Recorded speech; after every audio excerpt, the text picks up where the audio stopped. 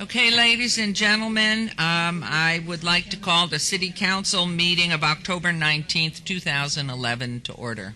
And before we proceed, all of you know how tragic this past weekend was for the family of Dan Weldon, for Dan, for all of us who were part of appreciating everything that he had done in his life and about the races and all that does for Las Vegas. And so I would ask you all, please, for a moment of silence and prayers, if you do believe in doing that, for Dan Weldon's family and for all of us who had to see and see again and again that horrible, horrible accident. So if you will just oblige with that for 1 minute.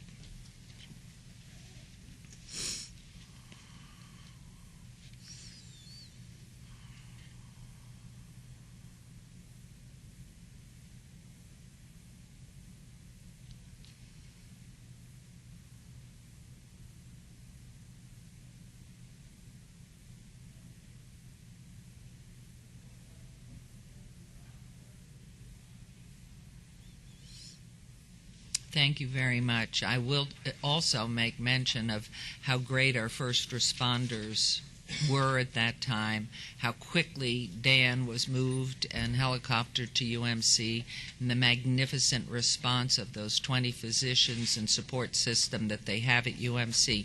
UMC is a phenomenal institution in this time, and we must make in this town, and we must make sure that we keep it going. And it's just a very sad time for the family.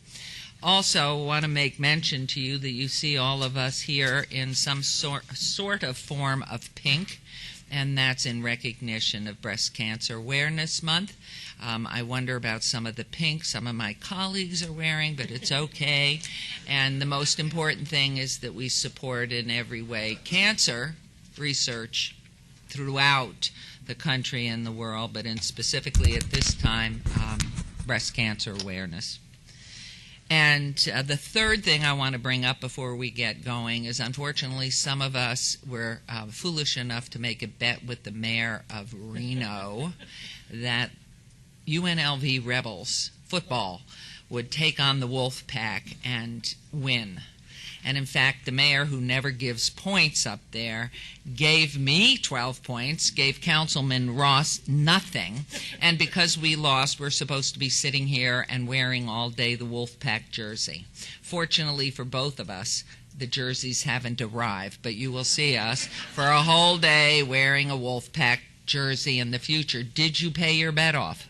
Mayor, I paid my bet off, and I don't mind wearing a Wolfpack jersey because I attended UNR for 1 year. So. Okay. Yes, sir, please. Your Honor, for many years, the mayor, Mayor Cashel, my good friend, has been a casino owner. He's taken unfair advantage of you as a layperson. And the fact is that it's quite possible that there was something untoward and perhaps illegal about this wager, and that I suggest that the city attorney draft a letter to the Gaming Control Board for the intention of investigating whether or not this licensee is suitable to continue to maintain a license. I love that. Thank you. Well, please, our dear council, please let's move forward with some sort of something we can send up there. Mayor, it is probably prudent that we also say what the bet was for. The loser had to write a check to either UNLV's Booster Club or UNR's Booster Club. So the money went to one of the booster clubs. Again, this year the money went to UNR's Booster Club. So I don't know if you want to make that part of your investigation or not, Councilman. Thank you very much. Thank you. This is Vegas, so it's great. All right, moving along, we are called to order. This meeting has been properly noticed and posted in compliance with the open meeting law. These proceedings are being video recorded as well as presented live on KCLV, Cable Channel 2, and are closed captioned for our hearing impaired viewers. Please note some of the customers of Cox Communication who do not have a cable box can view this meeting on Digital 89.5. The council meeting, as well as all other KCLV KCLV programming can be viewed on the internet at www.kclv.tv. The proceedings will be rebroadcast on KCLV and the web Wednesday of the meeting at 8 p.m., also on Friday at 4 a.m., Saturday at 7 p.m., Sunday at 7 a.m., and the following Monday at 1 p.m. For public comment related to the items on the agenda, citizen participation and public hearing items, we have available speaker card which you can complete and submit to the city clerk. Cards are available online in the clerk's office or at the front of the chambers. If you do not submit a card, it does not prevent you from speaking under public comment, citizen participation, or specified public hearing items. Before we proceed with the agenda this morning, would everyone please rise for the invocation given this morning by Reverend Linda Kelly, Mountain View Presbyterian Church, and please remain standing for the Pledge of Allegiance.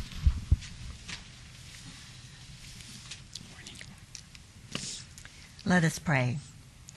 God of endless hope and enterprise, as we look around us this day, we marvel at the world in which we live, the depth of its diversity and yet its constant consistency. We gaze at our city's changing skyline, observe the remarkable happenings within its limits, and praise the labors of its inhabitants.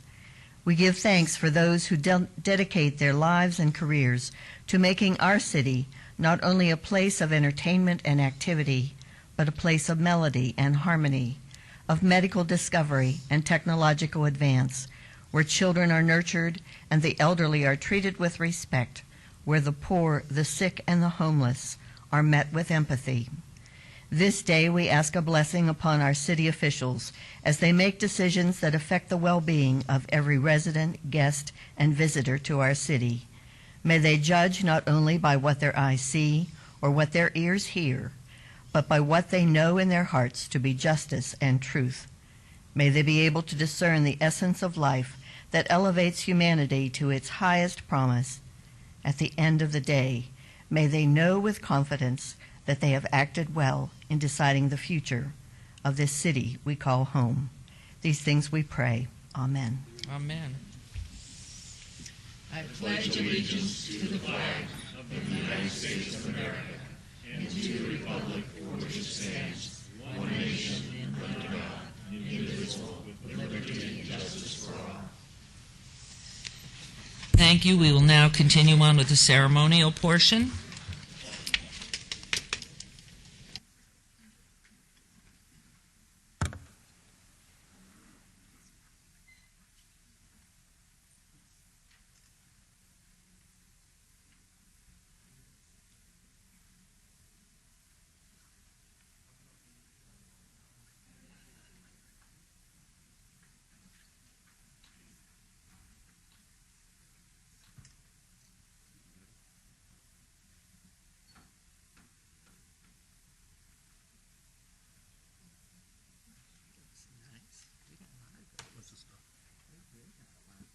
Well, good morning, everybody. What a nice group of people. And so quiet. It's lovely. This is the ceremonial portion of the agenda, and our first item we're going to recognize October Employee of the Month. I would like to ask Mr. Chris Knight, the city's Director of Building and Safety, to join us up here at the podium. And here he comes. Yay for Chris Knight, who's also in pink. And if you haven't been over to the building on Rancho and I-95, what a development that is turning into, and under your leadership, it's phenomenal. I'm proud to announce that the October Employee of the Month is Eula Walker. Eula, please join us.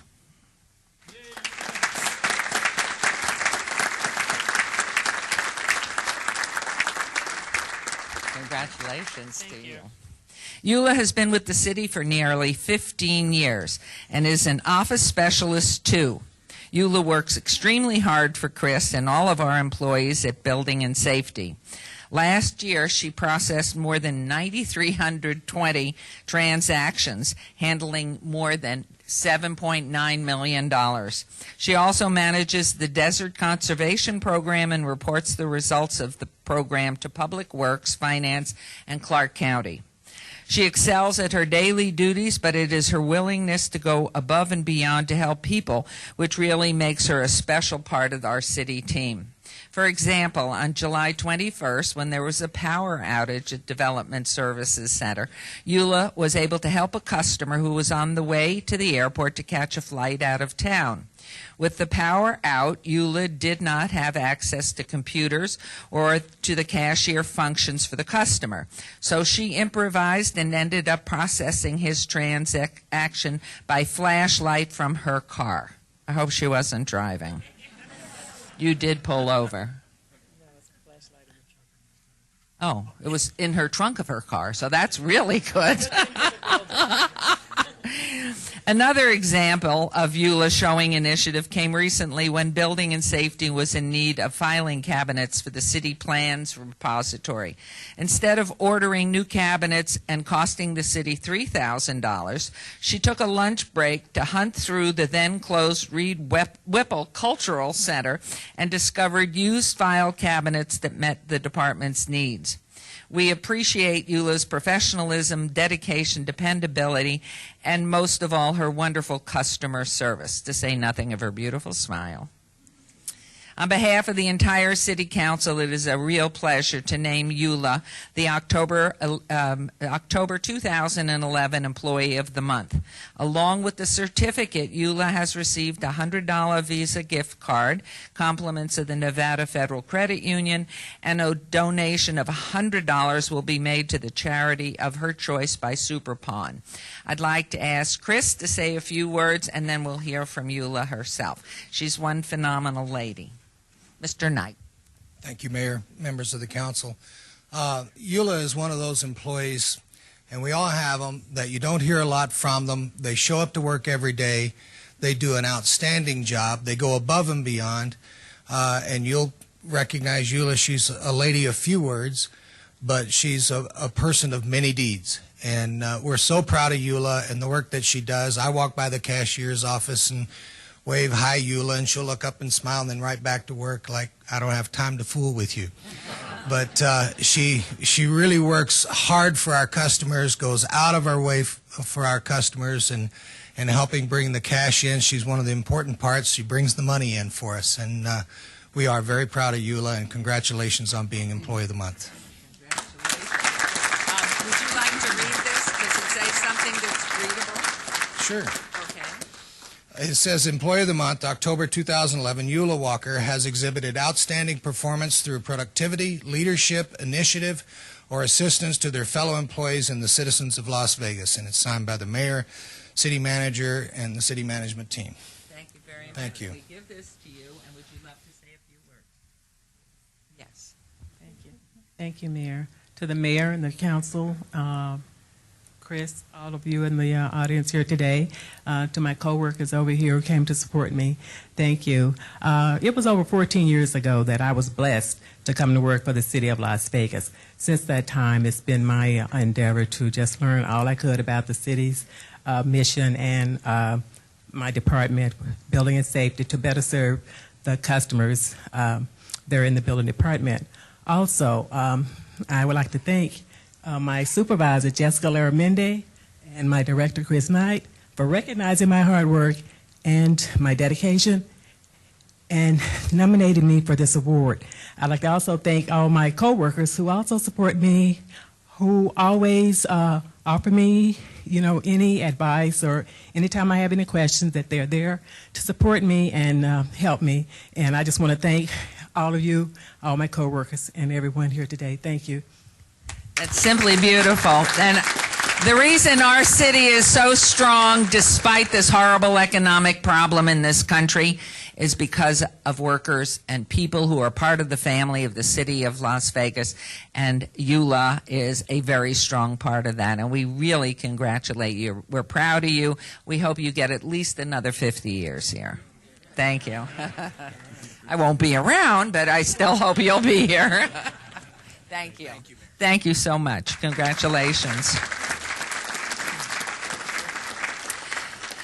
For our next item, I'd like to invite Patty Brown, a member of the city's Senior Citizens Advisory Committee, to join us up here at the podium. And Patty is going to present the Senior of the Quarter recognition. Yay, Patty, also in pink. So if we call anybody else up here and not in pink, don't come up here. Patty, congratulations. Come on up. This The is mic my is first yours. time with the new mayor. Well, it's part of Can the I- family. Can I be your seniors? That is a wonderful. I'm a senior too. Good morning, everybody. It is my pleasure to highlight the service of Haywood Carter, a resident of the Sartini Plaza, Southern Nevada Regional Housing Authority Senior Complex. Haywood, would you please come up the podium?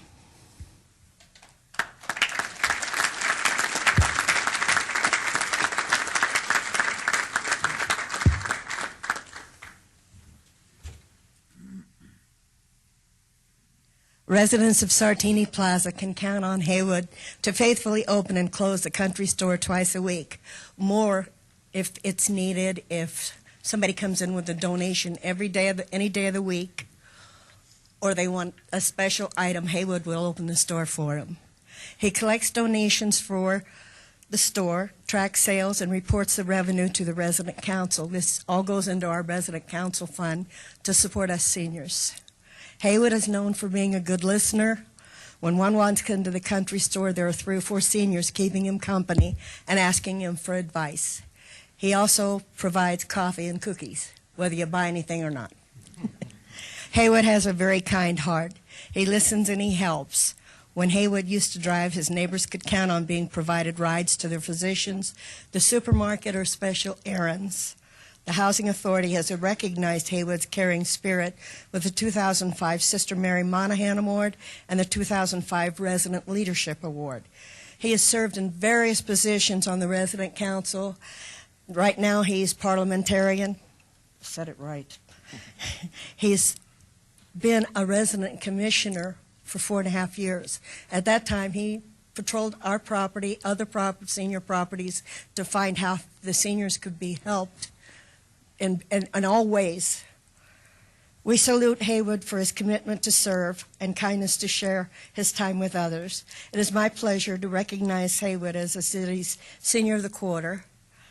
By the way, if you would like to nominate a senior who lives in the city of Las Vegas boundaries for his or her community involvement and volunteerism, please contact the city's Park, Recreation, and Neighborhood Service Department to obtain a nomination form. Thank you.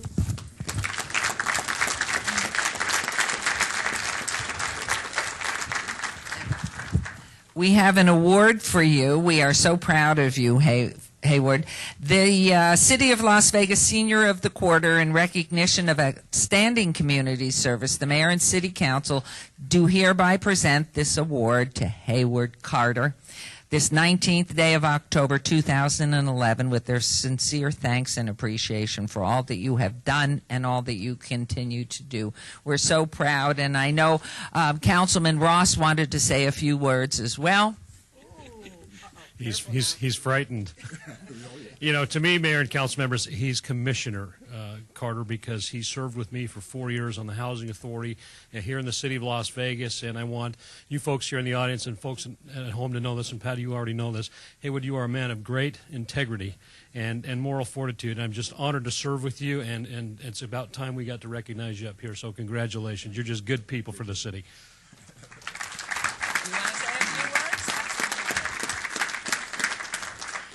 Mayor and council members, ladies and gentlemen, it's an honor and a pleasure to receive this award today. This award today. You know, I love helping out people. It just gives me a good feeling inside. You know, and as long as God gives me my strength, my health, I'll be helping out the senior citizens. I want to thank the people, the parties that made this possible for me to get this award today. And thank you again, and God bless all of you. Wow, we got great citizens. Thank you. Congratulations. Shall I put this in there? Yeah. Okay, in fact, let me, if you would put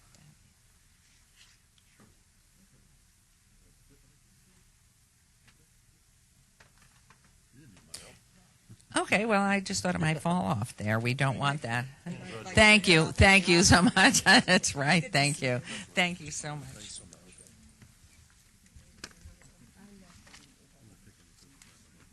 As you can tell, Patty is beloved by everyone also. Our next item, Mayor Pro Tem Anthony is going to recognize National Make a Difference Day. Mayor Pro Tem. Thank you, Mayor. Good morning, everyone. Good morning, everyone. How are we doing? Great. Excellent. A lot of folks here this morning. Great to see you all. As we all know, these are very difficult times nationally and very difficult times locally. There are a lot of folks out there that need a helping hand, and it becomes a little bit more difficult for local governments like us to provide those sort of services. However, Las Vegas is a great place to live because we have organizations here that are ready to step up and help people in time of need, and that's what we're going to do this morning. We're going to recognize those individuals and those organizations, and it has to do with an event that's occurring this Saturday. This Saturday is what's called Make a Difference Day. Make a Difference Day is the country's largest day of national volunteerism, and more than 3 million Americans participate in this day of giving each particular year.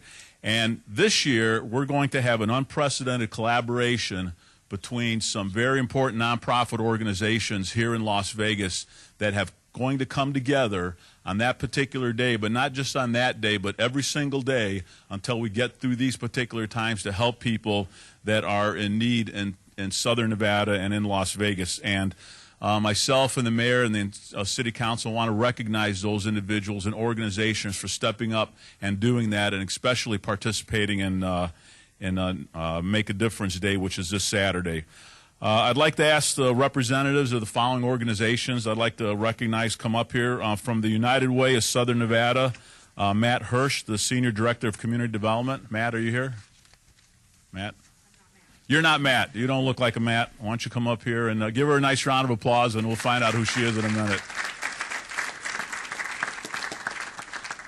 Okay, you are representing Matt? Well, actually, I'm representing Cass Palmer, our CEO. I'm Robin Kelly. Okay, Robin Kelly. Very good. Thanks for coming. Goodwill of Southern Nevada, a friend of mine, Steve Chartrand, the CEO. Steve, come on up. Catholic Charities of Southern Nevada, Monsignor Patrick R. Leary, the CEO. Monsignor, thank you. From 3 Square, Brian Burton, President and CEO.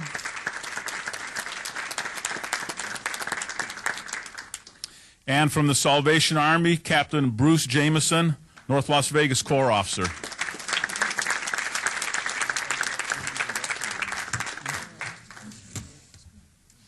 Let me just tell you a little bit about these particular organizations, and then one of these folks up here is going to talk a little bit more about Make a Difference Day. I'm going to let them decide who's going to be the spokesperson. United Way of Southern Nevada. In 2010, United Way of Southern Nevada offered 8,800 volunteer opportunities to the community and engaged 7,400 volunteers in service projects. The nonprofit returned more than $20.3 million in tax returns to the community, providing more than 54,000 immunizations and provided more than 395,000 immediate needs services. Goodwill of Southern Nevada. In 2010, Goodwill of Southern Nevada provided jobs, job training, and job placement services to 7,916 individuals in our community. Through their Career Connection Center, they helped 1,105 people get a job. Catholic Charities of Southern Nevada. Catholic Charities employs more than 350 full-time and part-time employees and utilizes volunteers for their necessary programs like the Community Food Pantry, Women, Infant, and Children Assistance, tenant-based rental assistance, foster grandparent, senior services, medical nutrition, therapy, and senior medication programs for the past 7 decades. 3 Square Food Bank serves more than 100,000 individuals in need each month. Make a Difference Day and other food and fund drives like it help them serve more than 300,000 Southern Nevada families, children, and seniors currently struggling with hunger in our community. And last but not least, Salvation Army. Clark County Salvation Army feeds approximately 1,800 hot meals every day, as many as 200 food boxes a day, and puts approximately 600 people in a bed each night. In addition, the nonprofit provides a continuum of services from homeless outreach to residential programs, including addiction, rehabilitation, senior residences, medical health group homes, vocational training, and culinary school. So on behalf of myself, the mayor, and the city council, I have a proclamation I'd like to present to these individuals, which, I don't have my glasses, which nominates, which proclaims October 22nd, 2011, Make a Difference Day, honoring all these organizations. So congratulations.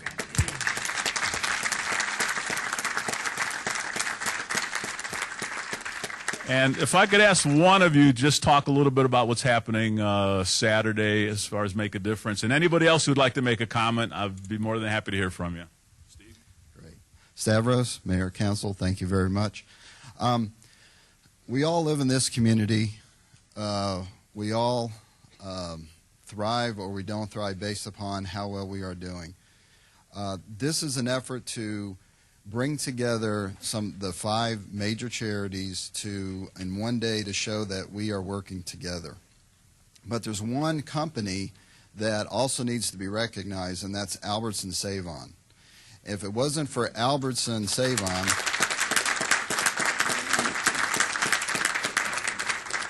it's not a well-known fact the breadth of lives that Albertsons touches through its partnerships with many different charities. And these 5 charities are very fortunate to be part of their team. They are actually facilitating this event, and what we are having is a community donation drive and anybody can go and donate at any of the 34, I believe, Albertson stores, where we will have staff to receive donations of food, gently used goods, and toothbrushes, right? Yes. Okay, I got that. So this is the community's opportunity to show their force, to come together, and to help many people, as Stavros has said, who is in need. So thank you to Albertsons, and let's have a great day. And with that, if there's anyone else.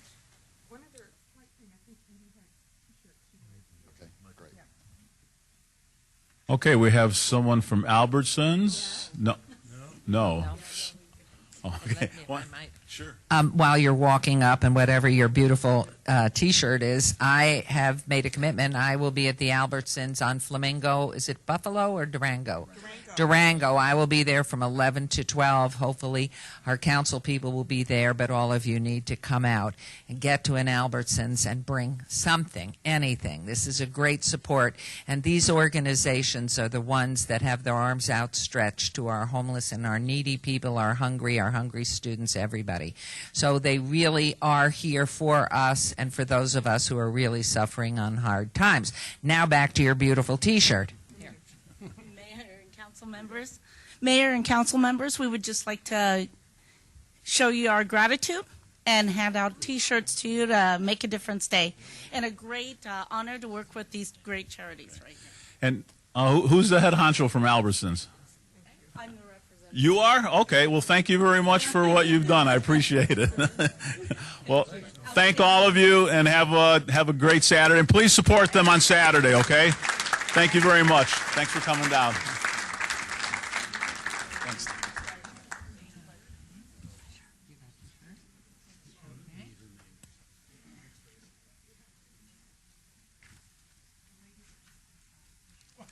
Thanks. Excuse me, your name, please, that was so generous to bring these. Edie Whitley? Whitley. W-H-I-T-L-E-Y? Brilliant, Carolyn. W-H-I-T-L-E-Y. Thank you. These are great treats, and they're big enough that I can share it with my husband. Okay, for our next 2 items, Councilman Barlow is going to recognize the accomplishments of one of our great educators and the skills of some amazing young athletes. Your favorite part, I know. My favorite part. Thank you so much, Mayor and council members. Good morning to everyone. Good morning. I would like to call Mr. Ryan Wolfington forward. If you would please come forward, Ryan. Let's give him a round of applause. Ryan is the executive director of the U.S. Tennis Association of Nevada, And Ryan, I want you to stand with me because it's really due to a lot of your hard work, effort, and time that you put into the great program out at Lorenzi Park that makes it possible for our young children and young athletes to really excel, not only academically, but professionally on the tennis court. And so with that, I would like to take this opportunity to recognize two phenomenal brother and sister tennis players, Kimberly Yee, 15 years old, and Christopher Yee, 17 years old, who are also known as Team Yee. So if you all would please come forward and stand with me as well.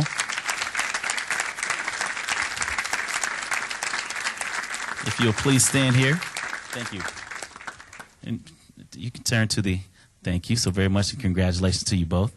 I would just like to share with the audience and the viewers some background on the two of your success here in our community as residents in the city of Las Vegas as well.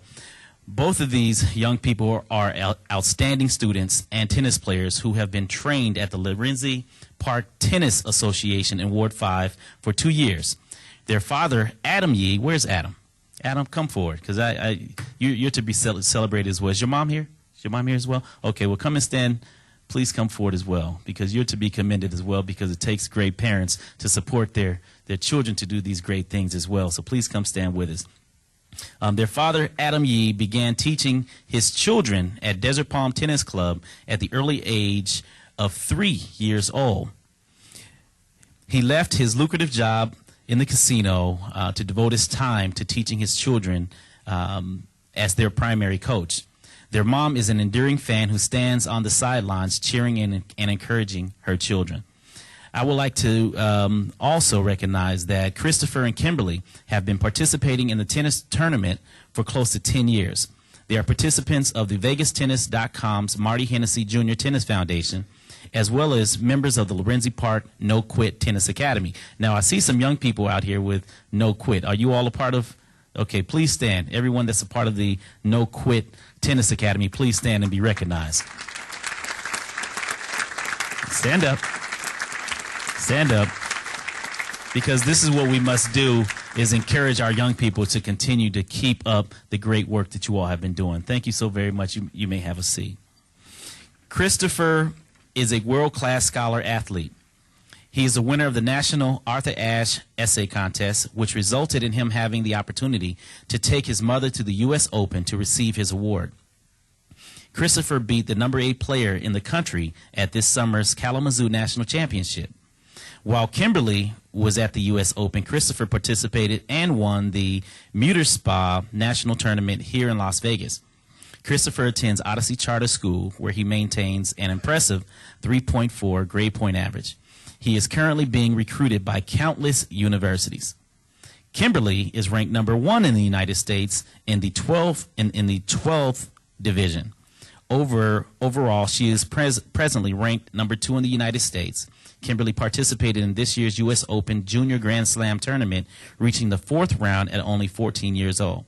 She also went on to win the United States Tennis Association's National Sportsmanship Award. Kimberly is on the short list of the USTA's potential future stars and has already played in 2 professional tournaments. Kimberly is also a student at Odyssey Charter School and maintains an impressive 4.0 grade point average. So we're not talking about just average athletes.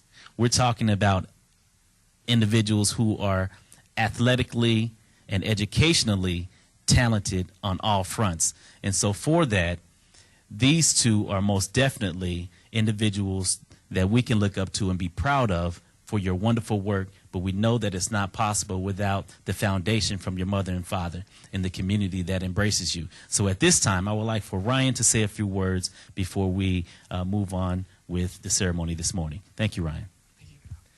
Well, I'd also like to thank the city of Las Vegas, because to create extraordinary student athletes, the city has created 3 extraordinary tennis facilities. The Darling Tennis Center brings in 15 national tournaments a year, so these guys don't have to pay to travel all over the country. They can play here. Lorenzi Park is a beautiful facility now with the renovations that just took place, and All-American Park as well. So these 2 guys are not only great athletes, but they're great people. And I know that in the Hennessy Foundation, I started that with Marty, we emphasize academics and leadership. And these guys are everything that we hope these children to become. So thank you very much. Thank you so very much. Let's give them a round of applause. And you're so welcome, man. And Mr. Yee, please come forward, because we don't get an opportunity to really hear from the parents and the great job. What are your thoughts in regards to the success that your two children have shown, not only in the classroom, but out on the tennis court as well? Well, I'm extremely proud of both of my kids. Okay, I'm extremely proud of both of my kids, but I'm extremely proud of our city as well. Okay, when you go, we travel all over the country playing tournaments, and as you look under their name, you'll see Las Vegas. Okay, and as we're there, we're representing Las Vegas, we're representing tennis, and we're representing our community. So we're extremely proud of that. Okay. Thank you. And we're very proud of you as well.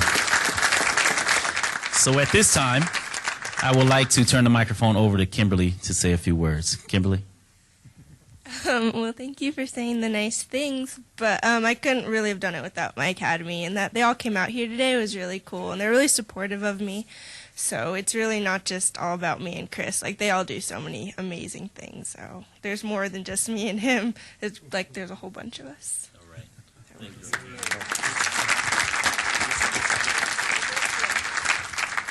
I just want to say I'd really like to thank my dad, because he really supported us so much with the tennis and with the job. And I'd really like to thank my mother too, because she works very hard every night to make sure like we have the money to buy the rackets, the clothes, and all the stuff we need for our tennis. And she puts food on the table. And I'd really like to thank my team. I'd like to thank you guys all for coming out today. Thank you very much. And I'd really like to thank Ryan Wolfington, because without him, we never would have been in this situation where we get to train with kids our own age, because it's really hard to just choose, oh, I'm going to become homeschooled, and I'm going to put tennis as my #1 priority and make sure I get to college. So thank you very much. And these awards here. Go ahead, Ryan. Christopher's being recruited right now by Pepperdine. Vanderbilt just gave him an offer yesterday for almost a full scholarship, and about 20 other universities, but those are the two best. So these guys can pretty much, because they've chosen to be great at school and at sports, they can pretty much choose the college that they want to go to, which is great. And let's give them another round of applause. Thank you all so very much. Congratulations to you both. Please keep up the good work. God bless you both. Thank you, Mr. Yee. And thank you, Ryan, for a wonderful job that you do in our community, working with our young people. And congratulations to the No Quit Academy. You all keep up the great work. All right? Good deal. Thank you.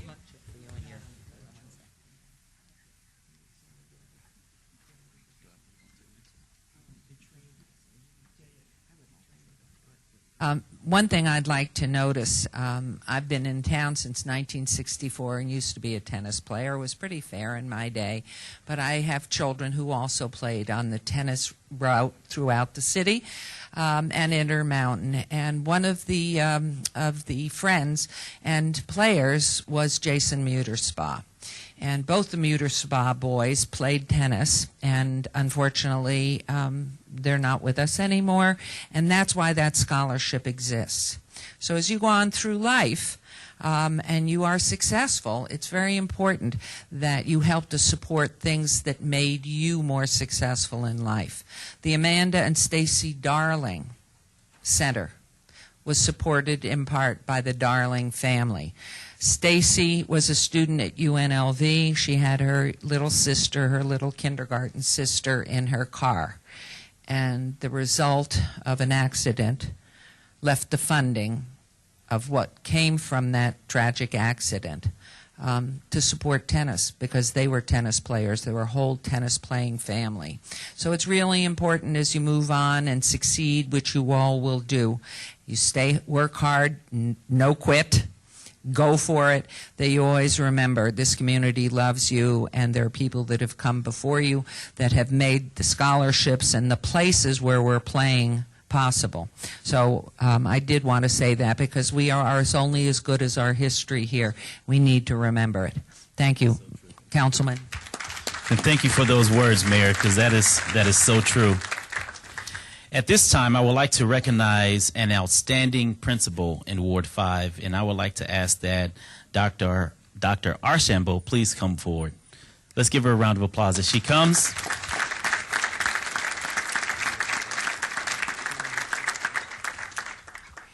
And as she makes her way, and you can come and stand right here next to me, because I'm so proud of all the wonderful things that you have done, not only in the classroom but around our community, to really set the tone for all faculty and staff and teachers within the school system as a whole. It is with great honor that I stand before you today to recognize a phenomenal Ward 5 principal, Dr. Linda Archambault, principal of Gibson Middle School. Dr. Archambault has been a member of the education community for over 32 years. In September of 2011, she was awarded the 2012 Principal of the Year by MetLife NASSP National. Dr. Archambault was assigned to Gibson Middle School in 1994, where she was the assistant principal for 2 years. During that time at Gibson Middle School, the attendance was low, and also it was identified as one of the most violent middle schools in the country by the United States Department of Education. In 1996, Dr. Archambault was promoted to principal, and she, along with assistant principals and the school community, began vigorously working to beautify the school and improve the quality and the instruction of its students. Under the leadership of under her leadership, the students were motivated to learn, and there was a significant increase in attendance and a decrease in discipline referrals. Her efforts were on the forefront when Gibson Middle School received the recognition for meeting the federal standards for the first time in 2010. Last month, Dr. Archambault was awarded the 2012 National Principal of the Year Award in Washington, D.C. She attended the Principals Institute and was invited to the White House to meet President Obama. She is now the national representative for all middle school principals and will speak at conferences on topics such as school culture and climate, student achievement, and the importance of teachers' collaboration. Principals and teachers of this kind are necessary in communities across America, and therefore I would like to recognize you as your Ward 5 councilman for a job well done in the classroom and in our communities to really help change the pace in the direction in which our children have gone, and basically redirecting them in a positive way to improve not only their test scores but their behavior as well. So today, Dr. Archambault, I am honored and pleased to provide you with a great recognition for your leadership and dedication to the students in the city of Las Vegas, so that we, the mayor, members of the entire Las Vegas City Council, urge all residents to recognize and join with us as we do hereby proclaim today Dr. Archambault Day in the city of Las Vegas, October 19th. This is your day.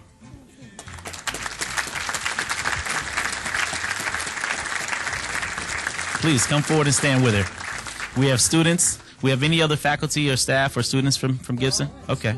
Well, come on in. Come on in.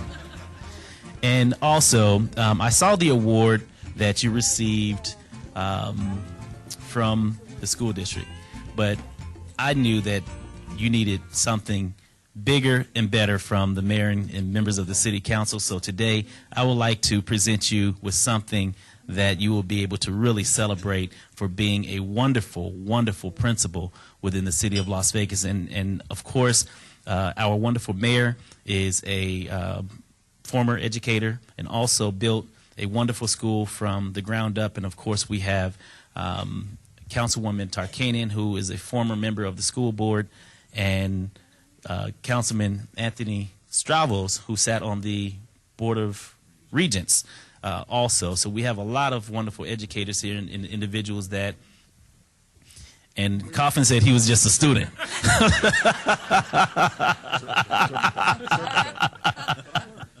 Okay, we were all students, but it was due to the wonderful things that the policymakers, did to really make our lives better and for the future lives of our children and our young people that are yet to come. And so for that, I want to congratulate you and say congratulations, keep up the great work, and thank you for setting the pace for Las Vegas to be on the map nationally. Thank you so very much, and God bless you.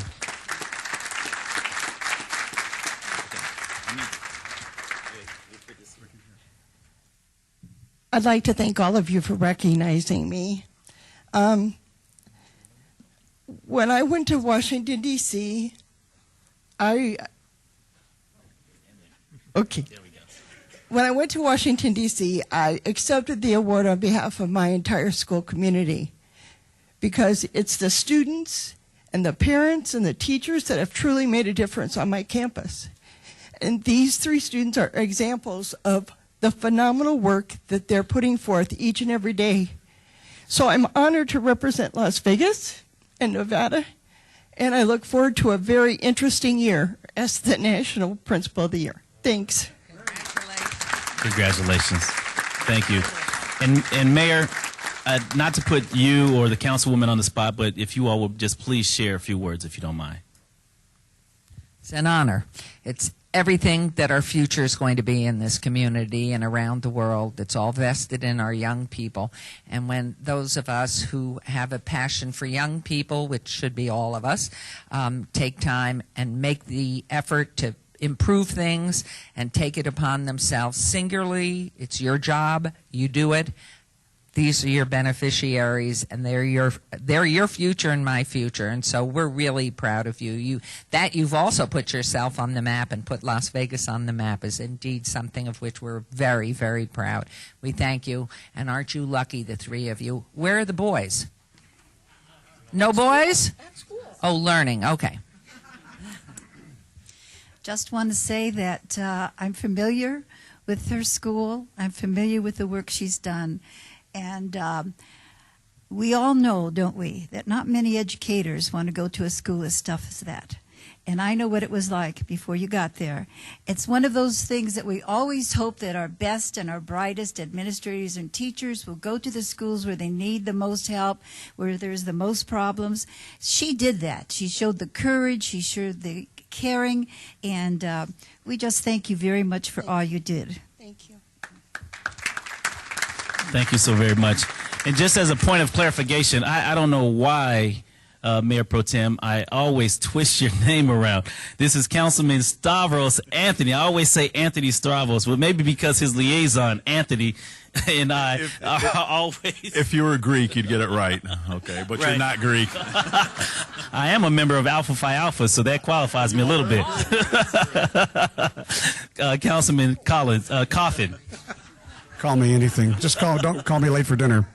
Principal Archambault, I want to say how proud I am. Now, I was a child of 13 when I started playing golf at the municipal golf course right next to that. I remember when the school was built in the mid-50s. And that's true. I used to practice over there. Well, I played golf over there yesterday at the age of 69. How's that? So I can tell you how long I've known that school's been there.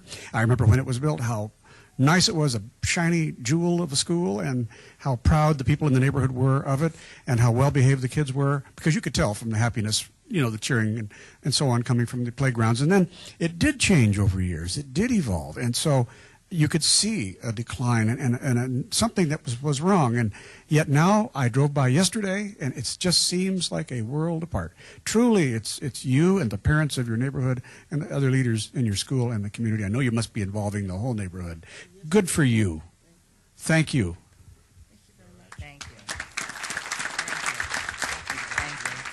Thank you. What a wonderful morning this is. And for our final 2 items, Councilman Ross will recognize the service of a local business owner and remind us all about Breast Cancer Awareness Month. You look very dapper. Thank you, Mayor. And Doctor, just so you know, I attended Gibson Junior High School, and it became a much better school after I went on to Western High School. So thank you for being here, and thank you, Mayor. Now, Mayor already mentioned October as Breast Cancer Awareness Month, and as you can tell, though, the council is all wearing pink, and I'm grateful for that. You will notice Mayor Pro Tem's tie. That's just a dark pink.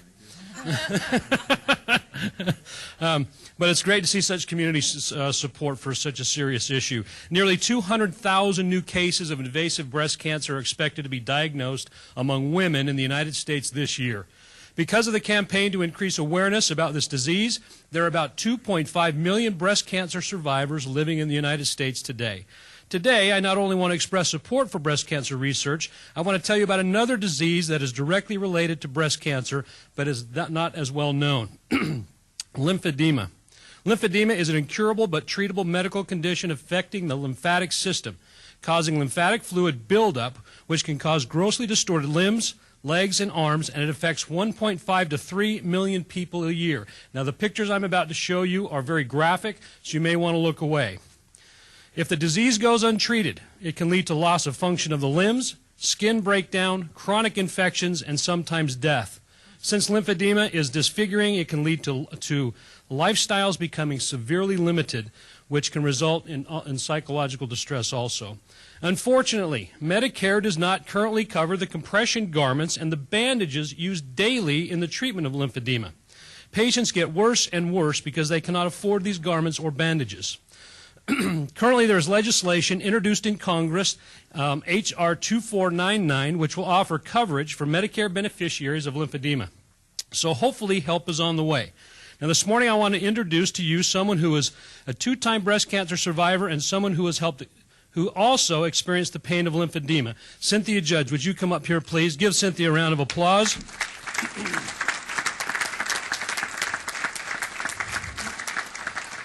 CJ is a patient advocate for Lymphedema Treatment Act, and I would like you to introduce your guests and tell us a little more about this. All right, thank you, Councilman Ross. This is Deborah White. She's my sister-in-law, and she has lymphedema, and she's a 2-time breast cancer survivor also. And this is Coach Christine Wonderland, and she is a breast cancer survivor, and she has lymphedema. And we are called the Lymphedema Mavens, and our whole purpose is to get out and help bring awareness to lymphedema. There are very close to 5 million people who suffer with lymphedema, and they're suffering in silence.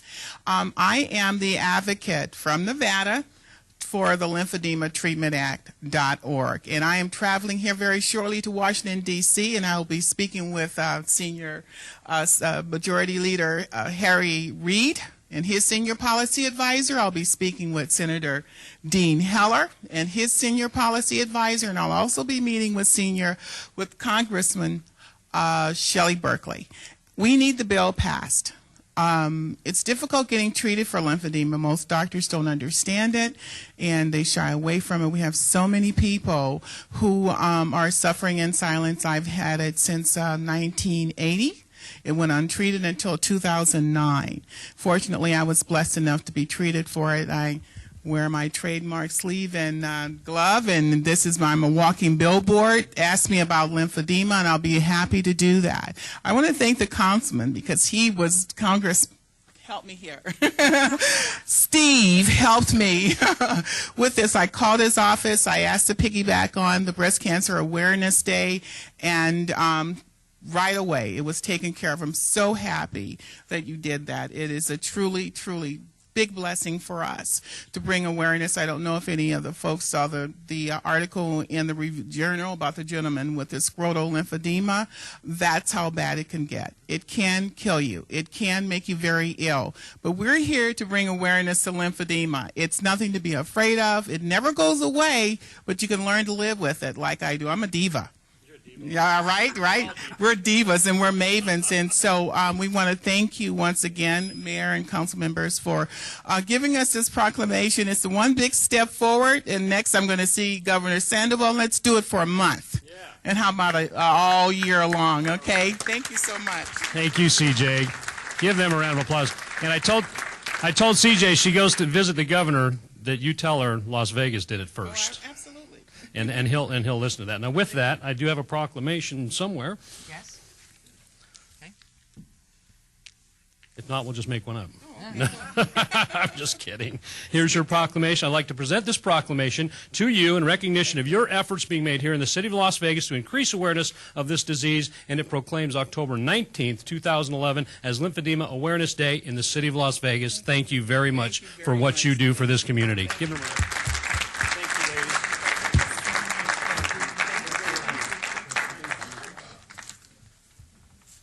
And I did want to mention also, being Breast Cancer Awareness Month, that Councilman Coffin's jacket really makes this look good, don't you think? I mean, he could be the poster child. He looks good in that jacket.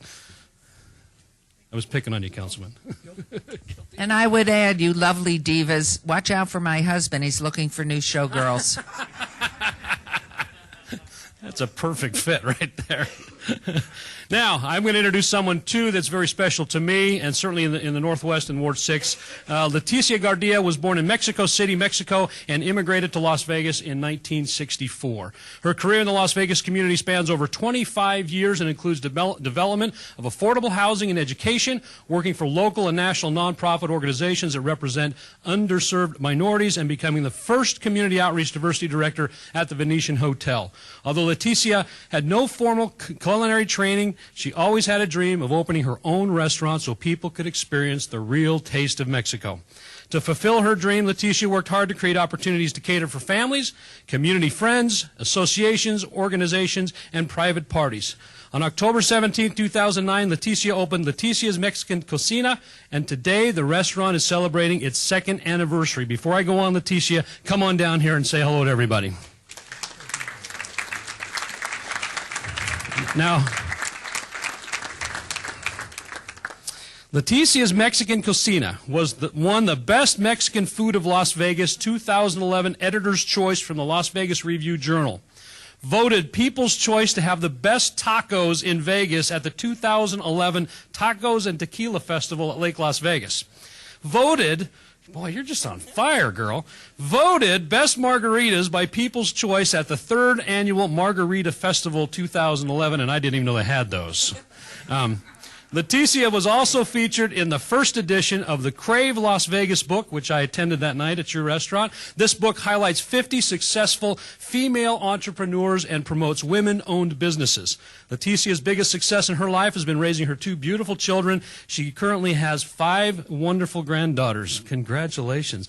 Please help me in recognizing Leticia Gardia as part of National Hispanic Heritage Month for her many contributions to this community, and also with her, where is he? Where'd he go? Oh, he's taking pictures. Is Gustavo Gutierrez. He's Leticia's business partner. Your son couldn't make it today, and he's your food and beverage manager. But Leticia, tell us a little bit about all the great things you're doing in this community. And number one, talk about the cocina, because it's great food. Now's your chance. Gracias. Gracias. Thank you, Councilman, and thank you, City Council and Mayor. It's an honor, and wow, I'm so excited and nervous. It's been a while. Normally, I would come up in the past years when we were doing the affordable housing and projects, presenting to the City Council and the mayors. But this is not only by God's good grace that He's given me this dream come true, over 30 years aspiring and working 2-3 jobs and also catering to events and private parties and raising a family. It is such an honor, and I would be a fool to stand here before you to tell you that without telling you that somebody heard this passion and somebody heard this dream to be able to come to the community with the real taste of Mexico and creating and making with passion real good Mexican food without any cans or without any prepackaged or frozen items. It's all made fresh every single day. And that's bringing back the health to our community and the way Mama made it and the way my mom taught us. And it took these 30 years to finally have somebody believe in this dream. And that's Gustavo Gutierrez. He's not only my love, my partner, my, ambition, and he said, let's do it. Let's do it. And in this economy, we opened up our doors in 2009. Many people said, are you crazy? And a restaurant at that, but he believed it, and we knew we had something, and the Northwest community has embraced us, and our city councilmen and good friends that have really come to our doors, and we continue to grow, and we've been able to employ 40 employees, so that's helping, and we're all working hard to make a difference. So I really encourage everybody to come and have a margarita on us. Give her a round of applause. Councilman Wilson's ready to go now. You're so wonderful. Isn't she wonderful? I can't say margarita that way. Oh, you're kidding. Okay. And guess what we're having for lunch today? Yeah.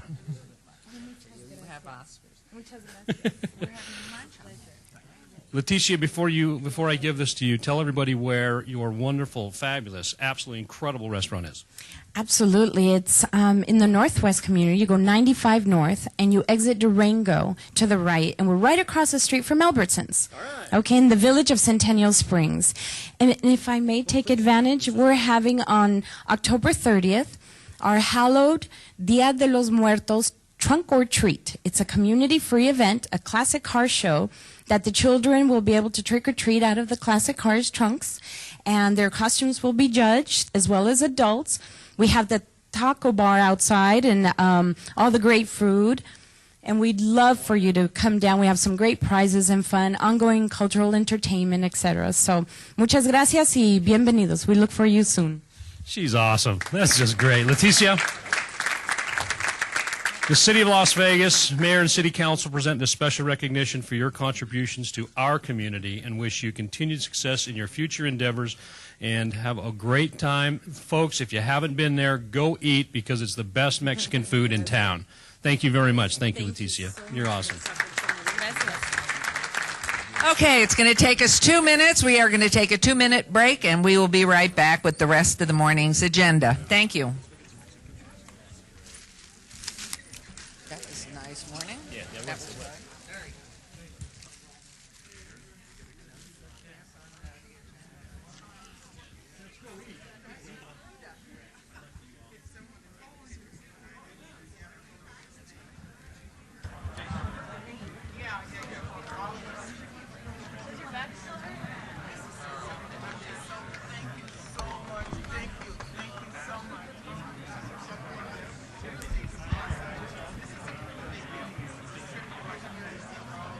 Every Sunday, well, two they can start at 2. They can only go for 5 minutes or so. 5, they just goof around and they're happy. But 3, they can go. But every Sunday, 3 to 4:30, there's a free program with Friends. It's free for anybody in the community. So you just, I'm away this Sunday. Come next Sunday. Because I'm taking my brother's a film producer. But bring him the next Sunday. Just call me, do myself. I'll give you. So, and then, but he, 2 years old, that's when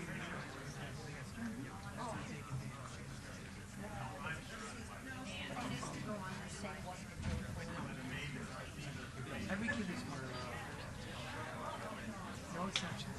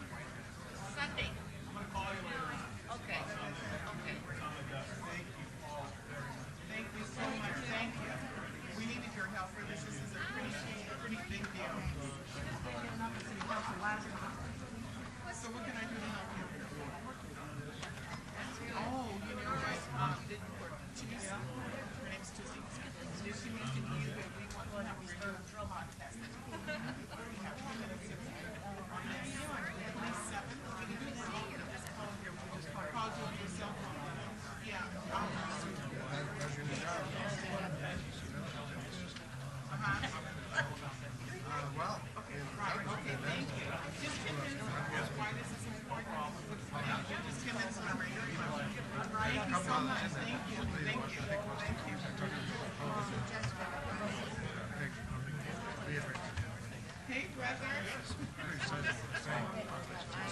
Thank you so much. It's off to Washington.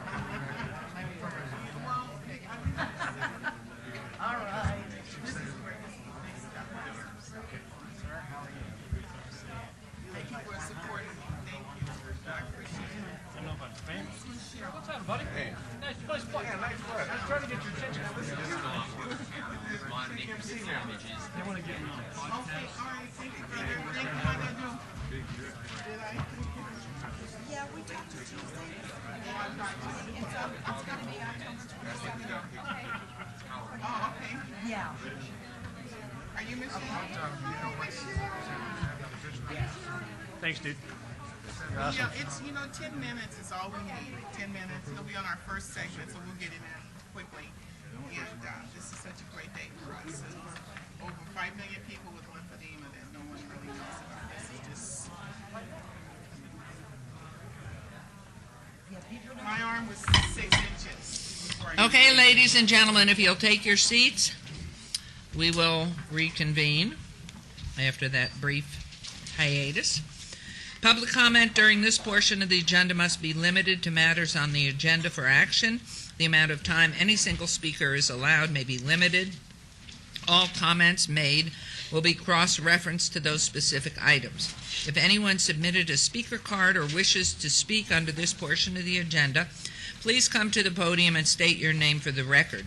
We will set the time at 1 minute. Yes, ma'am, please.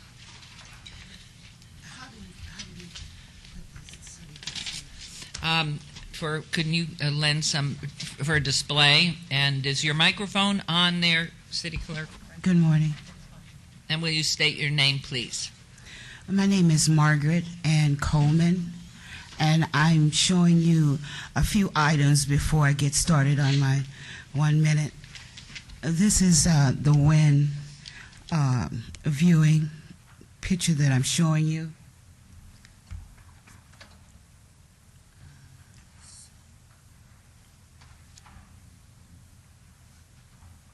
Can you see that?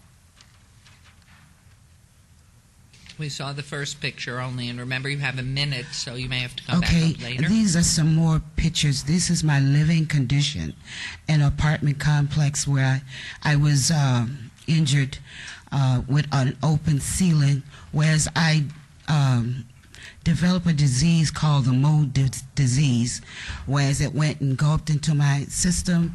The fumes is a bacteria disease. Now, I want a court order.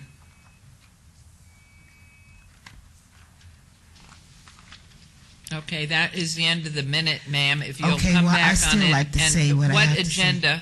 What agenda item was this in reference to, please?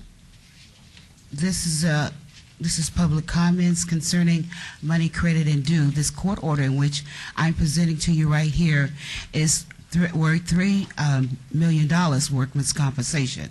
The WIN have received more than enough. They took my 1% stock that was worth $3 billion. Now I come to the committee to get reimbursement because the committee have overturned it and the Board of Commissioners. Now I'm suffering, as I have showed you these pictures. I have developed this disease, and I should not be treated as such because I'm credited due workman's compensation through a court order that I should receive all lump sum credit and due. Okay, I'm Mrs. saying Coleman, this to you only because this is an agenda. We need to be on agenda items, and I understand Well, and I feel have terrible. developed- If you will call my office, if you will call the mayor's office, we will try to guide you to the right people with whom you should be in conversation. Well, I have developed cancer. I have been diagnosed because of the job. Okay, well, with please call me. fibrosis cystis, and Yes. I do wear the pink to represent cancer's awareness Thank you. today. Thank you, and we'll have to move I like on. to We be appreciate recognized it. to receive my money to get out of this condition. I have a grandson that's placed into jail today that I'm here and I should be there. Thank you. I have a daughter. I have responsibilities. You have to recognize you owe me this money. And I'm credited and due. If you And will the please reason why I'm release not the- receiving, do you know why I'm not receiving? Because of discrimination.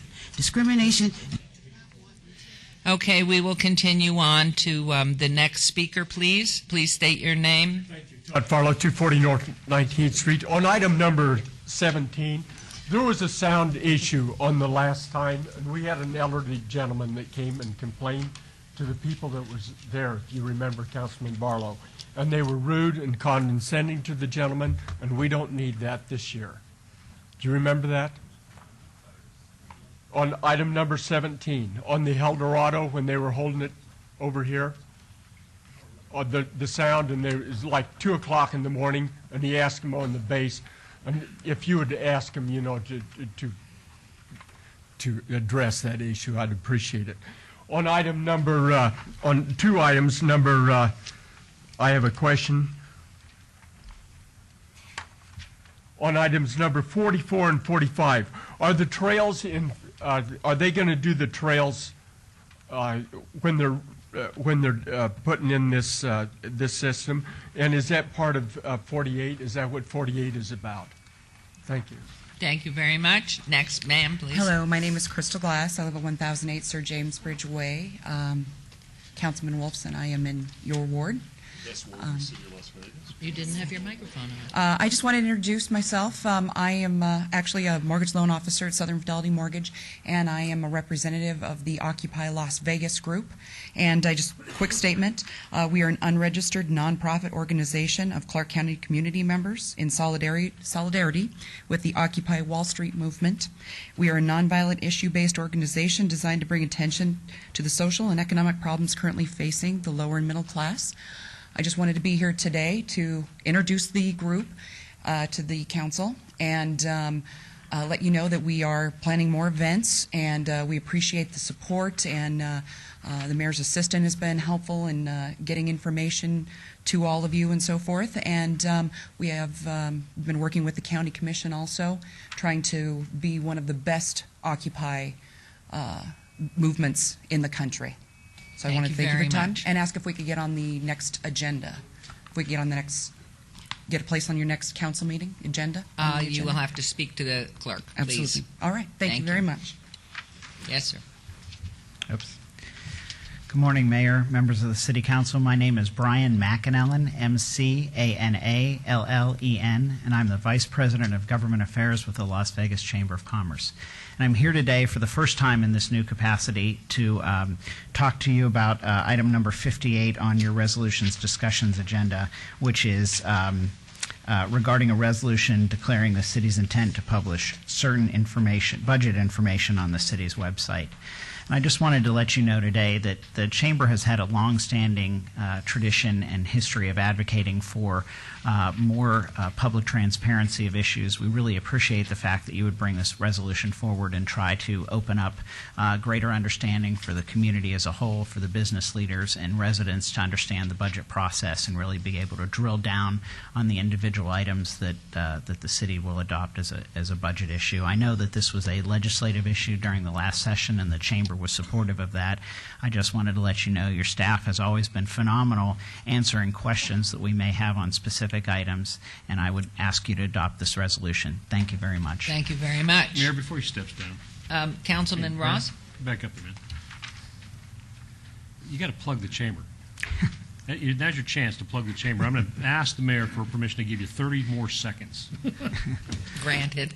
Thank you, ma'am. Thank you, Councilman Ross. Yes, the chamber this week, as this council has designated a chamber week, we're celebrating 100 years. And we are very excited about being a part of this community for that long and working with the individual businesses and partnering with the city. On Friday, we're celebrating that at the Palms. We have celebrated that this week. Ma'am, you know that you allowed your husband to come down with 2 lovely showgirls and help join us as a 100th member of the Chamber with Oscar Steakhouse, and we appreciate that. And Councilman Ross also was one of the distinguished 100 to join yesterday as well. So thank you very much. Thank you for that extra time. Thank you and congratulations. Yes, sir. My name is Anthony Hart. I live 123 David. The racetrack is something I have a lot of personal interest in. The owner and his wife and all of his help and staff out there.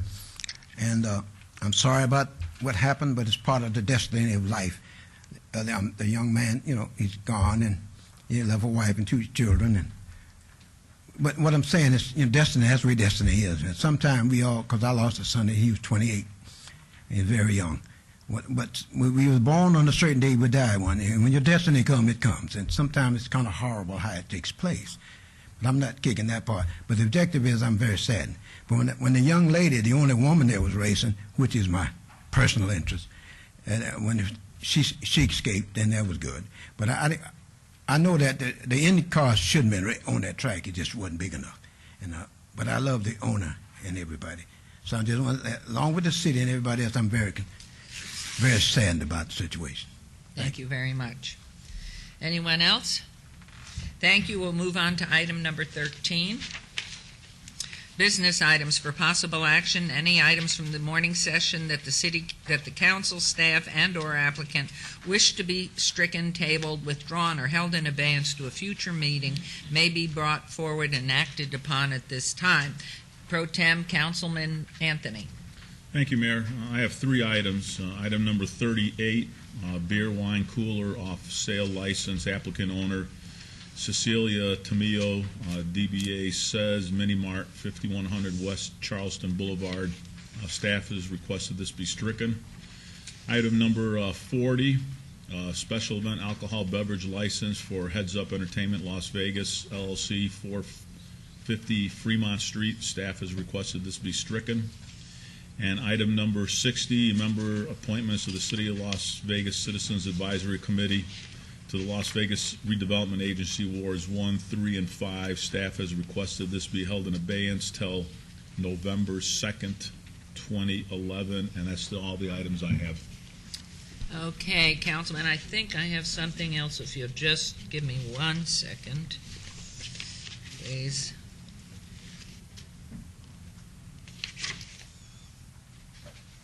'84 and 85?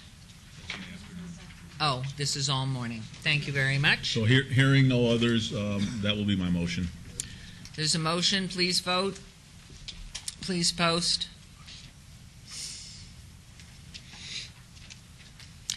Motion carries unanimously. Thank you very much. We'll go on to item 14 for possible action to approve the final minutes by reference of the regular City Council meeting of October 5th, 2011. Is there a motion to approve the minutes? So moved. There's a motion. Please vote on the motion. Please post. Motion also carries. Thank you very much. We will now move on to the consent agenda. Items 15 through 50, striking 40 and 41, on the consent agenda are considered to be routine or recommended for approval by the departments and may be enacted in one motion. Are there any items the council wishes to bring forward beyond those 2 I just mentioned? Mayor Goodman. Councilman Wilson? Please, items 27 and 33. Okay, thank you. We will take those next. Items 27 and 33. Any motion on this then, please? Mayor, Yes, Councilman Barlow? I also would like item number 17 to be pulled forward. Okay, item 17 will be pulled forward as well. Barring those, is there a motion then? My motion will be to approve the consent agenda except for items 17, 27, and 33. Thank you. There's a motion. Please vote. Please post. Unanimous. Thank you very much. We'll move on to item number 17. Item number 17, for possible action to approve the ratification of the Commission for the Las Vegas Centennial additional funding allocation of $300,000 for the production of the 2012 El Dorado Rodeo located at the downtown rodeo grounds bounded by Las Vegas Boulevard, 7th Street, Stewart Avenue, and Mesquite. Councilman Barlow. Yes, Mayor, thank you so very much. And I do want to say that I am in support of this item wholeheartedly. I think it's a great community event. However, I do recall, as Mr. Todd Farlow brought forward, a concern from a resident in regards to noise last year that he was unable to sleep. And I know that that has been a pretty big topic for this council with some of the additional noise complaints from other subsequent residents in the downtown community. And so if in fact, Scott, I see you have come forward, can you shed some light on how in fact we move forward to address the gentleman's question from last year and how in fact we could possibly mitigate some of the concerns moving into next year with this wonderful event that brings a lot of activity, entertainment, and revenue to the downtown community? Scott Adams, Chief Urban Redevelopment Officer. I do remember that exact situation. I did at that time indicate to our staff that coordinates the event that we needed to do a better job of working with the management of the event to handle complaints from citizens as they come forward. And so we will be working with Eldorado management in this year's event to, I think, do a better job in handling issues that may come up with our residents that have issues with the event. As I stand here right now, I really can't say that we've developed a plan for mitigation of noise for the event itself. As you know, whether it's the Fremont East District or an event like this, some of our events create noise, and that's the impact of the kinds of events that we have in the downtown area. But I will reiterate that there really is no excuse for the mishandling of a citizen complaint for a very valid complaint as was lodged at last year. So we're going to make sure we do a better job of following through with our citizens as they come forward. Right. And do you recall whether or not staff met with the gentleman who basically came and shared his concerns? Because I, too, remember that he was a supporter of the event. However, all he requested was that he have an opportunity to sleep. Just off the top of my head, I don't recollect whether we did meet with a gentleman or not, so I really can't say whether we did or not. I just know that we're going to make sure that we have a better function in place in this year's. The event has grown substantially to the point where I just think we need to do a better job of handling issues that arise with our citizens. Right, and what I would request also is that as we move forward with the discussions for the Eldorado, that we at least place that as a line item on the agenda to address and see what the collective body can come up with as one of the points on the agenda to discuss. Okay. All right. So, with that being said, I would like to move for approval. We have someone else would like to speak in yes, the ma'am. issue. Mayor Please and state your Council. name. Esther Carter, City of Las Vegas. I'm one of the rodeo producers that you all are aware of. We're very well aware of the unfortunate incident that happened last year, and we do have plans in place this year to take care of problems with that. If we do have any citizens that come to the rodeo and they have issues with either the rodeo, the horses, the cowboys, the noise, we do have a policy in place that anybody on site, they're to contact me immediately. I will then contact one of our city marshals that we have on site with us, and we will go handle the problem and see what the issue is. As far as the noise last year, we had unfortunately an inadequate sound system. We only had 2 speakers on one side. This year there will be 4 speakers on all sides, or 2 speakers on both ends that will go directly into the arena. So that should help alleviate the sound issues that we had last year. The sound just carried a little bit farther. But this rodeo, we do have live music, we do have speakers, but we'll just try to control that the best we can this year. And how do the citizens contact you, please? Well, they were on site during the rodeo, and I didn't hear about it until after the fact. So I would be more than happy to meet with them. They've never contacted me since last year, but I would be more than happy to talk with them or anybody else that wants to talk about the rodeo. Great. So as council people, then you could refer them on to Mrs. Carter. Yes, Councilman Coffin. I think that I also heard in the complaint the 2 a.m. As a time. Something like that. Is that possible that it could have been something could have been going on that long? I know no, the rodeo not on would have the been rodeo done. grounds. Esther, I know the rodeo would have been completed, but maybe a post-rodeo party or not on the like rodeo that. grounds. Yeah. No, the carnival actually even ends at midnight, so and the carnival doesn't produce any noise, but we're off the grounds right after the rodeo. Okay, well, that's a reasonable hour. Thank you. Thank you. Thank you. Councilman Barlow? Yes. Oh, one more comment, please. It's a rodeo, and like I said, it's something like a 2 or 3 day event. And sometimes I admit it's cause of sacrifice that we all have to make. I admit some people, I don't care what it is in our life, you're going to have somebody going to complain about something. That's all I'm trying to say. I'm not trying to downplay anybody, but I'm letting them know that it's a 3-day thing, and it don't last forever. And so, it's going to be disturbing to a few people. But I'm saying, whoever the people that's disturbed by it, I hope that they can deal with it. It's only, like I said, it don't last that long, and it's a good thing, and we need all the activity we can get to bring people and entertainment and jobs and whatever downtown. And so whoever it is disturbing, I sure hope that they can work it out so it can continue. Thank you. Councilman Barlow. Thank you, Mayor. And thank you for your comments also. I'll move to follow staff's recommendation for approval of this item subject to all conditions. There's a motion. Please vote. Please post.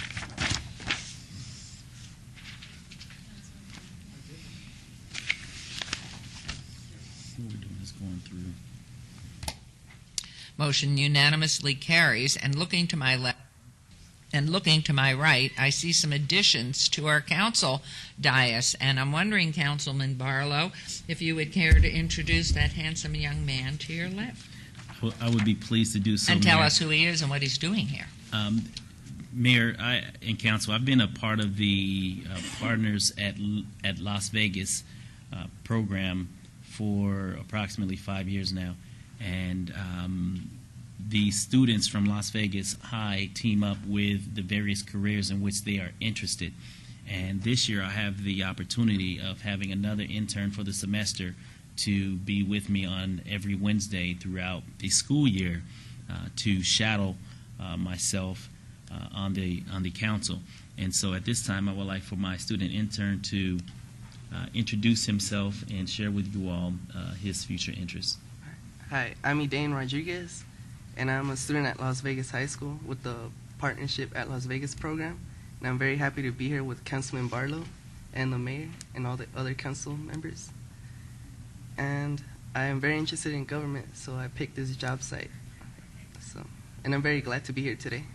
We welcome you, and since I just understood that Councilman Barlow won't be here this afternoon, I'd follow him wherever he goes. Yeah, okay. Thank you, Mayor. Thank you, and Councilman Coffin. Thank you very much, Your A Honor, beautiful for young this lady. opportunity.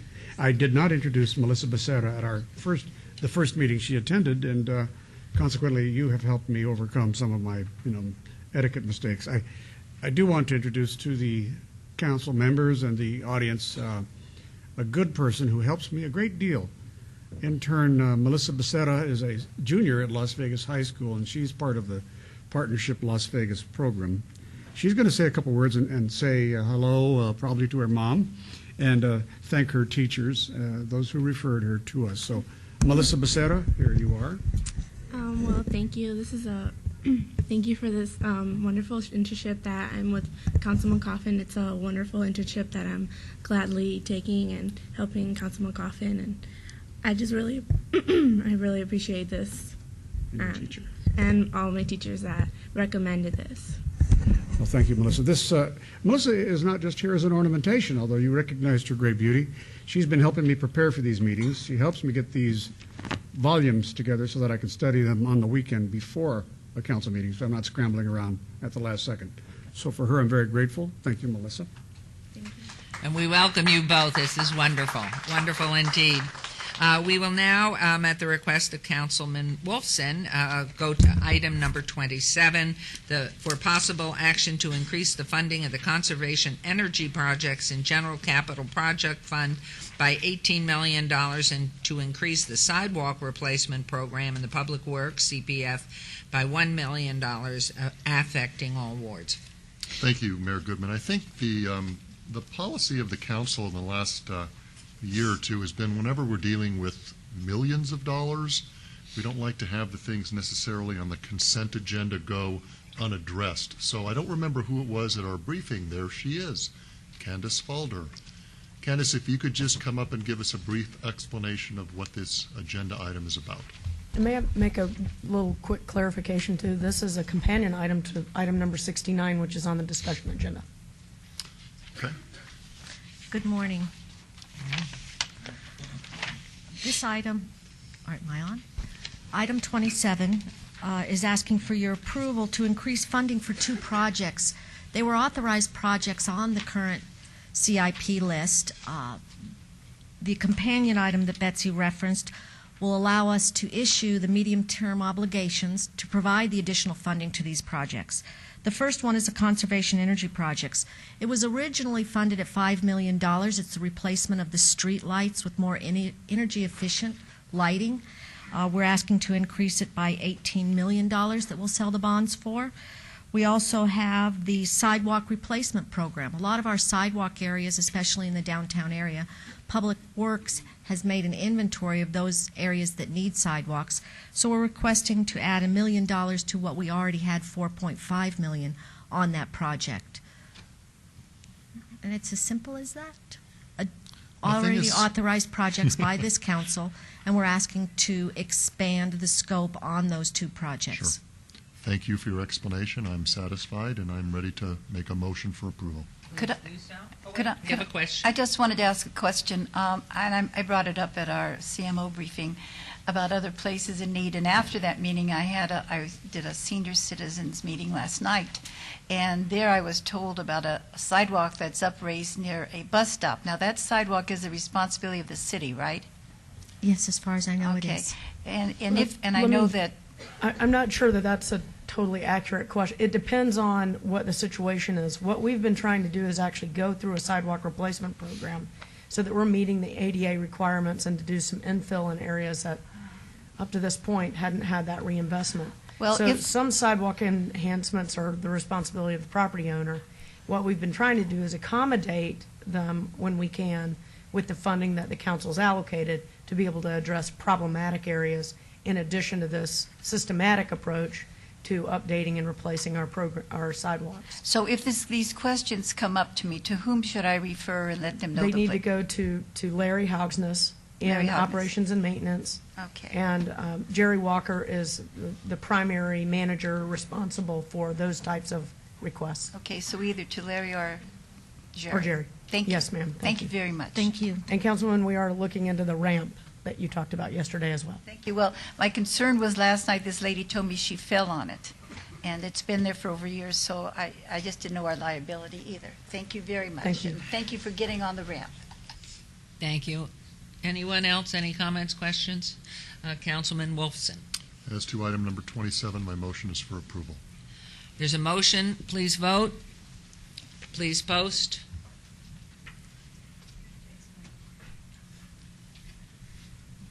Motion carries unanimously. We're now on to item number 33, Councilman Wolfson, and it reads, subject for possible action to approve award of contract number 110106TB revised, project management and integration services for KCLV located at 495 South Main, and the contingency reserve set by Finance Office of Communications award recommended to Sony Electronics, Inc. in the amount of $3,258,000, City Facilities Capital Projects Fund, Ward 3, and this is Councilman Coffins. Please go ahead. Thank you. I'm Kathy Rainey, Purchasing and Contracts Manager. I'm happy to answer your questions with regard to this project. It was a request for proposal. This is the new television studio for the City Hall that is currently near completion, and it is the replacement of the television studio. It is an upgrade from our analog technology to digital technology, and the award is recommended to Sony Electronics. It was the request for proposal had 4 respondents. The Sony was a clear front runner in terms of their experience compared to the others. We had respondent that had primarily audiovisual experience, and 2 other candidates that did not have nearly the broadcast experience that we needed to do this kind of a project. All companies were informed that they had a not-to-exceed budget, so they are designing within the budget that the city provided. And we had a cross-functional team that made the selection. Be happy to answer any further questions. Any questions from council, please? No, thank you for that explanation. Councilman Coffin, this is your ward if you'd like to make the motion. Thank you. I will make the motion. I was waiting for comments to come and questions from our colleagues because they might have specific questions about exactly how this interfaces with the work we're doing today, because it is all electronic. It's everything we've got. And there's not a moment to lose in awarding this bid, is there? Absolutely. We're going to be opening in 5 months. It's very tight. They've committed so that we will have a council meeting on March 7th.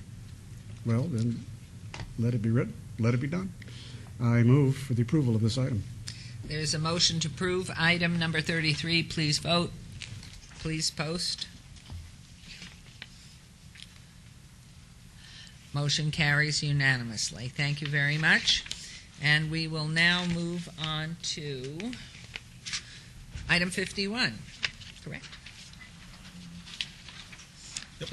Okay, item 51, administrative discussion for possible action regarding a disposition and development agreement by and among City Parkway 5, Inc., a Nevada nonprofit corporation, and the Smith Center for Performing Arts, a Nevada nonprofit corporation, for parcel M3 regarding a private park for public benefit located at 464 Symphony Park Avenue in Symphony Park, Ward 5, Councilman Barlow. Yes, ma'am. There we are, Mr. Arndt. Thank you, Mayor. For the record, Bill Arndt, Director, Economic and Urban Development. This item really signifies an exciting time in the evolution of downtown and one of our benchmark projects, Symphony Park. With me today is Myron Martin of the Las Vegas Performing Arts Center Foundation, which is building the Smith Center for the Performing Arts, as well as our park at Symphony Park. This item before you is to convey the land on which the park is going to be built. It is parcel M3 in Symphony Park. The purpose of the development agreement is to allow the conveyance to the nonprofit to allow for the construction and the operation of the park. In queuing this up, I think maybe the most important thing for the listening audience and the public to understand is that this is a private project that's going to be built on what was formerly land owned by the city through our affiliate City Parkway, but it is a private park. We're very blessed to have a large donation from the Reynolds Foundation, who is making this project possible, and I'm going to let Myron cover that. Our sole contribution is for conveying the lands as well as contributing a maximum of $500,000 for environmental remediation. As you know, it was a former rail yard site. So that's our sole contribution. The construction is due to start imminently, and with that I'd like to turn it over to Myron to say a few words about the park and the importance of this as a community asset for Symphony Park and downtown Las Vegas as well. Myron? Thank you. Myron Martin, 241 West Charleston. Happy to be here and very excited to say that as this city has been our partner on the Smith Center project, we've grown from being a performing arts project to adding a children's museum, to adding a garage, and now to adding a really significant green space in our downtown. It wouldn't be possible without the Donald W. Reynolds Foundation, who has contributed approximately $10 million to make this project happen. And the Smith Center couldn't be happier than to ask you for your approval today. Thank you. We're even more excited than you are, trust me. Councilman Barlow? Sorry, I turned my microphone off.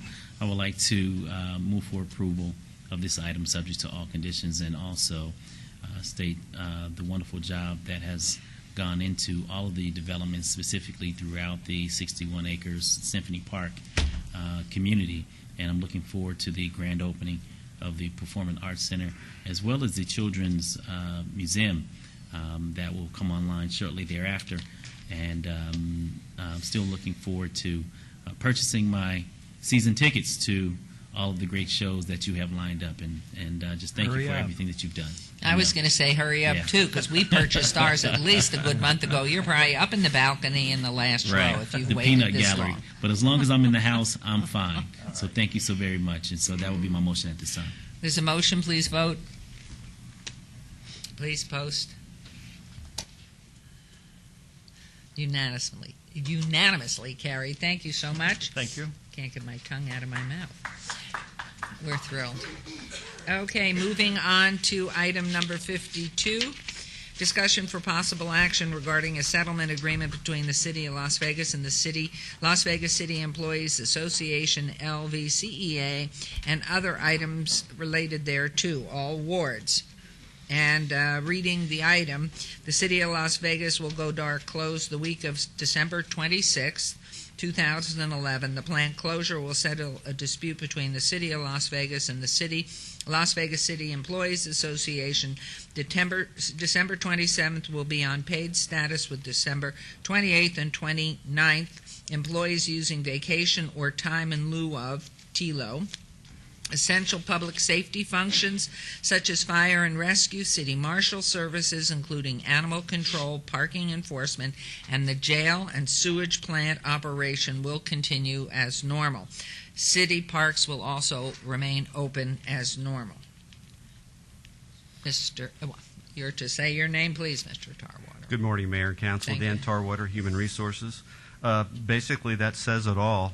This settlement agreement between the city and the CEA is over a conflict with our current memorandum of understanding on two items, our PER split and our furlough.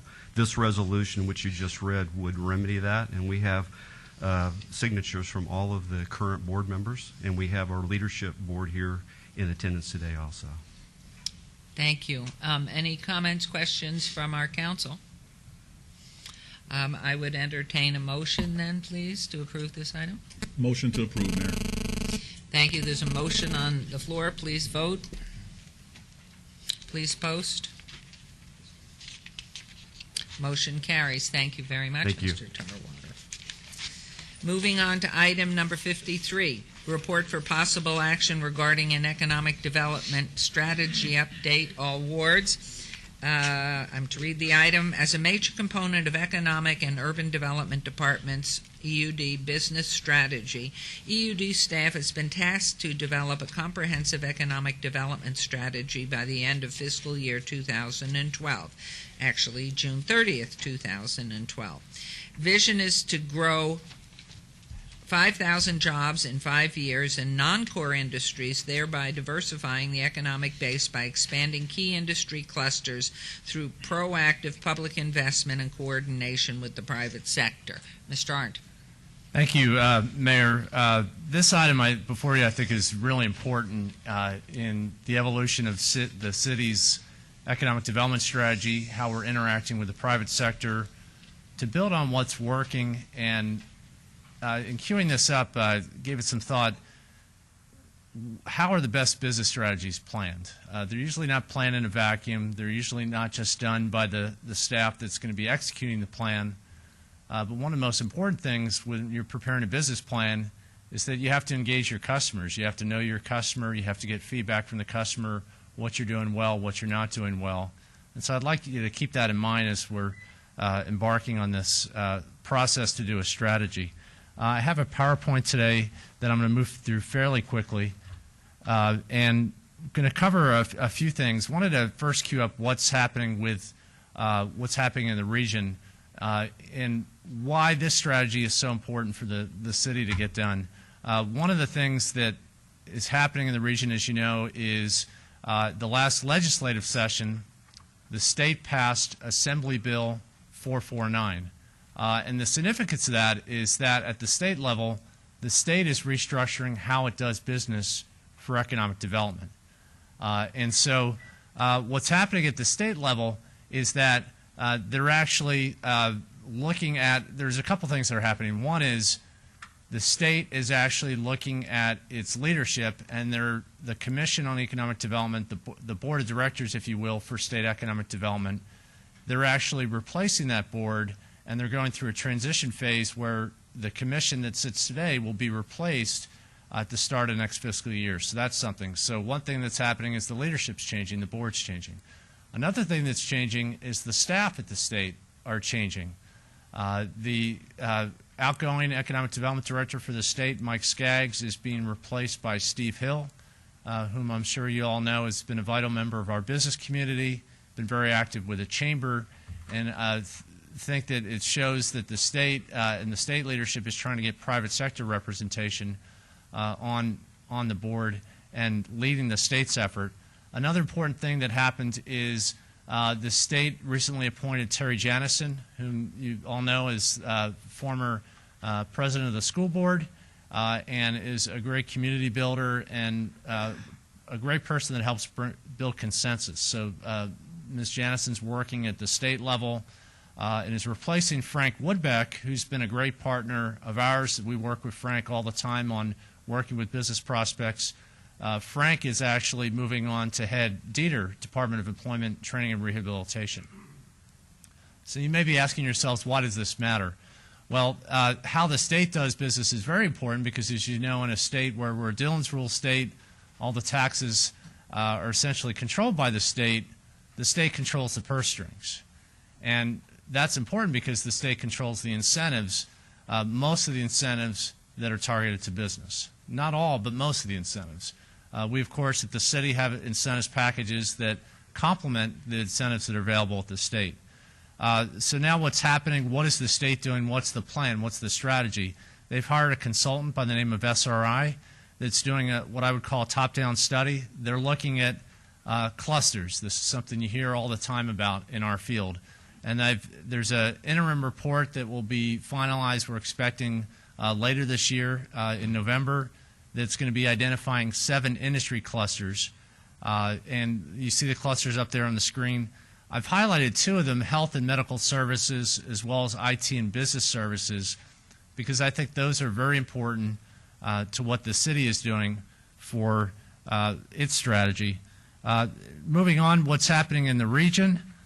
There's some stakeholder discussions that are going on among a lot of the stakeholder groups, Nevada Commission on Economic Development, Nevada Development Authority, the City Council, City of Las Vegas, North Las Vegas, Henderson, the Chamber, and the Boulder City Chamber.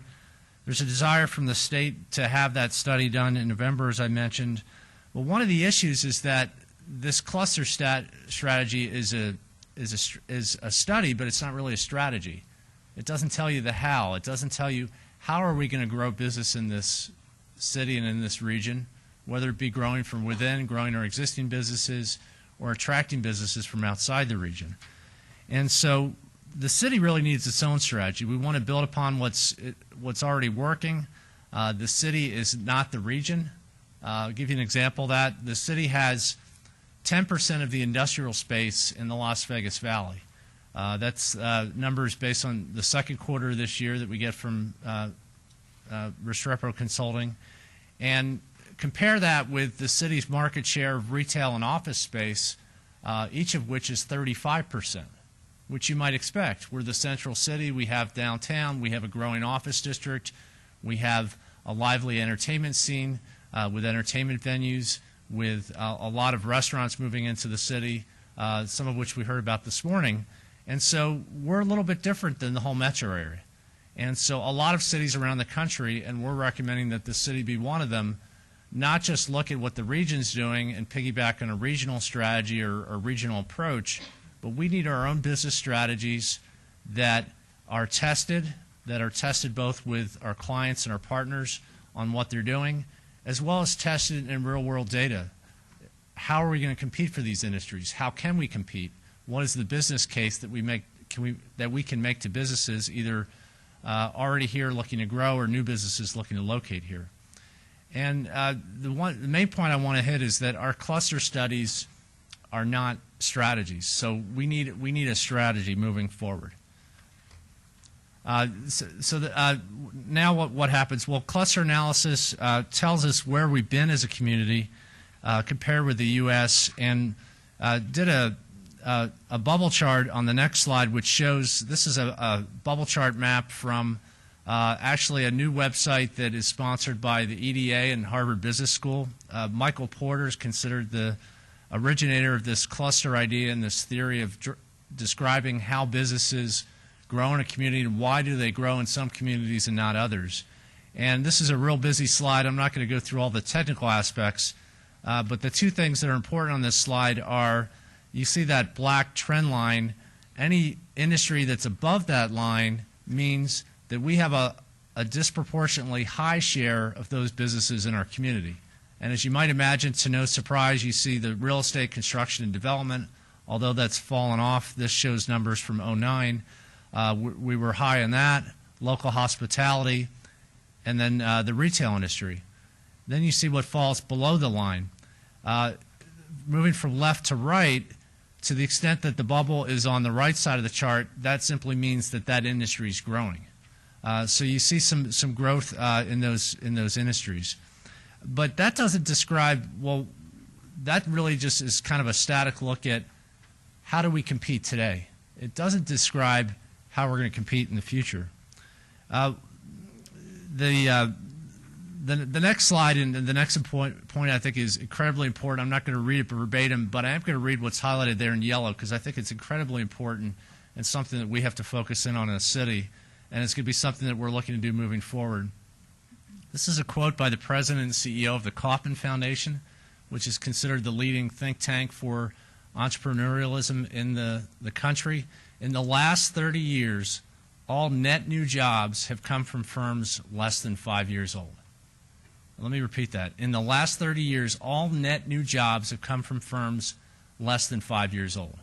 Now that stands to reason. Firms that are young, they're growing, they're going to add jobs. And of course, part of that, you're going to have firms that succeed, and you're going to have firms that fail.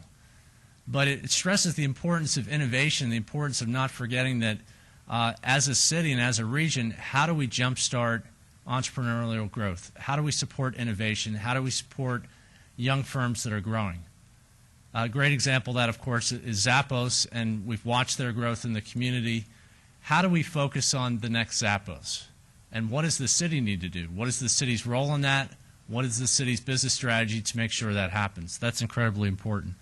The next slide simply shows a chart that shows that every year the new jobs that are added, 6 out of 10 of those new jobs are from those young firms 5 years old or less. So you see the extreme end with the young firms, and then of course you see on the far right side the firms that have been around a long time, the large companies that have proven that they have a market and succeed. So you might think of the left side of the chart like an up-and-comer, and the right side of the chart like the old companies that are large and are growing as well. So what does this mean for the city? How are we doing?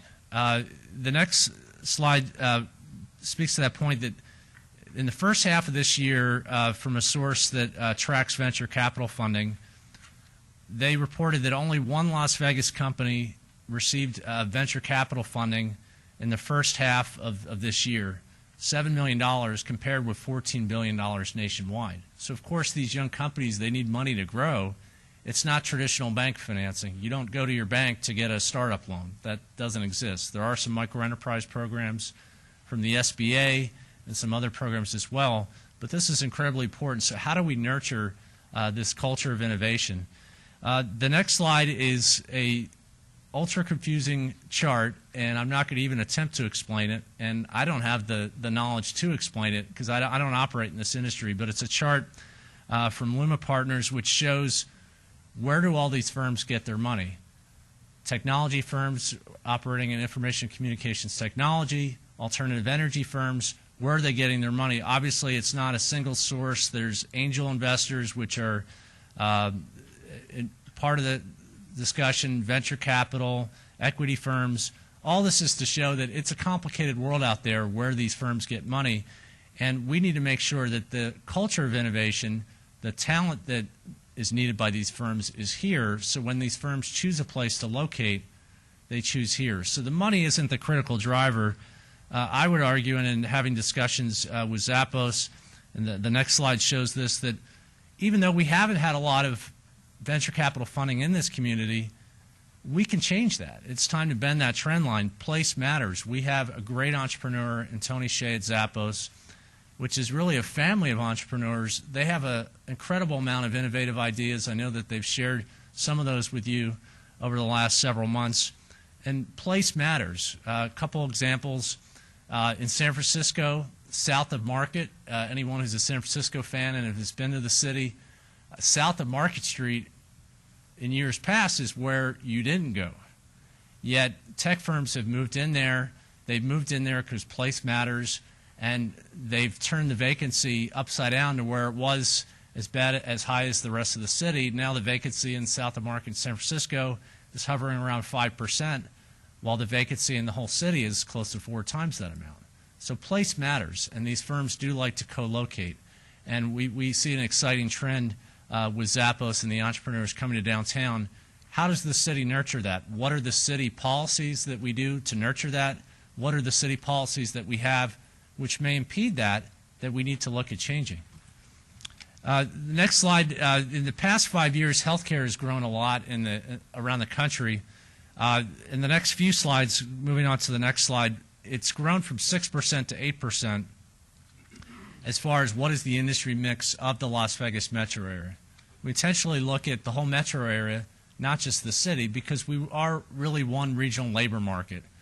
We did hear that a firm from the county moved into the city and downtown, but more importantly, they originally moved from San Diego. So we're really concerned with the city first, but also how do we fit into the region.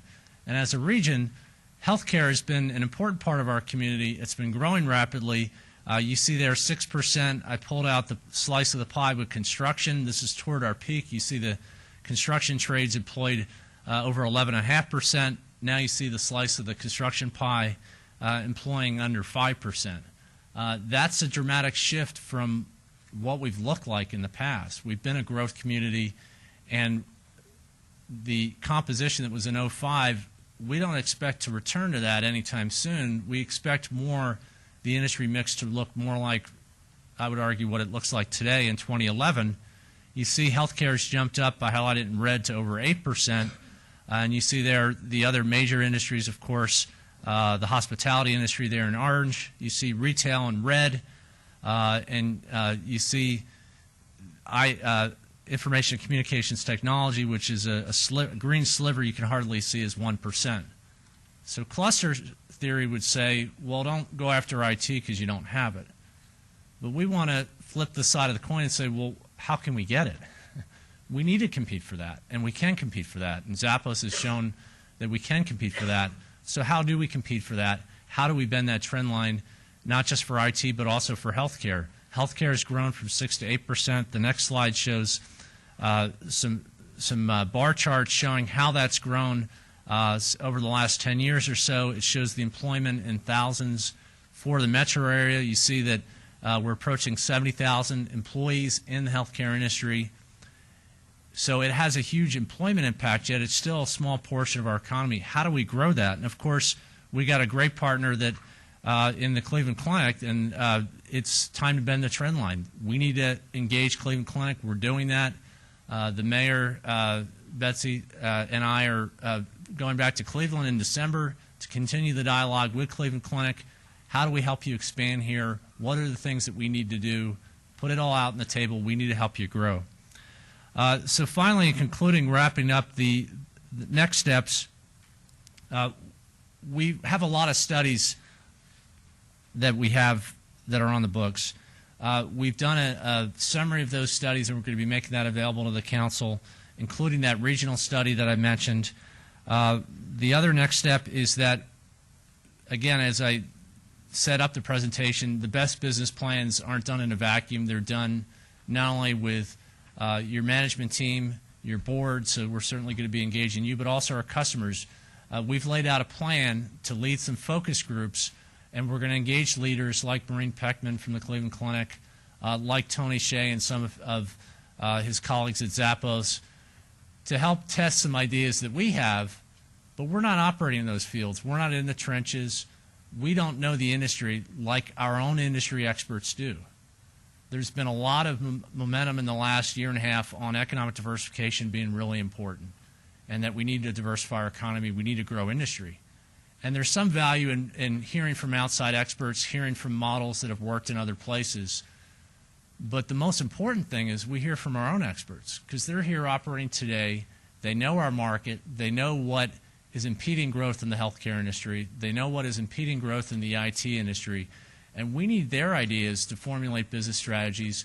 We also want a set of fresh eyes. We're recommending an RFQ process to hire a consultant to help us lead these focus groups and to develop these business strategies. These business strategies will focus on entrepreneurship. They're going to focus on these industries that I mentioned, information and communications technology, healthcare. Those are not the only sectors that we should focus on. There's some others that we've looked at. International trade is very important and explains why International Market Center has been, with the home furnishings industry, has been so successful. We're going to explore that. But the danger is always grabbing on the next thing, the next best thing. And we really need 3 to 5 core business strategies. We don't want to go after 7, 10, 12 sectors. We want to have 3 to 5 business strategies on how we grow these clusters within the city. What does the city need to do? What are the assets that the city has? We have great industry partners that we want to turn into champions. We'd like to hire a consultant that would lead these focus groups over a very intensive period, 4 to 6 month tops, to develop some sound business strategies with clear metrics. And I'll end the presentation with a final example, and it's an idea that Scott Adams, our Chief Urban Redevelopment Officer, kicked to me. I liked it. I think Betsy has liked it as well. An idea that how do we nurture small business growth and set a meaningful target, a hard goal of the number of businesses, small businesses, new business formations that we're going to attract to downtown. You saw a couple of those this morning with Latai and the Home Store. How do we grow more of that? We've waived liquor licenses for tavern limited businesses and urban lounges. Should we consider waiving first-year business licenses for any new business, small business looking to locate within the downtown? That's a great business strategy. We want to test it to see how it could work. What are the costs to that? What are the potential benefits as far as the indirect revenue that we get from increased consumer spending and C-tax? We get a portion of that. Increased property tax, we get a big portion of that with our redevelopment agency. We want to develop some of these strategies. We want your input as the leadership of the city, but we also want these industry champions. We're going to lead these focus groups, and we'd like to get to the finish line of having some core business strategies by the end of the fiscal year that you'd have your economic development department in conjunction working with the manager's office and most importantly in conjunction with our industry champions and our experts out there in the field growing industry. So that concludes the presentation. Be open for questions. Again, the only action that we're taking today is to receive the report, but I am asking for some general guidance on your permission to start a request for qualifications, a RFQ process to find a consultant. We'll look locally, but we also want to look nationally. We want the best. We don't want to aspire to be the best in the region. We want to aspire to be the best nationally in these industries that we're going after. So with that concludes my remarks. I'd be glad to take any questions. Thank you. I would like to confirm your last statement. We are a young state here, and while we have very bright people, we need to find models, and we need to have experts come here that have been down this pathway before. I mean, starting a business from a blank sheet of paper, building it into a multi-million-dollar didn't come without having a model that we followed. And so my highest recommendation is that you surround yourself, and we surround ourselves with the intellects that have made things happen in addition to our own, but get the expertise involved and get the models that we want to see where our city could fit with that. We can try experimenting here and it wastes time. We need some models, and we need the great brain power of this country to take a look at it, in my opinion. Mayor? Please, Councilman. Before I go, I see Betsy had her finger up, and I'll go after Betsy. Betsy, did you want to say something prior to? I just wanted to say that there are several items that are going to be on for discussion like this leading up to your planning retreat in December, in part so that we can make the best use of your time on that one day. So a lot of the information that Bill has described, for instance, this morning, is to really get that dialogue started, to provide some base information from which we can formulate some priorities at that December 12th discussion.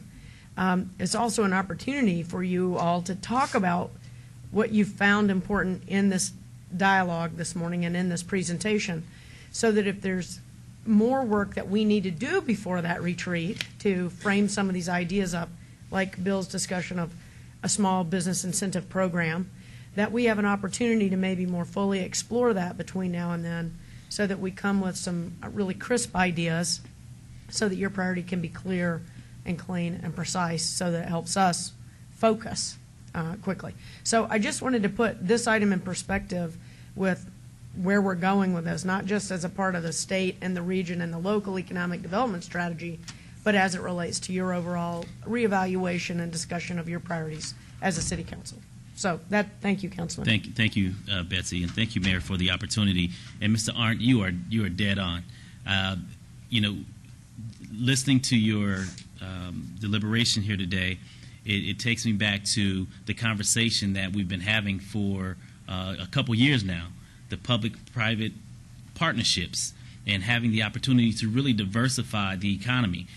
Everything that you spoke about was diversity, how, in fact, we can basically improve and impact our communities from a municipal standpoint, but not just only from a municipal standpoint, but from an international viewpoint as well.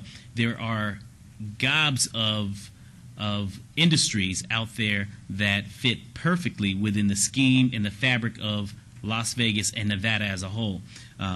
From solar, from the technology standpoint, the international trade, the health, from Cleveland Clinic, and also the conversations that I've been having and discussing with the Sanford Children's Hospital looking to come into the Valley, which I'll be sharing with you very shortly as far as where we've come with those discussions.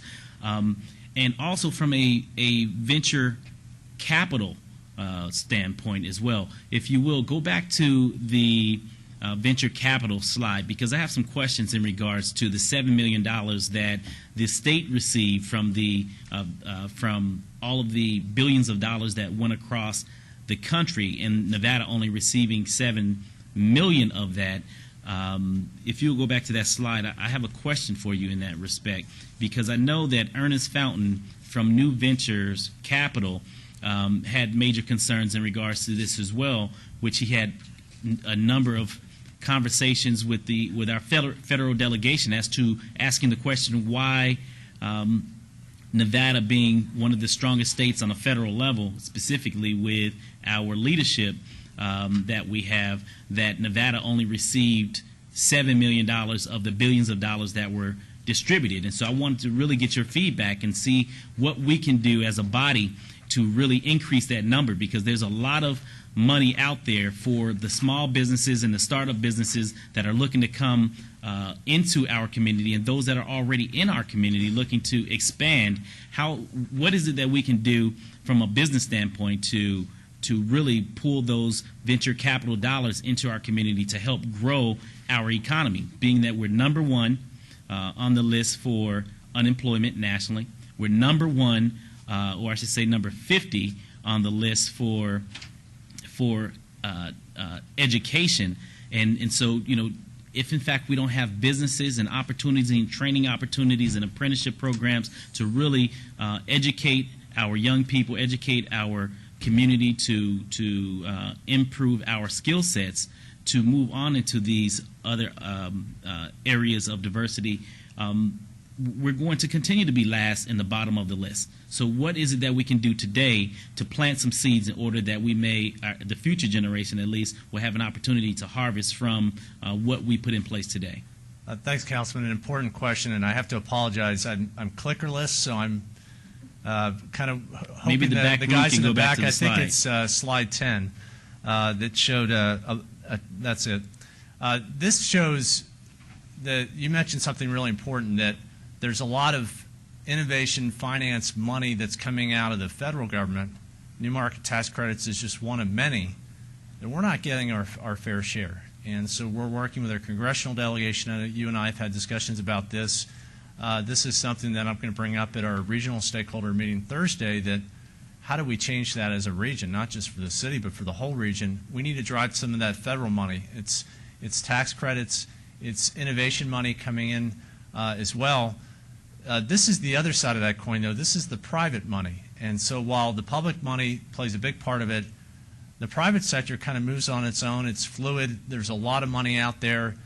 you'd be surprised where some of the money is ending up right now. You'd be surprised that Detroit is actually a tech hotbed for startups, Detroit, Michigan, who's been impacted by the economy as much as anybody. So it really starts at the entrepreneurial level with the entrepreneurs. So that I can't stress enough how important what Zappos and Tony Shea are doing. I wanted to share just briefly a conversation I had with Rick Kaufman, who's the developer of the Charlie Palmer Hotel, and he also happens to be in San Francisco.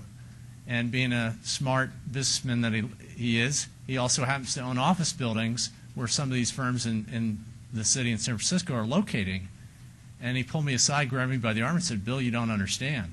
You don't understand what is about to take place." And so that catalytic investment, not just with the headquarters coming downtown, but with all the innovative ideas on starting these new companies, I'm going to predict that we're going to see some explosive growth in this area. So how do we nurture that? What does the city need to do? We need to go after the public money. We need to make sure that we're getting our fair share of those finance programs. But we also have to realize that as we start to get more and more firms, all those universe of firms that I showed on the next slide, the 150 so firms that are out there, they're going to take notice. And those firms are going to start putting money into the Las Vegas economy. And that's exactly my point, Mr. Arndt.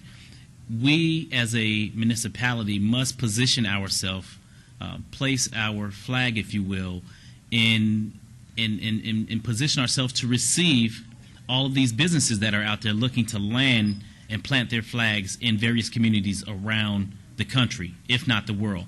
So for me, it's a matter of what is it that we must do as a community in order to make it very attractive for these businesses to take a very good look at Las Vegas, and the city of Las Vegas in particular, to plant their flag in our community so that we can grow our economy, so that we can get our citizens back to work, but also provide a level of education for our young people to receive the training necessary in order to be the conduit to continue to feed the economy for years to come. Because as I do know, a lot of businesses choose not to come here because of the status and the situation of our educational base.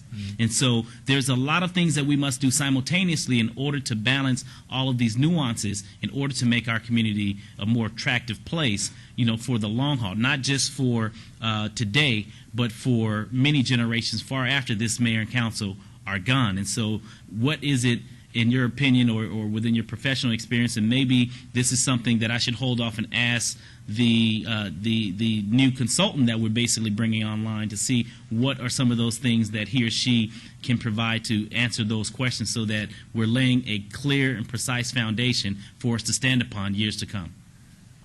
It's a great question. There's not a silver bullet answer, and that, I think, answer is going to be probably developed over the next 6 months. If you had to ask me for a soundbite, I'd say incentives are important, but they're not the most important thing. Scott Adams may want to weigh in on this, but workforce is incredibly important. You're touching on that with the importance of education, workforce and cost, and the quality of life that we have in this community that we don't often celebrate enough. But workforce is incredibly important. There's a lot of tech talent in this community. They just happen to be working in gaming. They happen to be working in government, like at the city. They're not working in IT firms and in that sector too much. As you saw, it's only 1% of our employment in the metro area. But that's where the jobs are. That's where the growth is.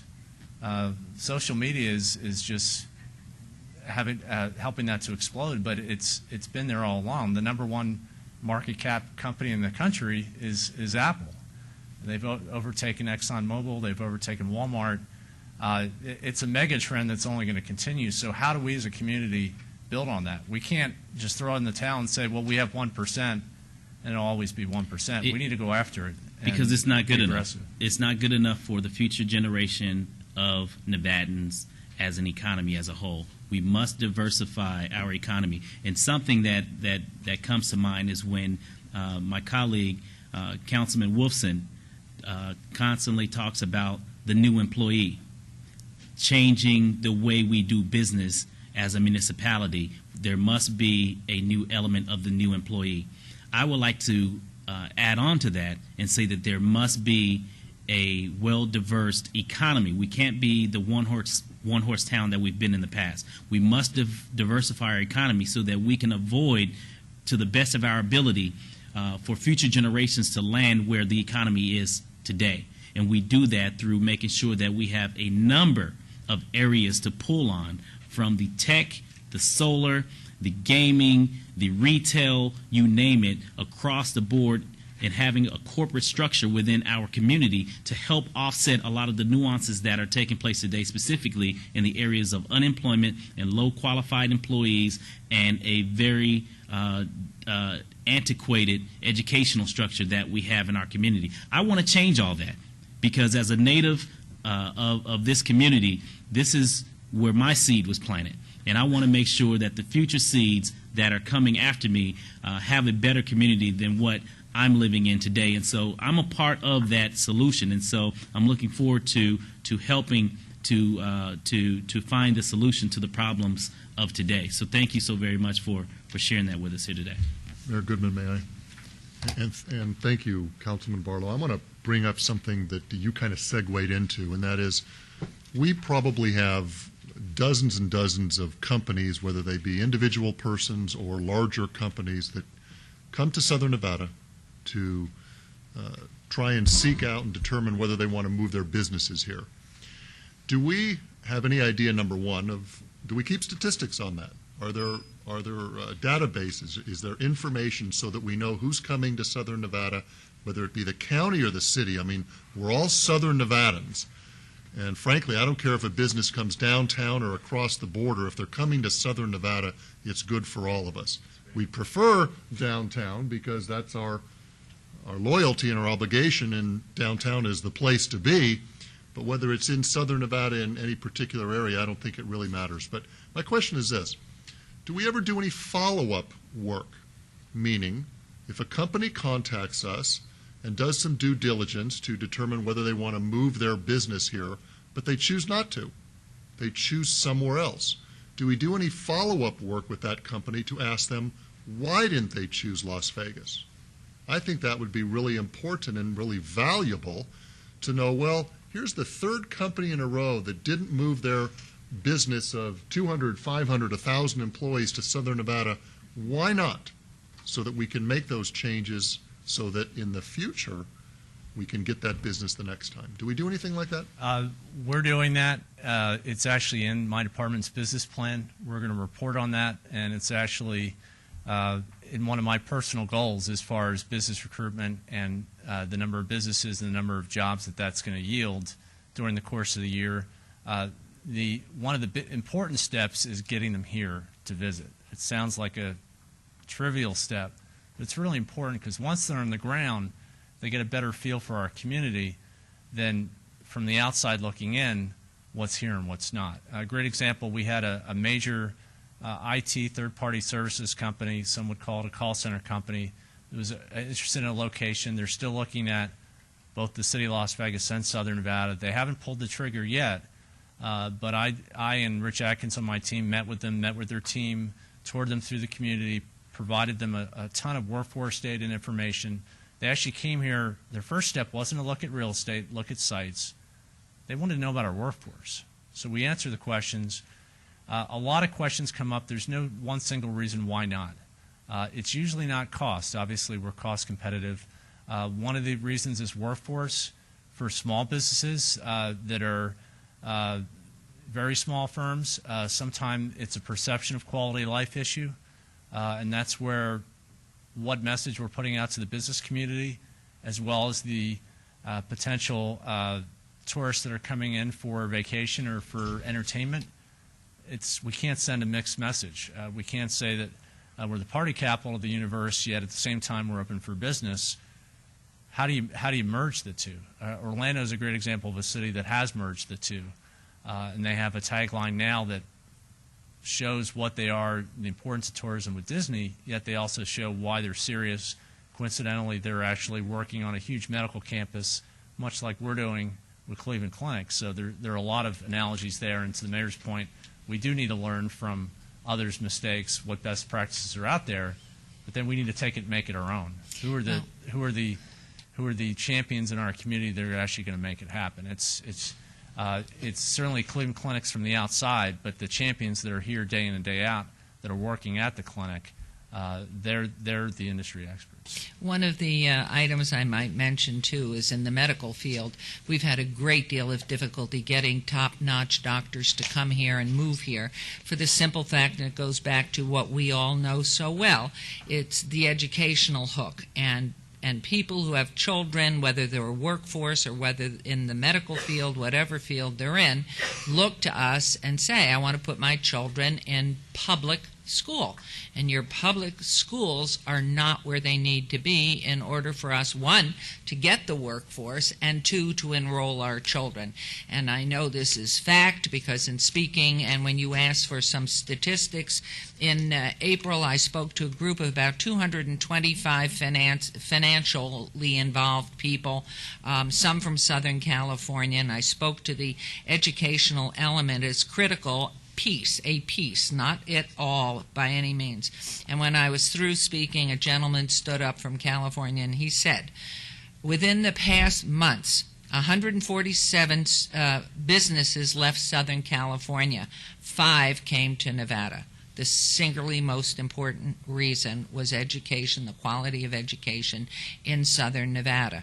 And I know Dwight Jones, with whom we met yesterday, is really working hard, needs so many things to happen because this has been a convoluting issue that's been developing over the past 25 years here to get us where we are, regardless of the reasons that the money's sifted into buildings and buses and everything else. So I think all the parts of what you're talking about in this development plan, we absolutely need it. I know we are all dedicated to the diversification, second to our tourism and hospitality, but we need to learn from the experts and where there's success. There's no point in modeling ourselves after something that isn't going to work. We're unique here in Las Vegas. We are unique here in our state. It's a gambling state, and we need to address ourselves to those quality items, top medical care, safety, culture, sports, all of those things that make a great city. And so as this goes on, I'm excited that we're at least there. And I would hope that the city of Las Vegas leads the state of Nevada in its economic development plan that will prove to be successful. So knowing the time you spent on this and the dedication of our staff, we just need to get going. We've been talking a long time about, this has been going on since 2008. Time to get the show on the road, and I'm with you 100%, and I'm sure my fellow council people are as well. Comment, Mayor? Yes, Councilman. Mr. Hart, thank you very much, and Betsy, thanks for getting this wheel turning in the right direction. I will concur with the mayor and you in regards to exact specifics on how we want to do this. Bill, I think the idea of waiving a business license fee for businesses that relocate down, that fabulous idea. It's out of the box thinking. We've got to do it. One thing, and Mayor, you know this, I've been visiting with all these organizations that you've been dealing with. And recently had a conversation with Summer Hollingsworth at the NDA, and Mayor, with your permission, you sit on that board. I've asked Summer if he would be willing to give us as a council and the public a presentation as to his efforts, because we are working collectively with these other organizations to make things fit. Councilman Wilson hit it on the head about just, it's not just about the city of Las Vegas. Yeah, we'd love for that to happen, but it's also about Southern Nevada. A job created is a job created for the entire state. So that's significant to know that. So with that, Mayor, I'd ask for your permission to have Summer come give that presentation. And Mr. Arndt, I know you work with them as well, but when I visited with him last, I was just so moved and inspired by their progress, getting it down to a science, if you will. And he'll have comments about those 5 companies that relocated here instead of all of them companies relocating here. But I'd like you to do that with your permission, Mayor, direct staff to make that happen. Thank you. Certainly. Any other comments? Can we have a motion, please? Ma'am? Yes, sir.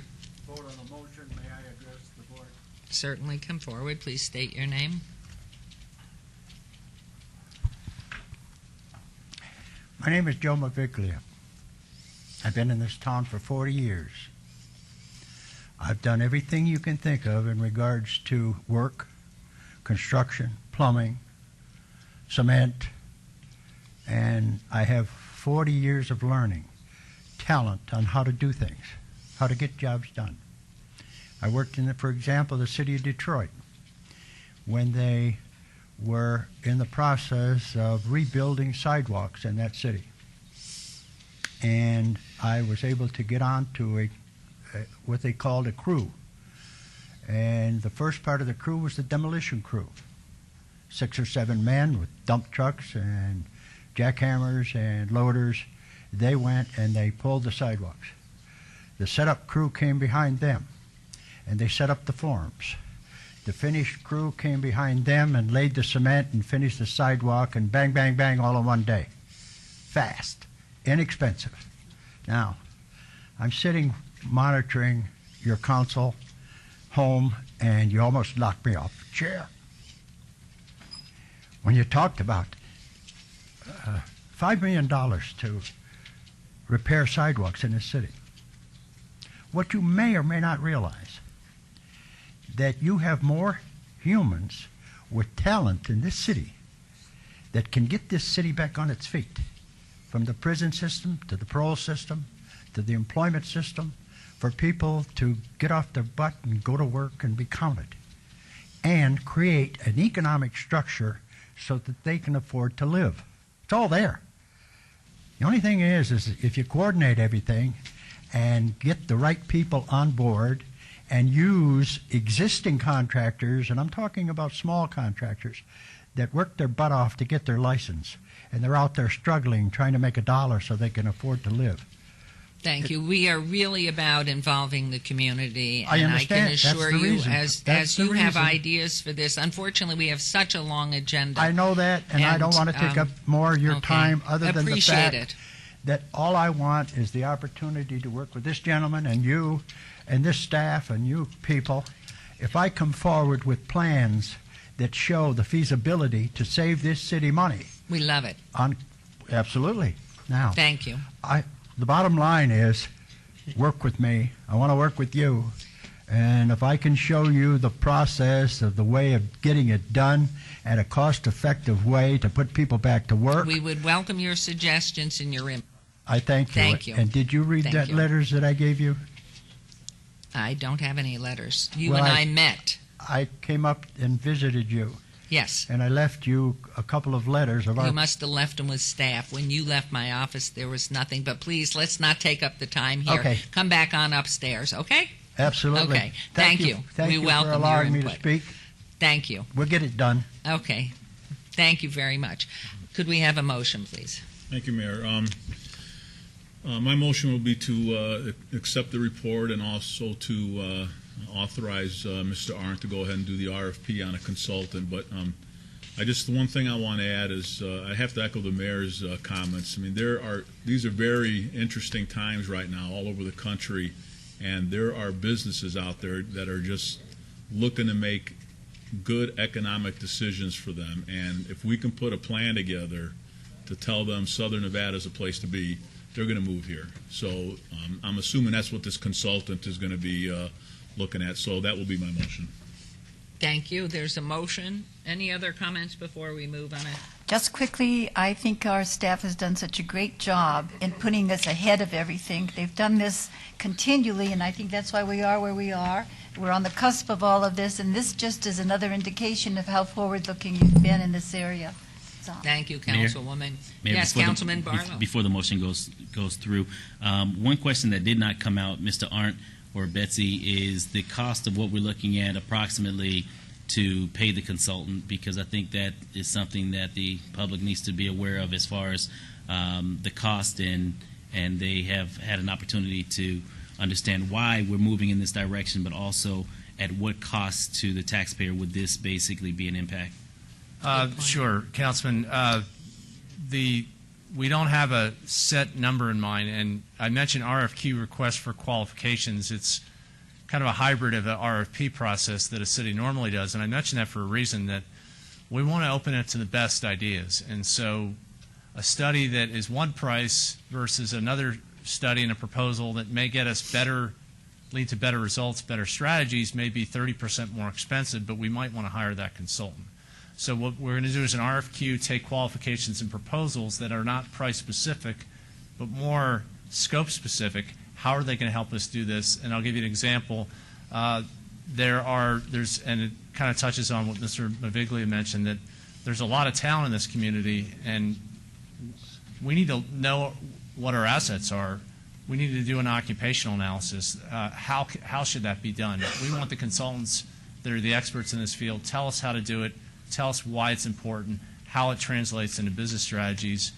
There are very different approaches that different communities take. Some put a lot of effort on workforce, others put a lot of effort on incentives, others put a lot of effort on real estate, for instance, developing business parks. So we may get different approaches, and so we don't have a set number. When we do have that number, we're going to have to come back to you, and we will come back to you to get approval for that budget number.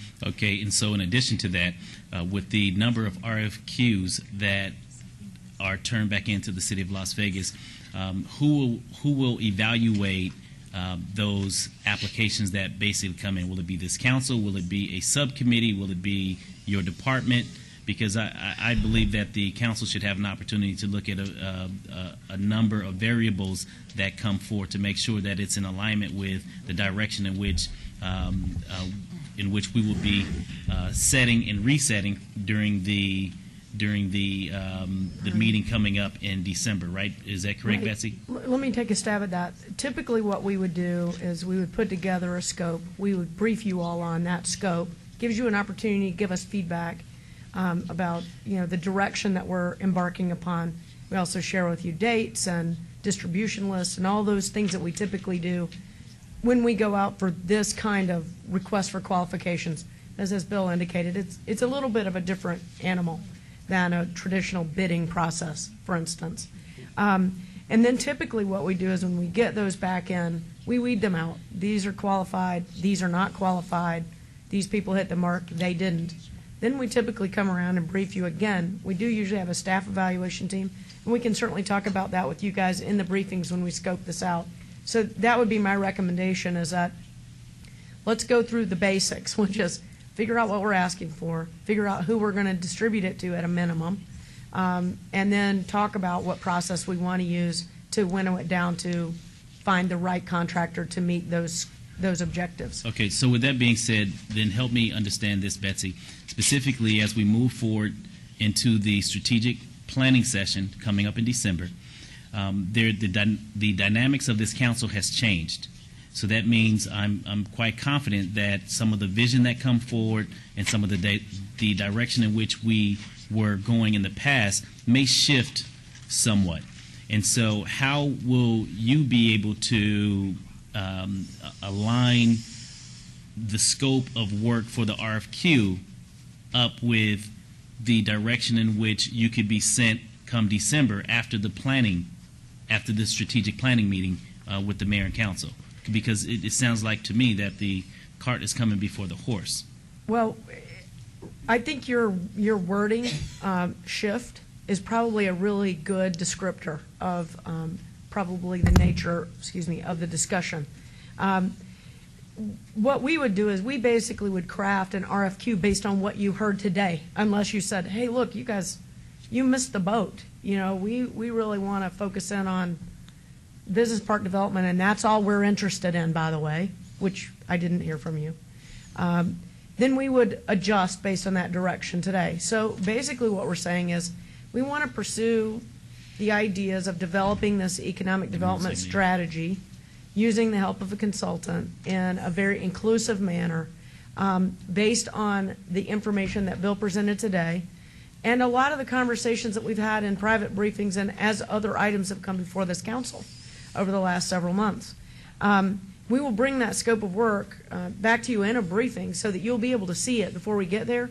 But your priority setting session won't be getting down into that level of details in most cases. You might go there, but we'll probably try and pull you right back up. Because what we need you to focus on is what do you want us to have accomplished, not necessarily how. We handle the how stuff in our briefings with you so that you're familiar with what the process would be. You can provide a subtle direction along that line. But the priority setting session is really about what do we want to be as a community and what are the key priorities that we need to focus our limited resources on to have the biggest impact in the next 2 to 5 years. And so they should all work in tandem. It just is going to require quite a bit of communication. And not dissimilar to what we did a few years ago when we were wrestling this budget problem. We had very long briefings about intense issues associated with the budget. We had intense presentations at the council meetings where we had a lot of data information to share with the council and the public about what the city's doing. I anticipate that as we roll out this strategic plan that you will help frame up in December, that we will be having very similar conversations about the key priorities that you all say these are the most important things we should focus on for the next couple of years. So I think they're going to blend together, but we don't necessarily feel that we can wait for that specific direction. We assume that there's going to be a lot of discussion about the health of our economy. And that's why we wanted to have this conversation today, to get the ball rolling so that we will have some things already working before you sit down in that one-day session. Right. So with that being said, what is the timeline for placing the RFQ out on the street, and bringing those items back before council? Well, I assume Bill's probably already done some preliminary work on the scope.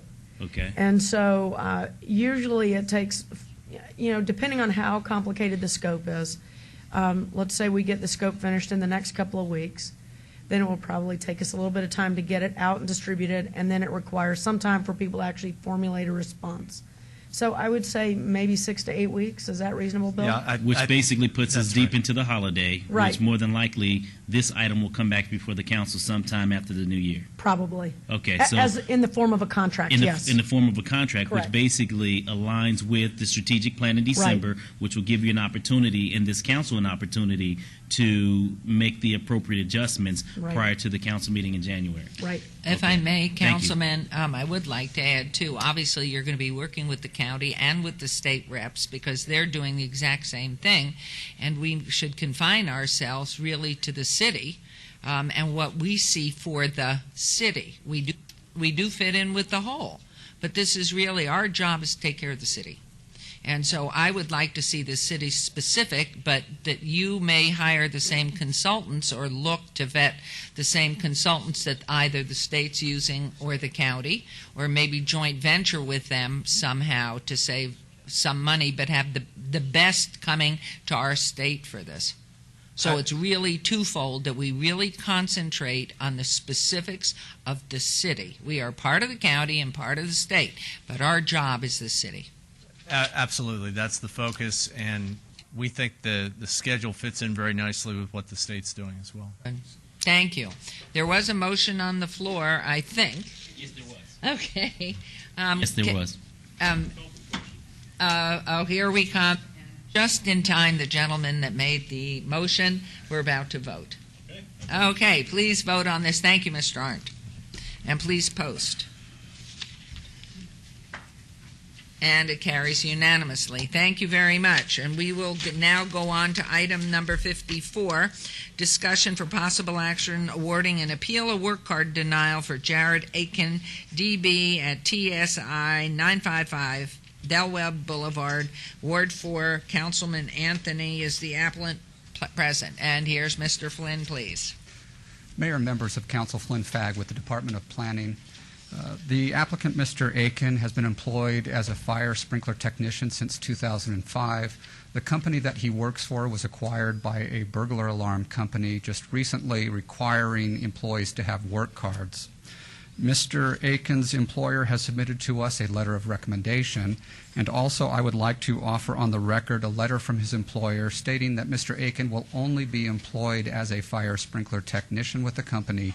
He will not be working in the branch of the company that deals with burglar alarms, and I will submit that to the city clerk now. Staff is recommending approval of this appeal with a one-year administrative review of his work card.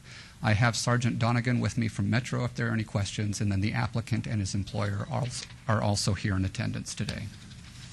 Thank you. Would you like to make a statement first before we go to open questions to our council? It's not necessary. Thank you for having me here today. Thank you. Who is that? Oh, would you repeat Hi, your my name? name is Jared Aiken. Thank you.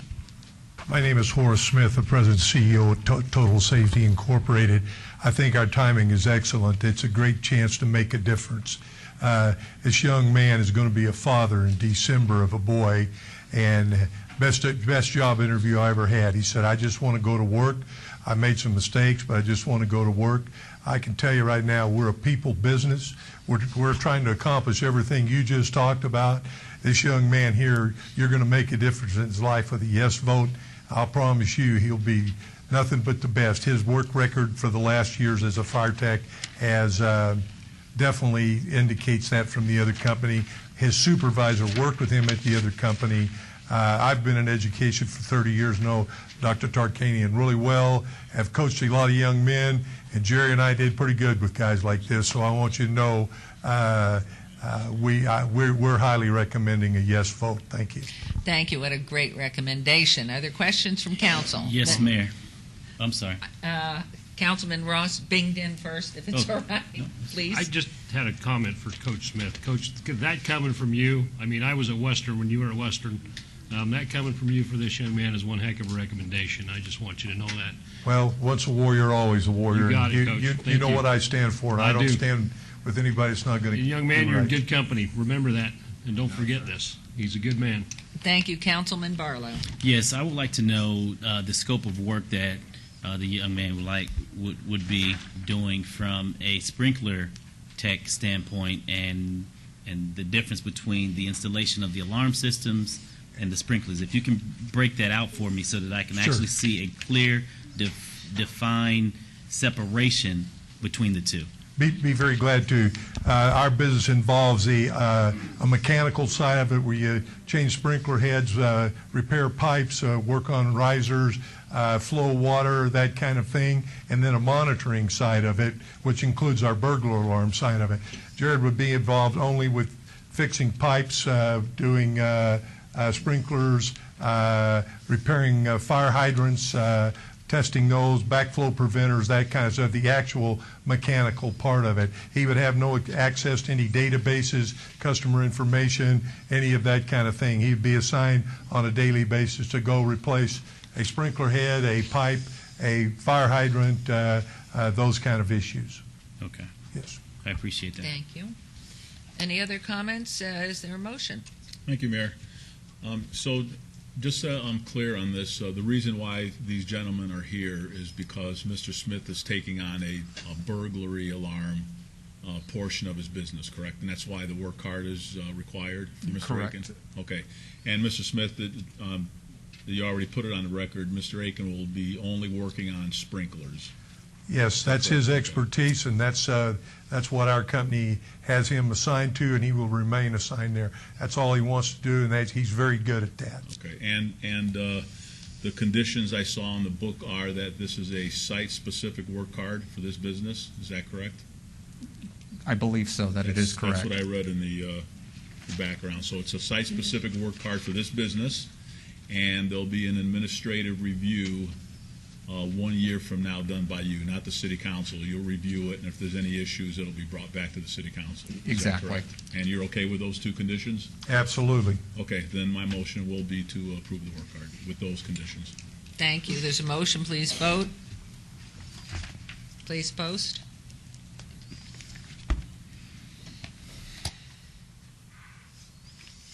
Unanimously, minus Councilman Wilson. We wish you the best. Congratulations to you, and hopefully there will be nothing but beauty ahead for you, and wonderful about your new baby. Thank you. He's talking about Stavros for the name of that boy, by the way. So. Stavros Aiken. Okay. That's cute. That was good. Okay.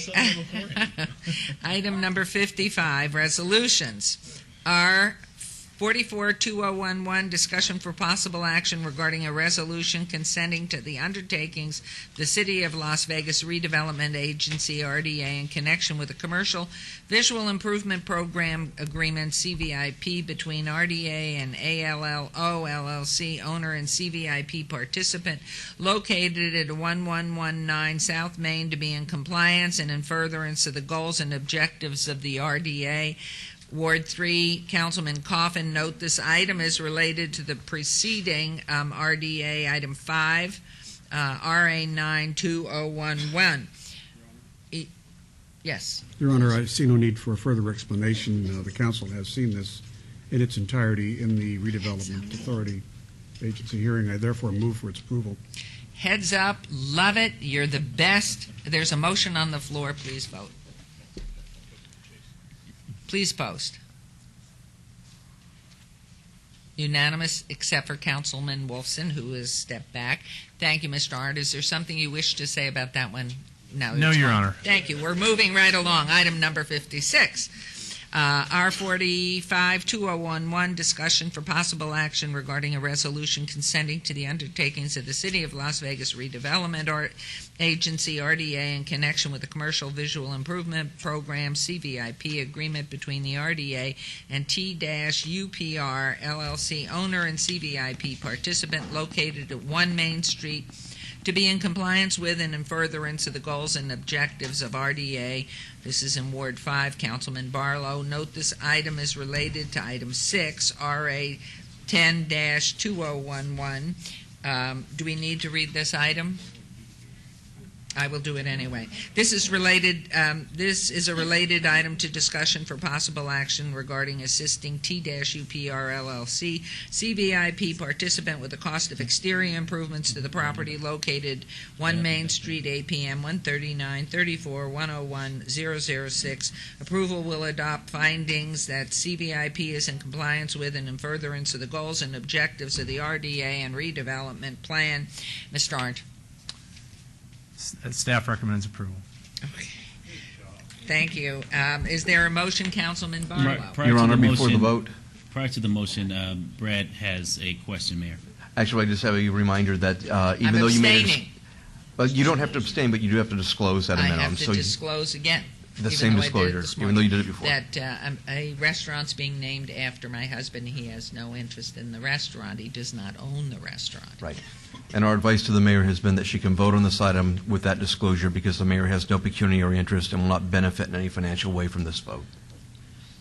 Thank you very much. Is there a motion? Yes, Mayor. I would like to move to follow staff's recommendation, subject to all conditions of this item. There's a motion. Please vote. Post, please.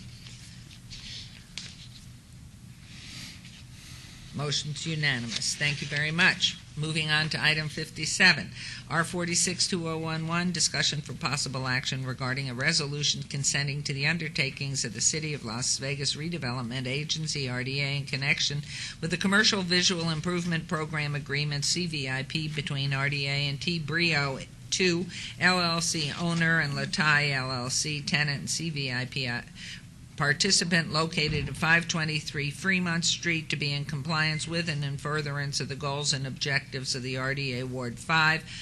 Councilman Barlow. Note this item is related to RDA Item 7, RA 11-2011. I will read this. This is a related item to discussion possible action regarding assisting Latai LLC, CVIP participant, with a cost of exterior improvements to the property located 523 Fremont Street, APM 139-34-611-017. Approval will adopt findings of that the CVIP agreement is in compliance with and in furtherance of the goals and objectives of the RDA and the redevelopment plan heard this morning. Mr. Arndt. Staff recommends approval. Thank you very much. Is there a motion, Councilman Barlow? Yes, there is, Mayor. I would like to move to follow staff's recommendation, subject to all conditions of this item. Thank you. There's a motion. Please vote.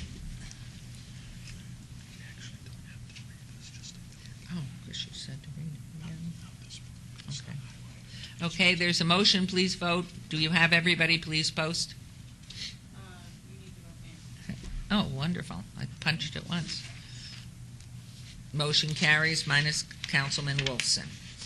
Item number 58, R47-2011, discussion for possible action regarding a resolution declaring the city's intent to publish certain budget-related information on the city's website, all wards. This resolution was sponsored by Councilman Coffin. Do you have any comments, Councilman? I'd like to defer for a second to our city attorney, if I may. I just want to say before Councilman Coffin explains the resolution, he met with me and he met with our finance director, Candace Falder, some months ago and asked if there was some way to memorialize the council's intent to be more open and transparent with respect to the city's budget.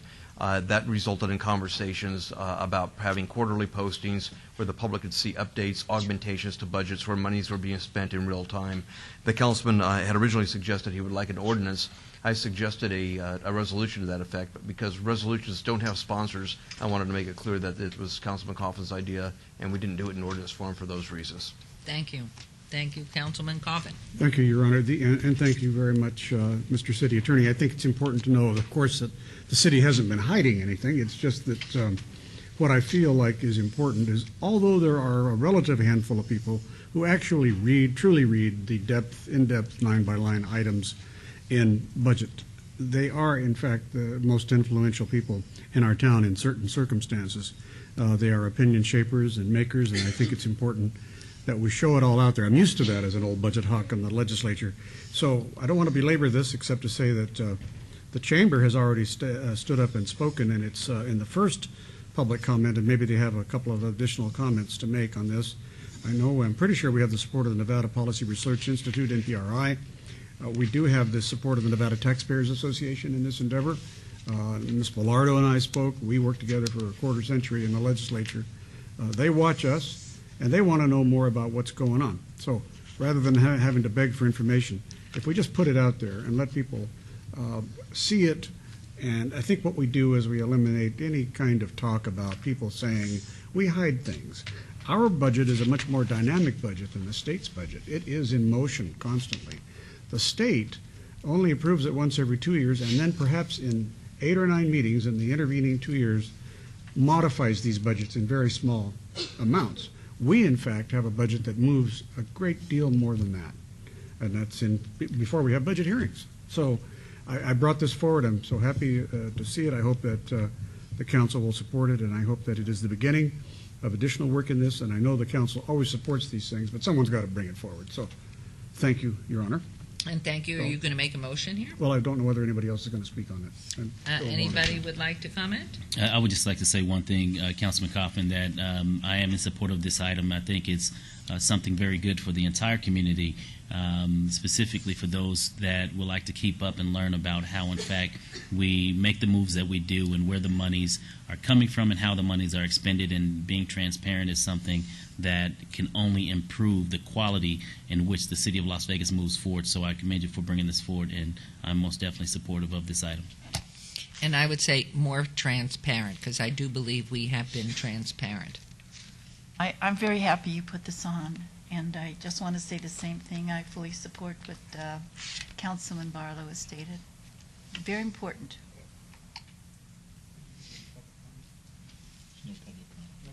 Okay. Well, thank you very much. Apparently there's no public comment on a resolution like this, so I know that there are people who stand in support out there in the audience. Thank you very much, Council. I now move for adoption of the resolution. There's a motion. Please vote. Please post. Motion carries unanimously. Thank you, Councilman Coffin. We're now on to boards and commissions. An abeyance item for possible action, Neon Museum Board of Trustees, Adriana Martinez, Class 1 Trustee, term expiration, September 15th, 2013.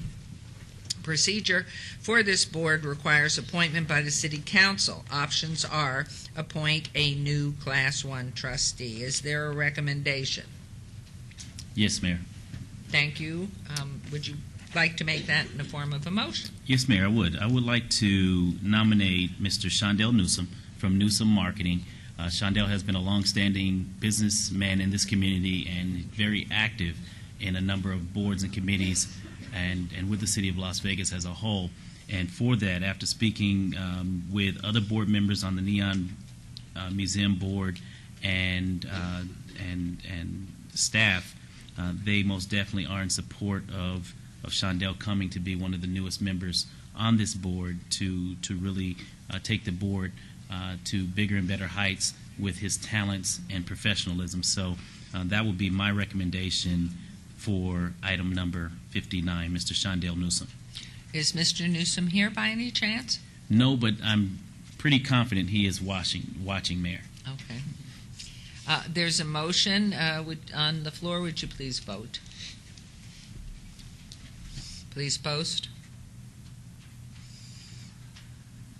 All are in favor, save Councilman Ross, who has stepped away. Thank you very much. We will, item number 60 has been obeyed till November 2nd. Is that correct? Thank you. Item number 61, for possible action, Neon Museum Board of Trustees, Nancy Diener, Class 2 Trustee, term expiration 10/27/2011.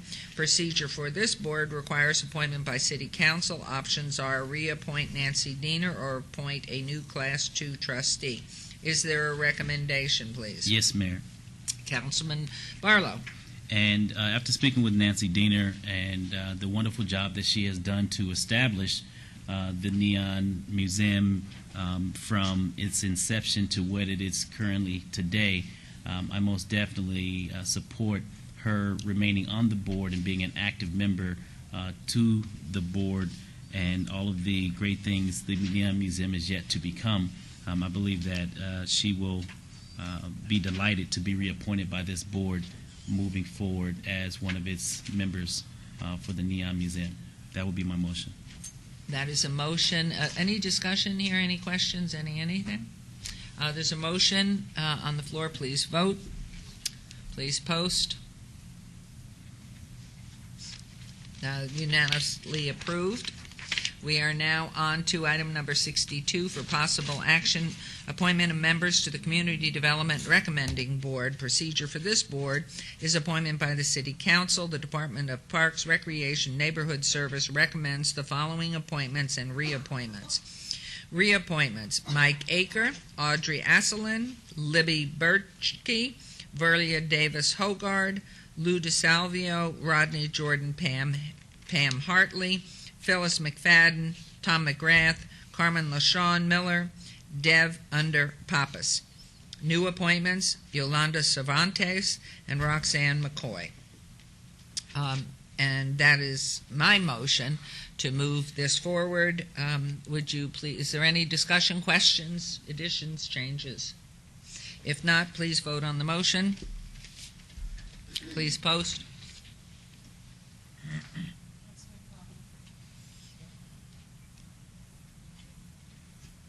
Thank you.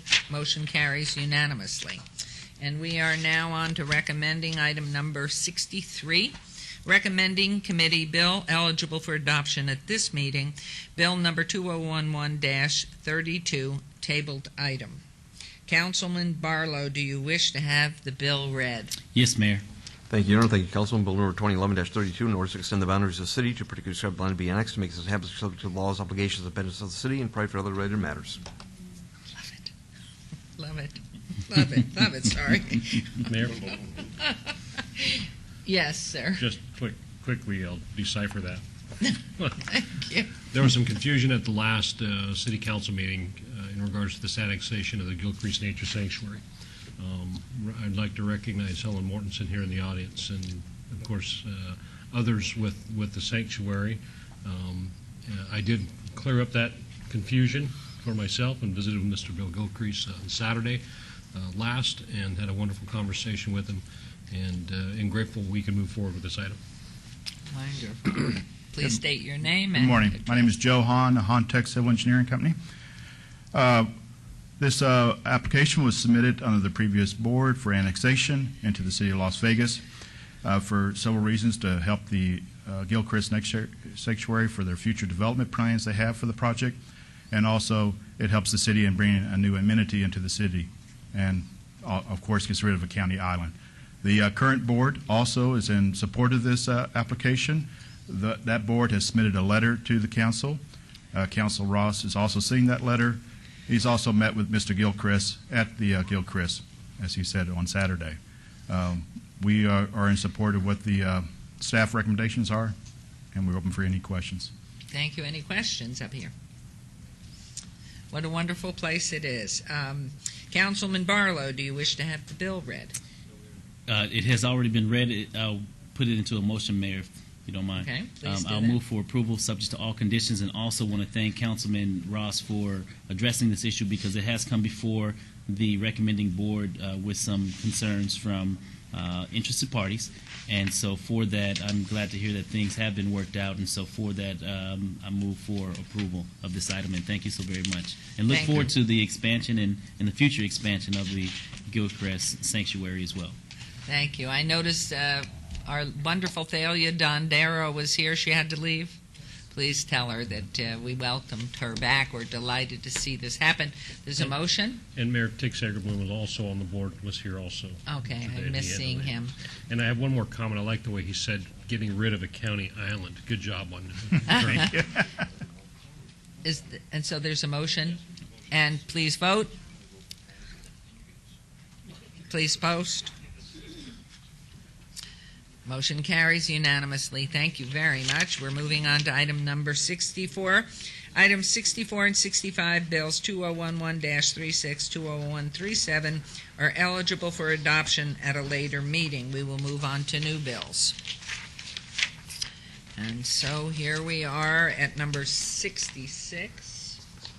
Item 66, items 66 through 69, bills 2011 through 38 through 2011 through 41 will be heard at the recommending committee meeting on Tuesday, November 1st, 2011. I would like to have these bills read, please. I'll be happy to, Your Honor. Bill number 2011-38, in order to provide the use of banquet facilities as a permitted use with the M zoning district and provide related matters. Bill number 2011-39, I've been asked to read slowly by Councilman Ross, and in order to adopt a registration and maintenance program for vacant properties that are the subject of foreclosure and related proceedings and to provide for related matters. Bill number 2011-40, in order to update Chapter 6.60 of the Municipal Code pertaining to pawn brokers to conform with recent changes to state law and provide for related matters. And finally, Bill number 2011-41, in order to providing for the issuance of the City of Las Vegas of its general obligation limited tax medium-term bond Series 2011A and Series 2011B taxable in the combined aggregate principal amount not to exceed $36,500,000 for the purpose of acquiring, constructing, improving, and equipping building projects, redevelopment projects, fire protection projects, and street projects, and providing details concerning the bonds, the project and general tax proceeds, and to provide for related matters. Thank you, Mr. Jerbick. We will move on to item 7, which is closed-door session, which is not necessary today. We will reconvene, therefore, at 1:16. Thank you.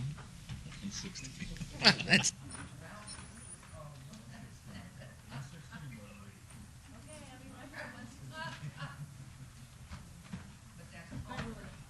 Are you and Brad gonna come up and talk to me now, or what's the plan? He's ready, I'll be right there. Well, I mean, why don't we swing by 10, pick up lunch, and just have lunch? Yeah, just a few minutes. I'll be right up there. Or whatever, I mean, we could do it at 1:45, give ourselves 30 minutes and then meet up there? Yeah. Okay, okay, good. Brad, can you order till my office?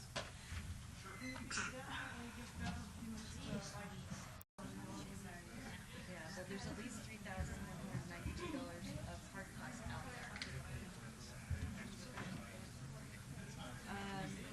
That's, you can set up a phone with him, finance, and, yeah, they'll work with you on that. As far as the civil penalties, it's up to them. So, generally, with property, that's not, and that would be like 10%.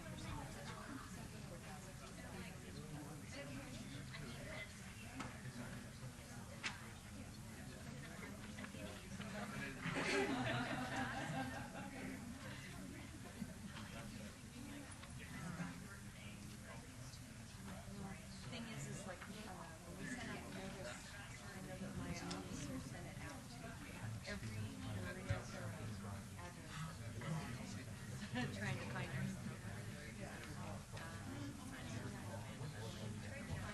We even notified the bank and they didn't contact us. All right. And the bank is.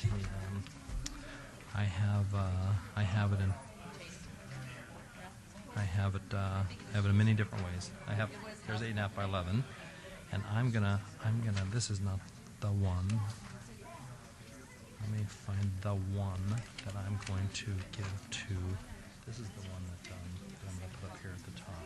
It's the same as this, but just pulling out this year is about this year. When people we had commission meetings.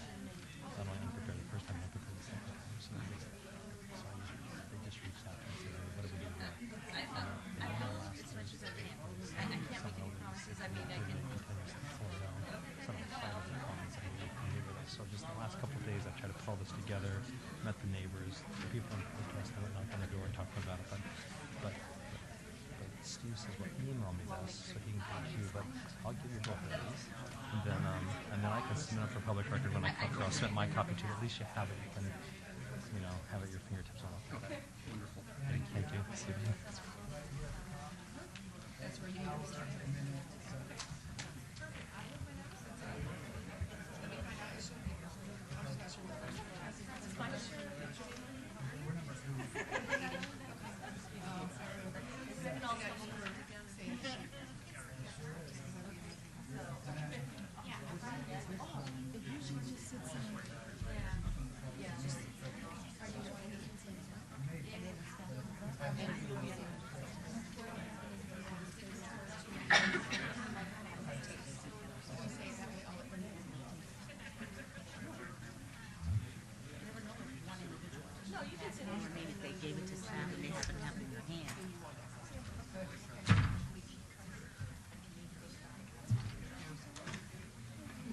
I guess I'll get on the floor.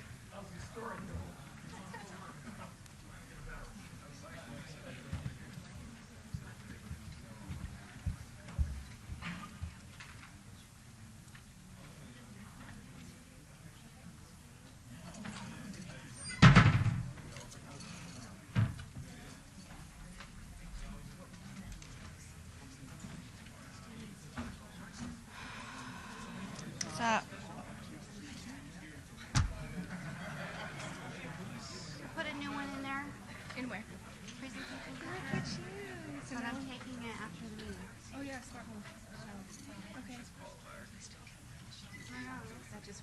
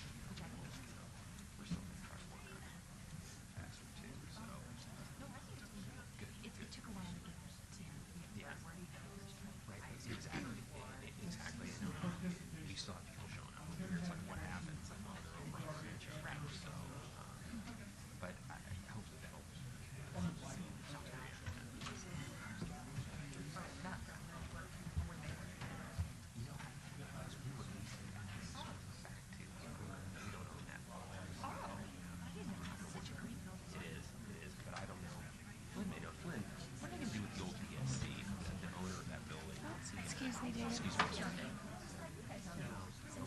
We were leasing it.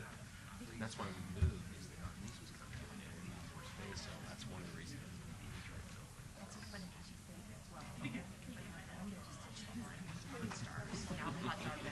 Exactly. That's crazy shows. Yeah, it's taken off. So it's good to see you. You're the best.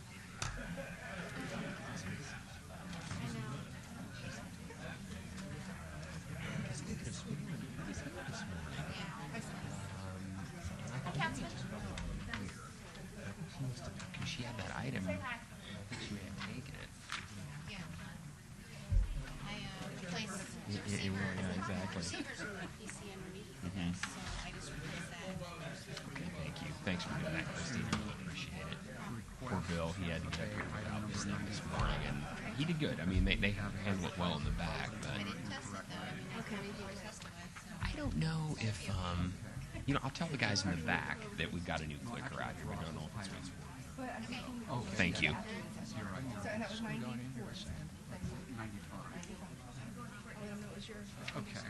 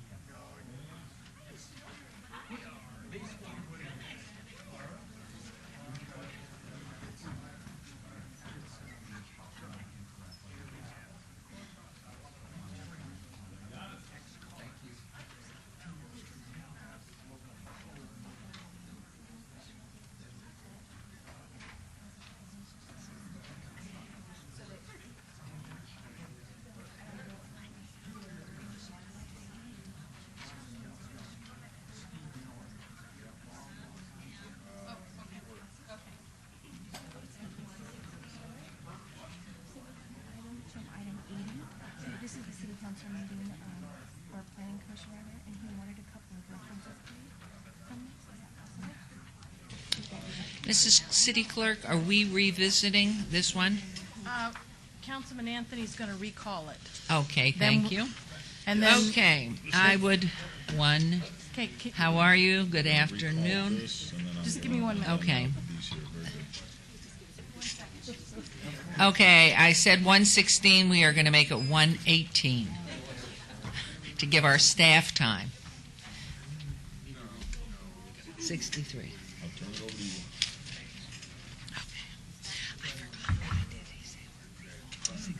The dates. Oh, the dates are wrong. Fixed. Okay.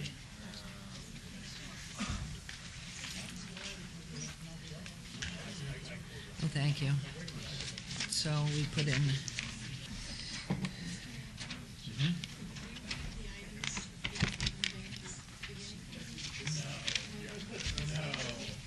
Here, you can begin whenever you are ready. They're ready Okay. for you. Okay, good. I'm putting 63 back in. Jessica, is there a video that somebody wants to run this?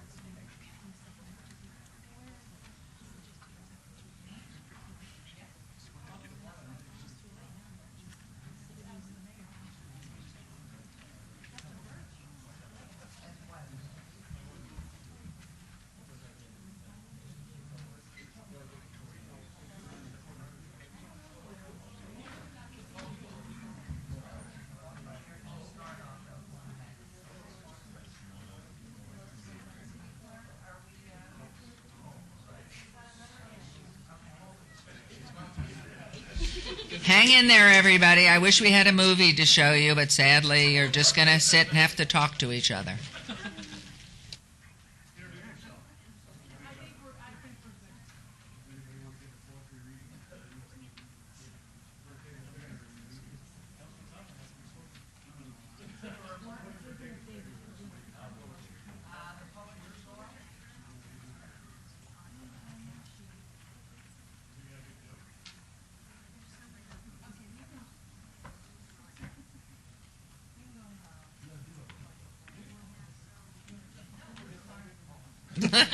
No joke telling. Okay. We are reconvening now for this afternoon session. And does everybody know? Well, we will go ahead, and if you could just put your head back and see if we can get everybody here. And before we get started, I want to turn the meeting over to Councilman Stavros Anthony, or Anthony Stavros, depending upon what Councilman Barlow would like today. Thank you, Mayor. First, I'd like to make a motion to recall item number 63. Okay, there's a motion to recall item 63. There's a motion on the floor. Would you please vote? Please post.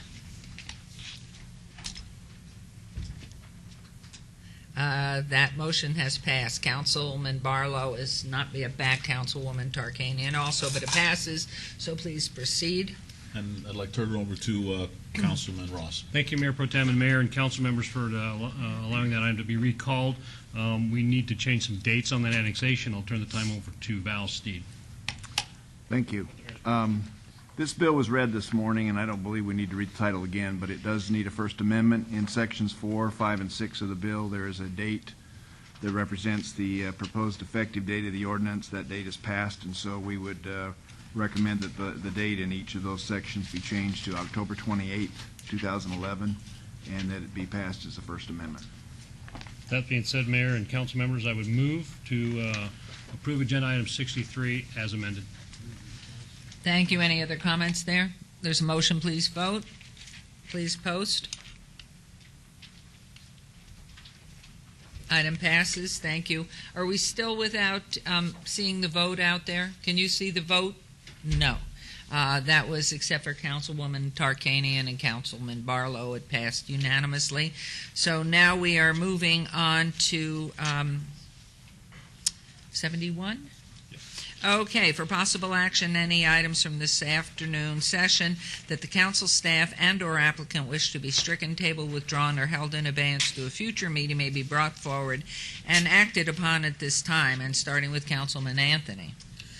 Thank you, Mayor. A few items. Item number 83, 84, 85, which is MOD 41437, ROC 40981, and SDR 40980. Applicant owner New Vista Ranch, Inc., 7875 North Rainbow Boulevard. The applicant has requested this be obeyed till November 2nd, 2011. And with your permission, Mayor, there's a Pam Bailey who would like to submit a petition on behalf of some folks at today's meeting because she will not be here at the next meeting. So with your permission, I'd like her to go ahead and make a comment. Good afternoon, please. Whoops. Good afternoon. Please go ahead. Hi, am I allowed to make comments too, or not, or just submit it? Can I tell you what I think, or? She won't be able to be here in a second. Pardon? She won't be able to be here. Okay, so we'll go ahead and give you 2 minutes. Okay, That's thank okay. you. Can you do that? Yes, I can do Oh, it. I'll talk goodness. fast. My name's Pam Bailey. I live at 6665 Joe Marcy Drive. My property is one of the most affected properties by this development. My house is straight down the street. I'm on 2.5 acres. I've been to every neighborhood meeting, every planning commission meeting, every city council meeting. At the last time, 4.5 years ago, I was the only person that spoke in opposition of New Vista Ranch because the 2-story apartment complex and the massive structure all put together was not in the least compatible with our neighborhood. They have worked with us. They have now done exactly what we asked them to do 5 years ago, broken it down. It's a lot more compatible. The design's terrific. I'm not only in support but I have several signatures of homes that are south of Grand Teton on RE, RNP zoning that have signed for their support that I would like to submit for the record.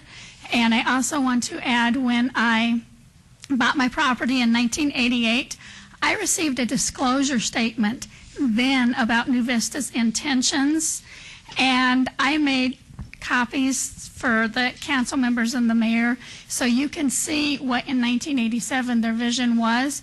I knew when there was nothing out there and not even a road to my property or their property what was coming down the line, and I still chose to purchase my property and live in a lifestyle where we had freedom of choice to do what we wanted to do. I know my neighbor might paint his house pink or purple. That's his choice. I also know at some of the meetings there have been people in opposition that do live in gated communities with HOAs and CC&Rs, and again, that's their choice that they make. They're more comfortable with that. And I'm thinking, you know, this is something we've known about for 20 plus years coming down the line, and we should give New Vista the opportunity to see their dream and build what's conducive for their residents. And so they have my support 100%. Thank you so much, and I will tell you, we may be slow learners, but we learn. So 5 years it may have taken, but obviously the resolve is a good resolve. So thank you, and wherever you're headed, and our city clerk will take that, and we will reserve that for the 16th, is it? November 2nd. November 2nd. And this way you'll all have some extra reading to do. Great. Thank you. I for coming appreciate forward. it. And Mayor, with your permission, to ask the clerk that this be made part of the record for this agenda item when it comes up on November 2nd. Thank you. Okay, continuing on, item 86 and 87, ROC 42233 and variance 42234, applicant owner Sterling Park Owners Association, 7400 to 7580 West Sahara. The applicant has asked that be obeyed till November 2nd, 2011. Item number 89, SUP 42648, applicant Ace Loan Company, owner BF Trust, 519 East St. Louis. The applicant has asked that be obeyed till November 16th, 2011.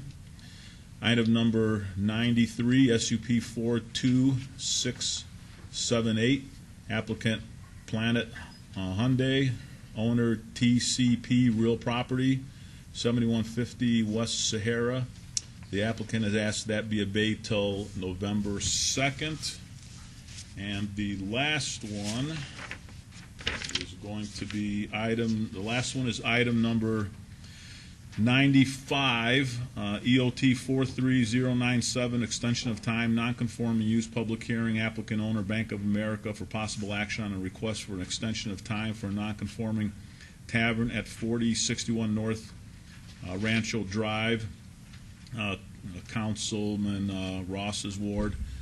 Staff has asked that be obeyed till November 2nd, 2011, and hearing no others, that will be my motion. Any comments? Whoops. Any comments? Any questions from council? Hearing none, there's a motion on the floor. Please vote. And please post.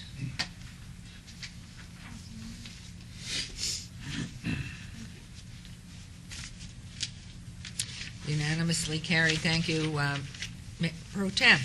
Moving on to item number 72, public hearing for possible action to consider the report of expenses to recover costs for abatement of nuisance located at 732 Sherville Valley Drive for fees in the amount of $3,192 and assess a maximum of $40,500 in daily civil penalties. Excuse me, property owner Maria Parra, Ward 2, Councilman Wolfson. This is a public hearing. I declare it open. Is the owner is present here? Thank you. And Mr. Knight, Ms. Ozuna.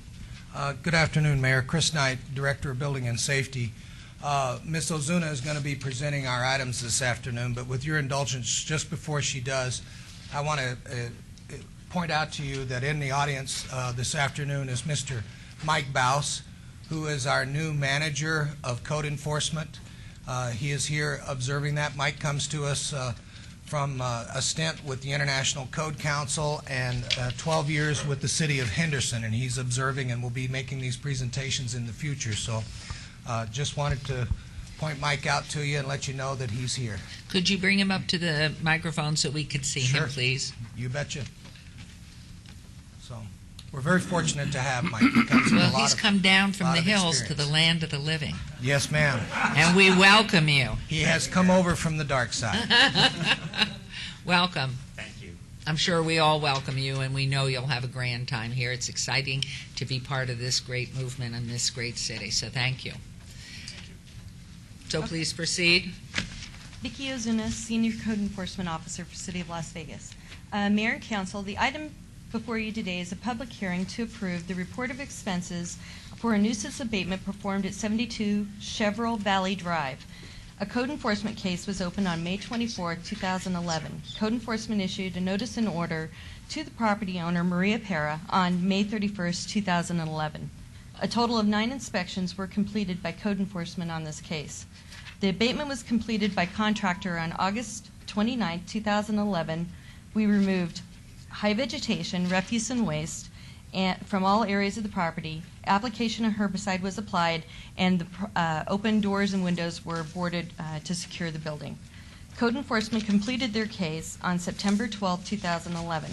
Hard costs of $3,192 and proposed daily civil penalties of $40,500 for a total of $43,692 are the costs proposed today for your approval. Thank you. Our owners, Yes. would you please come up and state your name and make any statement you wish, and then we'll take some questions here, I'm sure. My name is Maria Parra, and I'm losing the property on Cherville Valley. I moved a long time ago from the property. I hired some company to do the dirt and leave the place in a good condition. I brought the receipt. I moved because I had to downsize my lifestyle because the economy, my business is not doing well right now. And I thought that everything was completely undone. I never knew nothing about this happening because I never forward my mail until August, the middle of July, August, that I'm receiving the letters letting me know that you guys gonna go and take control of what's happening. So at that time, I make some phone calls, and then I trying to get a contact the company, and they never answer my phone calls. I brought the receipt to prove that, and right now I'm working with a real estate professional trying to short sell the property, and we wanted to see if we can get waive the because I don't have any money to pay the $40,000, and I know that there's some work that you guys done. I know I have to be responsible for that.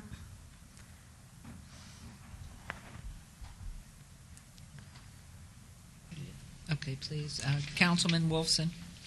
And I would like to see if I can have the opportunity, my broker, talk to you guys about the short sale processes that we wanted to start doing on the property. Good afternoon, ladies and gentlemen. So my name is Mark, and I'm with Mega Realty.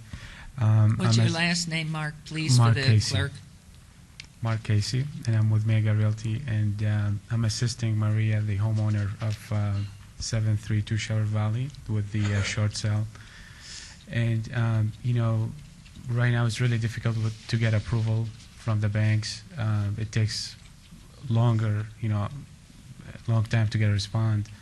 And we've been working with Chase since, I believe, July. She already moved from the home, because she cannot afford the payment. And I believe she contracted this landscaping company to move the trees. And they were supposed to put dirt and cover the holes. But somehow, they didn't do their job. And we tried to get hold of them to get them to go back, but he never answered our phone calls. And when we tried to send someone out after we found out that there is a penalty, and it was already too late because the city already has sent someone over there already.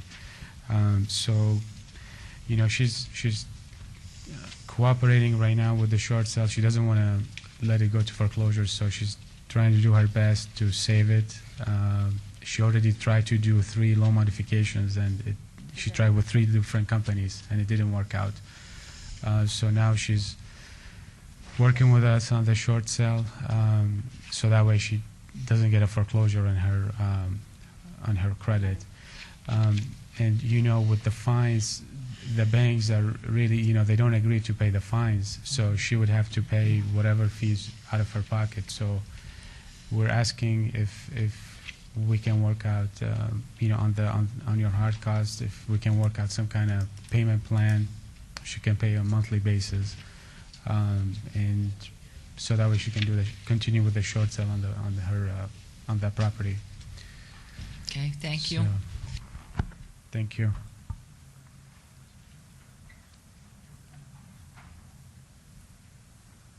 Thank you, Mayor Goodman. And Mayor Goodman, when she became mayor, she started asking some very good questions on these nuisance and abatement issues. And one of the first questions is, what's it called, the Zillow? The Zillow value of this home? The Zillow value of this home is $607,500. And what is the Zillow value? Is that like a blue book for houses? It's a work engine that's out there that we're not quite sure what all is involved, but it in some process comes from the recent sales of the area. Okay. But it's not an actual somebody who goes out and assesses the property. It's not official in that manner. Okay, thank you. Would you please, Vicki, show the before and after pictures again? Do you have, well, I guess the man upstairs has control The man over that. upstairs has control. They're coming. No, it's the guy in the booth. Okay, that's These are- the after. That's the These way are the it, current. This is what it currently looks like as of Monday. right. I want to see what it looked like back in May when it came to the city's attention. Do we know the square footage of the lot, Vicki? I know I'm going to ask you some questions you may not be prepared for. No, I don't. I mean, it looks I like don't a know the huge square house. It's It looks a very like large a house and a large beautiful lot. house. It's on a corner lot. Okay, there's the September 7th. But- If you look on the left is the pre-abatements, on the right is the post-abatements, so that we could show you what it looked like before and what it looks like after. Okay, can we go back to May? How far back do we go? Because that's when the nuisance was first brought to the city's attention. Yeah. I don't know if we have pictures. No, we don't have. We have pictures just from when we go out to check on the property before the contractor comes out. We try to go 24 hours Okay. ahead of time, just so that we can confirm that the violations are still there. Okay. Is your first name Maria? Yes, Your Honor. Okay, you can, Your Honor, look at that. Make sure my wife gets a He copy of loves this that. tape. Yeah. Okay. Maria, when did you buy the home, please? I bought this property back in 2006 for 1.8. Okay, so in 2006, about 5 years ago, probably right a year or two before the recession started, you paid $1.8 million. Yes, It's a beautiful home. it is. It's in Ward 2. I'm sure that when you paid that kind of money, it was a phenomenal home. Gorgeous. How long did you live in the home? 3 years. Okay, because we received a complaint in May of this year. What that means is that probably the neighbors brought to our attention that whomever lived there had let it go, perhaps vacated the property, and let it go into this kind of condition, and that's why the city gets involved. I completely understand, but what I wanted to tell you guys is I tried my best before took the decision that I have to move. I went to 3 different loan modification companies. I paid them $3,000 each one of them. None of them didn't work. I finally hired a lawyer. I did pay him my last cents. He promised me that he was gonna climb down the property, bring the fair market value. It didn't work either, so I was, disappointed so much. I'm a single mother. Okay, let me ask you, because I want to get to the heart of the matter. When did you move out of the house, I moved approximately? like when in February Okay, so a 2011. couple of, and that's when, after you moved out of the house, that's when it started to go Yes. downhill? Yes. Okay. But the city took certain efforts to be in touch with you to maintain the property. You didn't maintain the property. What happened is I moved. When I moved, I never come back to the property, and I never hover my mail. Okay, did you stay in Las Vegas? Yes. Okay. I went- I believe what you're telling me. I believe that you ran into some economic problems, to say the least. I believe you probably had to move out of the property, but you left the property in such bad shape, and that's why we're here, and that's why we're having a discussion right now. You know, what I would suggest, if you ever get into this position again, hold on, please, Leah, is that you maintain contact with perhaps the city or somebody else, because you still have a responsibility to maintain the property. The piece of paper you have right now, would you tell us what that is again? That yellow This piece is of the paper? invoice that I paid $7,000 to a company to complete the job. Complete for me is to leave the front yard and the back yard in a good condition with dirt and. Okay, could I see that piece of paper? Yes. Or actually, hand it up to our clerk, please. Just curious what the date, when did you hire this company to do that? Thank you. There's no date on this, but, I'm going to give you the benefit of the doubt. I mean, do you remember when you hired this contractor to do this? To be honest with you, I don't really remember, but it was like after I moved. It was after you moved out? Yes. So you paid somebody, this says paid cash $3,000, leaving a balance of $4,000. Did you pay the other $4,000 too? Yes. Did he do the work? He supposed to told me finish, but it's my responsibility to go back and check. I didn't check. Okay. I trust this company. They put license number and the invoice, and I thought that they were a good company. Okay. What I'm going to do is I'm going to ask our clerk to make a copy of this so we can have the copy. You should hold on to the original because you may have some legal things you want to do with this company. Yes. Okay. You are her real estate agent? Okay. Do you want to list the home? Do you have a buyer right now? Right now, yes, we have a buyer. We're negotiating with Chase. Chase. Okay, and this is for a short sale, right? Right. But a lot of short sales fall through. A lot of them, yeah. Okay, do you have any reason to believe that this won't fall through and that this Gotcha. short sale might actually be consummated? Well, I mean, as you know, short sales are not 100% guaranteed, but there is a good chance that we can get it approved. Okay. We have a cash buyer in place, so we believe there's a good chance that we can get it approved and save it from foreclosure. Okay. So, I don't have any other questions. I'm ready to make a motion unless my colleagues. Councilman Coffin. May I thank you very much. I'm so sorry for that noise caused by my computer repeatedly. Have you notified Miss Parra, Maria here, that in the event of a short sale, even though it might happen, that she could still be liable for the additional payments to the bank or the note holder for the balance of money that might not be recovered? yes, sir. She understands. I did.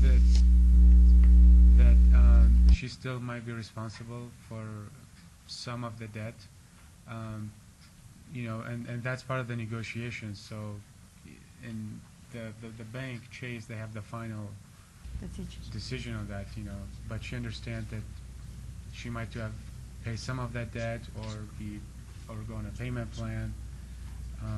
So. My point is, unless she receives a release from that bank. Right. That's what Is it Chase? Yes. Not known for their generosity, so you have to make sure that she gets that, so that she's not deluded into thinking that this thing is settled. We're fighting to get the full release. That's what Well, we're trying to do. if you're having to fight them for it, then this doesn't sound good for her. But thank you very much, Council. Thank you. Councilman Barlow, Wolfson, do you want to continue on? I'm ready to make a motion. I can't excuse is it a public hearing? Does Mr. Hodges want to be heard? Thank you. You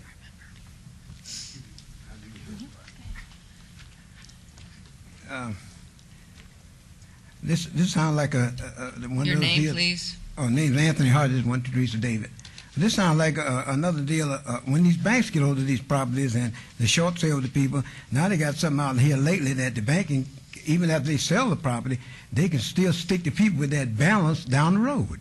So the idea is I'm hoping that the lady can get some help somewhere and can save the property for her own, for if she want to try to continue later. These banks are really killing folk. That's all I got to say.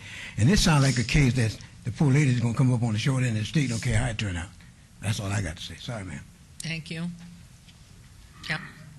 Thank you, Mayor Goodman. Mr. Steele, help me with this, please. Here's what I want to accomplish. I'm going to make a motion to assess the costs of $3,192. I do not want to assess any civil penalties, but I want to be able to monitor the property over the next 6 to 12 to 18 months so that in the event this short sale doesn't go through and Maria lets the property go back into a nuisance status, that we can come back and revisit the issue. Is that possible?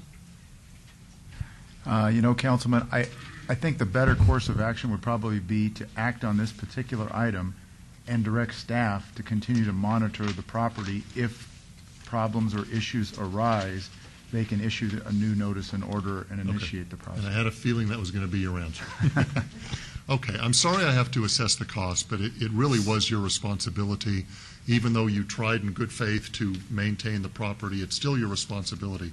So my motion is for the assessment of the cost in the amount of $3,192. No maximum daily civil penalties at all. But Maria, we have code enforcement people that now have you on their radar. So they might be cruising the neighborhood every couple of weeks. So just maintain the property, okay? Okay. And good luck with the short sale. Thank you, sir. And Thank good you. luck with, yes, sir, you had it. So with that 3,000. Do you want to pull the microphone over, please? With that 3,000, can we do like a payment plan? Or? What it is, it's $31.92, and I believe it would be a lien that would be recorded against the property. Is that right? Not in this case, Councilman. The lien only applies to civil penalties related $5,000 or more. So what in do we this do? case, I haven't done the math. I'd rely on Vicki to give us the math breakdown, but certainly it doesn't arise to the level of $5,000. Okay, so how does the city get its money without a lien, Vicki? They can set up a payment plan with finance. Okay, Which I'm willing to do. that's your answer, and I don't think that has to be part of my motion, does it? No, not necessarily, but you have the option under the code to make it a personal obligation and lien the property. So the personal obligation would give finance the ability to bill her directly, which they do anyway, regardless. So it's kind of a judgment call on your part, Council. Make it a personal obligation? Personal obligation, which would then give our office the ability to proceed against the individual if they failed, or send it to collections, although I know we have been sending these items to collection too, or finance. I don't want to do that. I'm going to give this that's lady fine. the benefit of the doubt. I'm going to suggest that you enter into a payment plan with our city representative and make regular payments. Okay. So that is my motion. Thank you very much. Okay, there's a motion. Any other conversation on these questions? Please vote on the motion. Please post.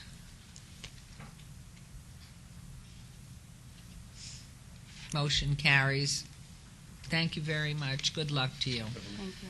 Thank Terrible you. time. Here we go. Can you get that? Okay. Thank you. Thank you. Have a good day. Thank you. And we'll move on now to item number 73, public hearing for possible action to consider the report of expenses to recover costs for abatement of nuisance located at 2100 Cedar Avenue for fees in the amount of $2,562 and assess a maximum of $24,500 in daily civil penalties. Property owner Jose Luis and Alma I. Martinez, Ward 3, Councilman Coffin. This is a public hearing which I now declare open. Is the property owner present? And Mrs. Zuna. Good afternoon. Vicki Ozuna, Senior Code Enforcement Officer for City of Las Vegas. The item before you today is a public hearing to approve the report of expenses for a nuisance abatement performed at 2100 Cedar Avenue. A code enforcement case was opened on April 28, 2011. Excuse me one enforcement- second. I'm looking at something that's 1923 6th Street. Yeah, there we go. Those are the Okay. correct pictures right there. A code enforcement case was opened April 28, 2011. Code enforcement issued a notice and order to the property owner, Jose and Alma Martinez, on June 29, 2011. 10 inspections were completed by code enforcement on this case. The abatement was completed by contractor on August 26, 2011 to remove high weeds, high vegetation, refuse and waste from all areas, application of herbicide, removal of all non-permitted structure, and boarding of all open doors and windows. That was completed for the abatement. Code enforcement completed their case on September 17, 2011. Hard costs for this case for this abatement were $2,562 and proposed daily civil penalties of $24,500 for a total of $27,062 are the costs proposed today for your approval. Thank you very much. Any questions, any information? Councilman Coffin? Thank you, Your Honor. And it is an open hearing. Yes, thank you, Your Honor.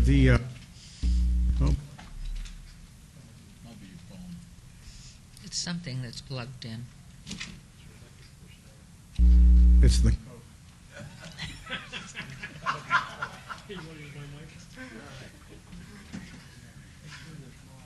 This property's been foreclosed upon, hasn't it? And who has the paper? MTC Financial, they filed a notice of trustee sale on 8/29/2011. I did extensive research to try and contact MTC Financial, and we could find no contact information for them. Wow. I'd like to have a little further exploration done on this. I'm going to move to assess after the public comment. But I just wanted to know if you could spell that phonetically. M-C-T? MT as in tree, S as in service, financial. Well, there's a financial organization here with no traceable address. They have numerous addresses in California, and they all lead to nowhere. They don't have any contact phone numbers so that we can contact them and speak with them. Notices were sent. There was no response. Are they registered with the state of Nevada as No, licensed? they're not. No licenses in Nevada? My goodness. All right, well, thank you for your So comment. ostensibly, this is a home with no paper behind it, no bank ownership, nothing? It's just an empty house? Actually, it's a vacant lot. Or was there a house? I'm sorry. There was a house. There's a house. Anyways, it is a vacant house, and from the postings that I saw about that MTS Financial, they may be a little shady in taking foreclosures from people. All I know is that we sent it to the assigned property owner. We didn't get a response. We've sent it to MTS. We didn't get a response, so we went ahead and performed the abatement.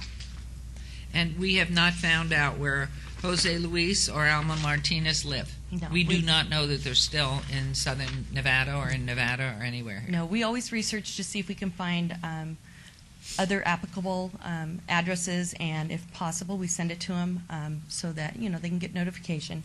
Because we realize that people are on the move right now, and we go the extra mile to notify people as much as possible. And we didn't get a response. So from your assessment, this is an unowned home that has been left vacant. It's a vacant, unoccupied house. That there's That's no nobody paper on taking and no responsibility. traceability. Nobody's being responsible for it right now. So does that become the property of the city, Mr. Steele? Not until the taxes are... No, the bottom line, and not at all. And I'd be shocked if there was no paper. MTC, as I understand it, is just a servicer to do the notice for the bankruptcy. It's not the underlying finance company. I'm not sure. I'm looking at the notes here. I haven't dug into it that far, but I think there's more to it than just what's been talked about here on the surface. Your Honor? Public hearing, or do you want to go I ahead and just have comment another first? question here. It looks... Something's wrong here, and it looks like I wouldn't be surprised if the Martinez were foreclosed upon improperly. This may be one of those cases. where you've got something. I can't make an assessment on Somebody that. forefronting for an organization who in fact has committed a grievous offense here. So while we probably ought to move forward with the finding and all that, I think we have a responsibility to see if we can't help this person. Now, I don't know whether we have to send a registered letter of some kind to the Martinez people to let them know they need to be in touch with us. Sometimes we have a responsibility we can take on our own because obviously they are not aware of what we know about this organization. That's my thought. And Mr. Steele has a comment, but how do you serve somebody when you can't find them? Well, just so the record is clear, I'm just looking at the notes here, the underlying notes from code enforcement. And on July 21st, 2011, they received a telephone call from Anna Martinez. There's a phone number associated with it. She stated that she and her husband no longer owned the property, and that was in foreclosure as of July 2010. So they had notice, and they knew of this problem. So I don't think that should be a concern at this point. They knew and took no action. But here's where I'm getting from, that a lot of people have been misled into thinking that they have been properly foreclosed upon. That's my point. You could see on the surface it certainly looks credible. In fact, it might not be, Your Honor. Thank you. Let's have public comment, if we may, please. Thank you, Todd Fowler, 240 North 19th Street. Councilman Coffin, good for you. I'm proud of you. You hit the nail on the head. These banks and these mortgage service companies have been pulling this game for years now, and it's time to put a stop to it. Thank you very much. I got to leave it up there. My name's Anthony Name, Hart. please. My name's Anthony Hart. This sounds like a real Donnybrook right here. So, Mr. Corbin, do the best you can to get to the bottom of it, because, as you said, the previous owners could be a victim, per se, and then again, they just may have walked away. So whatever it turned out right now, I just hope the city can get their money at the end of the day. Thank you. Was there, Mrs. Zuna, was there any value placed on the property when you looked at this piece of property? The Zillow value for the property as of 10/2 was $35,200. Thank you. Joe Maviglia. I've been through this so many times. Previous mayor, your husband, Jan Jones, Ron Lurie. Goodness, you're old. Who? I've been in this town for 40 years. And what bothers me the most is with the ability of the city and your ability to foreclose and your ability to approach the banks that own these properties. The process we're attempting to do is to retrofit the houses, mobile homes, and apartments. And our mode of operation is to get our process down to affordability, where the $10 an hour wage earner can afford to live. He can afford to pay his bills and feed his family. All too often, when you look at the homeless ranks, you want to blame it on the druggies and the inebriates. But what about that guy that's got a couple of kids and a wife, and he can't afford to make his monthly rent and feed his family, and he winds up out on the street? And then they attempt to get support from Section 8 and the Housing Authority, and that is backlogged 24 months, okay? And then when they get excommunicated from their property, they try to rent to survive, and unfortunately the rents are the same price high as the mortgage, so they can't afford it. So people are suffering simply because they can't afford to live. They can't afford to pay their bills and feed their families. And frankly, our city, along with the rest of our country, is going to hell in a breadbasket. Somebody better step up to the plate and start thinking that there's got to be a better way. There's got to be a way to solve the problems that these people are facing. It's getting worse as we speak. Thank you. We're working very hard on it, Thank all of you. us. Thank you. So, Councilman Coffin, are you still down there? Yeah, I'm ready to make a motion. Okay, please do. Your Honor, because we have the taxpayers who have spent money, on fixing up this place or trying to maintain it, at least to try to help the neighbors, we've got to assess fees as well as the civil penalties, I believe, at this time. And then, on the other hand, there's another there's an undercurrent here I'd want to pursue after the meeting with legal counsel to try to see what we can do about finding out more about it. I think we'll find out probably who has the paper real quick once we assess these fines. We obviously have the ability to waive the civil penalties should we choose to at a later time. In the meantime, we might also buy some time for the Martinez family to find out just what's going on here and whether or not they've been cheated. So I would like to, at this time, move that we approve item 73 in the amount of $2,562 for hard costs, including inspections, as well as the maximum daily civil penalties of $24,500. That is it. Thank you. There's a motion. Please vote. Please post. Motion carries. Thank you, Councilman.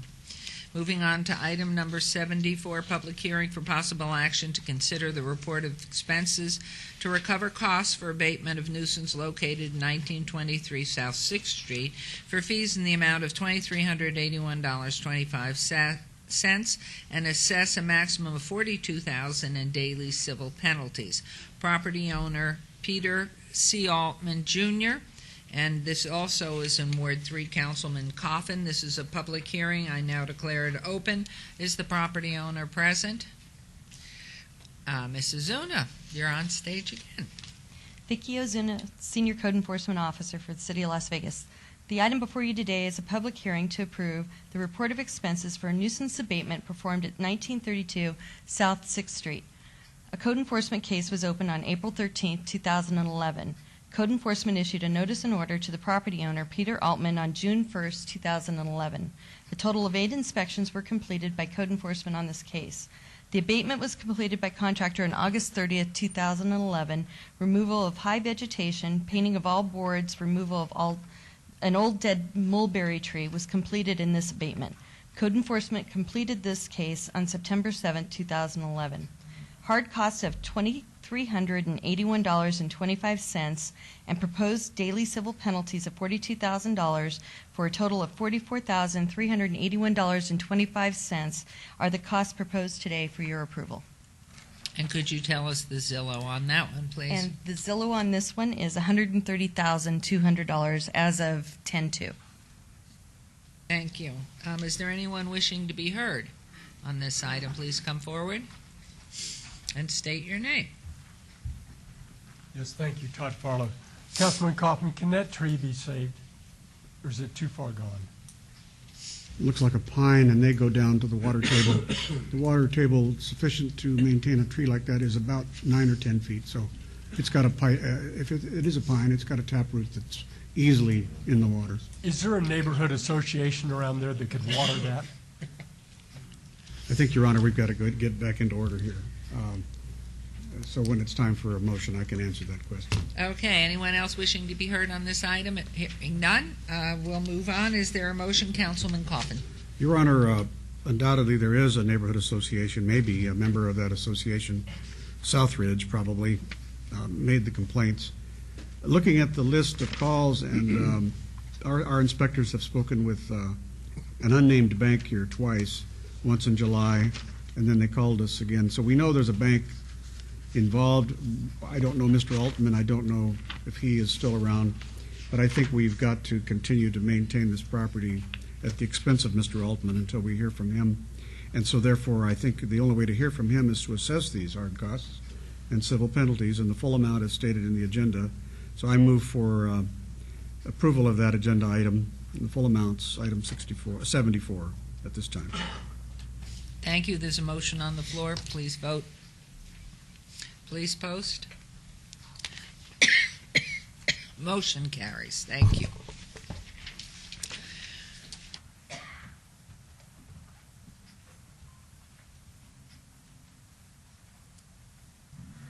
We're now into the consent agenda. Items 75 through 77 on the consent agenda are considered to be routine and are recommended for approval by the Planning Department.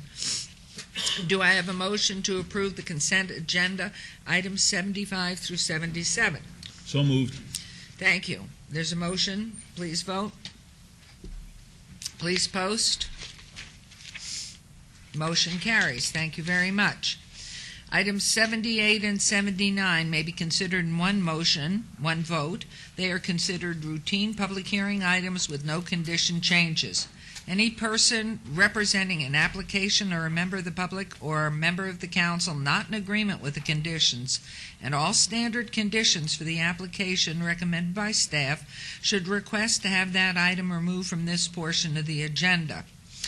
Item number 78, SUP 42604, applicant Gracie Bodie, Inc., owner IPTV BL6 136 LLC, for possible action on a request for a special use permit for a proposed animal hospital, clinic, or shelter with no outside pens within an existing 2,385 square foot building at 490 South Buffalo. Number 79, SUP 42639, applicant owner Christopher S. Allen, for possible action on a request for a special use permit to convert an existing 640 square foot accessory structure, Class 2, into an accessory structure, Class 1, with kitchen at 1125 Kalen Drive. The Planning Commission and staff recommended approval of these items. These are in Ward 1, Councilwoman Tarkanian. Are these public hearing? No, one motion, one vote. They are public hearing. They are public hearing items. Okay. Anyone who wishes to make comment, please come forward. My name's Andy Hart. Good evening, Mr. Titanium, Mr. Senior Ward, and the planning and staff will recommend approval. So, in your ballpark, have a good day, ma'am. Okay. Shall we take these? Can we do them together? Can, Mayor. We may. So, Councilwoman Tarkanian, please. Thank you very much, and I move for approval. Of items 78 and 79? Yes, both. Thank you. There's motion on the floor. Please vote. Please post. This motion passes, save for Councilman Anthony, who's excused at this moment. Do I have a motion? Well, we did those two, so that carries. We'll now go on to item number 80. Item 80, variance 41903, abeyance item variance, thank you very much. Public hearing, applicant owner JJM Properties LLC for possible action on a request for variance to allow a 2-foot side yard setback for a proposed 500 square foot attachment carport where there's 15 feet is required on a .80 acres at 815 Shetland. This is in Ward 1, Councilwoman Tarkanian. Staff recommends denial. The Planning Commission recommends approval. This is a public hearing, which I now declare open. Is the applicant present? Good afternoon. Good afternoon, Your Honor. Good afternoon. Joe Mamet on behalf of 815 Shetland. I'm here with my father, John Mamet. From the last meeting, I'd just like to do a quick recap of what happened and what was needed. First, I know that my neighbor to the north of me, Alita Nelson's statement was in question. The minutes were kind of inconclusive. So I brought her letter of support that was received by the City Council, stamped June 30th. And also, I provided everybody with a copy of a DVD that has her statement in it, along with the clerk that I'd like to play. It's only about a minute long. And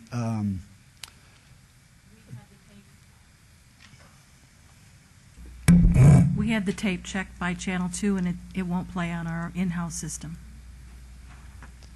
did anybody have a chance to watch it? However, I do have a transcript of that section if you want me to give it out. Sure, if it's a transcript. I'll have to find it. I could give you a copy, too. I'll have to find it. I'm good. You're good to go. Okay, thank you, I received mine during the morning session today. Did not have a chance to. It was on my desk when I went up for lunch. And Councilman Didn't have a Ross, you chance had to see something to say, but your button's not on. No, I still support their application for their carport, Mayor, so I don't need to see it. The main highlight in there was that Ms. Nelson expressed her concerns about the posts being made of wood, and we had already spoken, and it's on record that we will, make those fire retardant in order to comply with her request. And also the fact that she said that she was grateful for what we've done, and that she feels that the applicants request for a carport is a reasonable request. That is what her exact words were in that DVD. Also, there's a couple more letters of support that came in on my street on Shetland Road. The Molaskis, who have property at 807 and 809, and Karen Winkler. So that I can put a photo that shows my street with, you know, the letters of support that came in from them. Can we show that? Point out 815, Joe. And the letter from Andrew Molaski I can turn in. I'm not sure if anybody got a chance. It was emailed to Councilwoman Tarkanian and a courtesy copy to myself. City Clerk, please.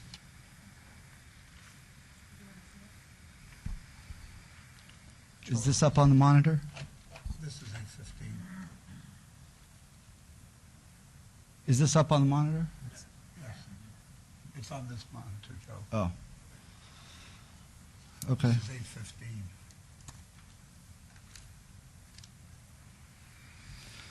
And then, you know, I showed 12 other houses in my neighborhood that have the exact same structure, in addition to Miss Nelson, who is my neighbor to the north. And then I'd like to go back to the September 21st City Council meeting, because I know there's a question of rural density, and Johnny Pappas came before the council at that time and was approved for an accessory structure next to his house on 0 lot line. That structure being made of metal. I have photos of it showing the bones of it before the actual sheathing will go over it.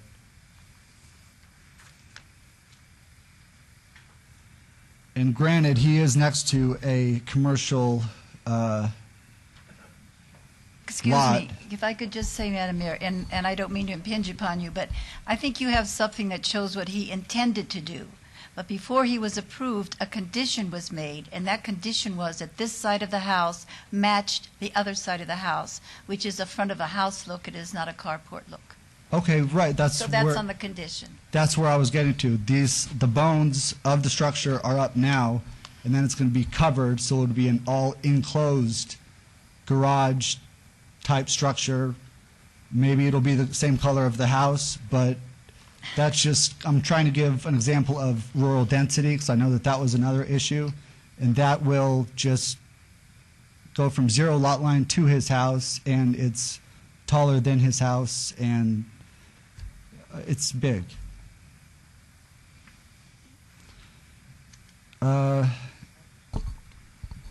Yeah, that was the Pappas house. And then I just wanted to also recap that, you know, each application, as the city attorney mentioned last time, has to stand on its own legs.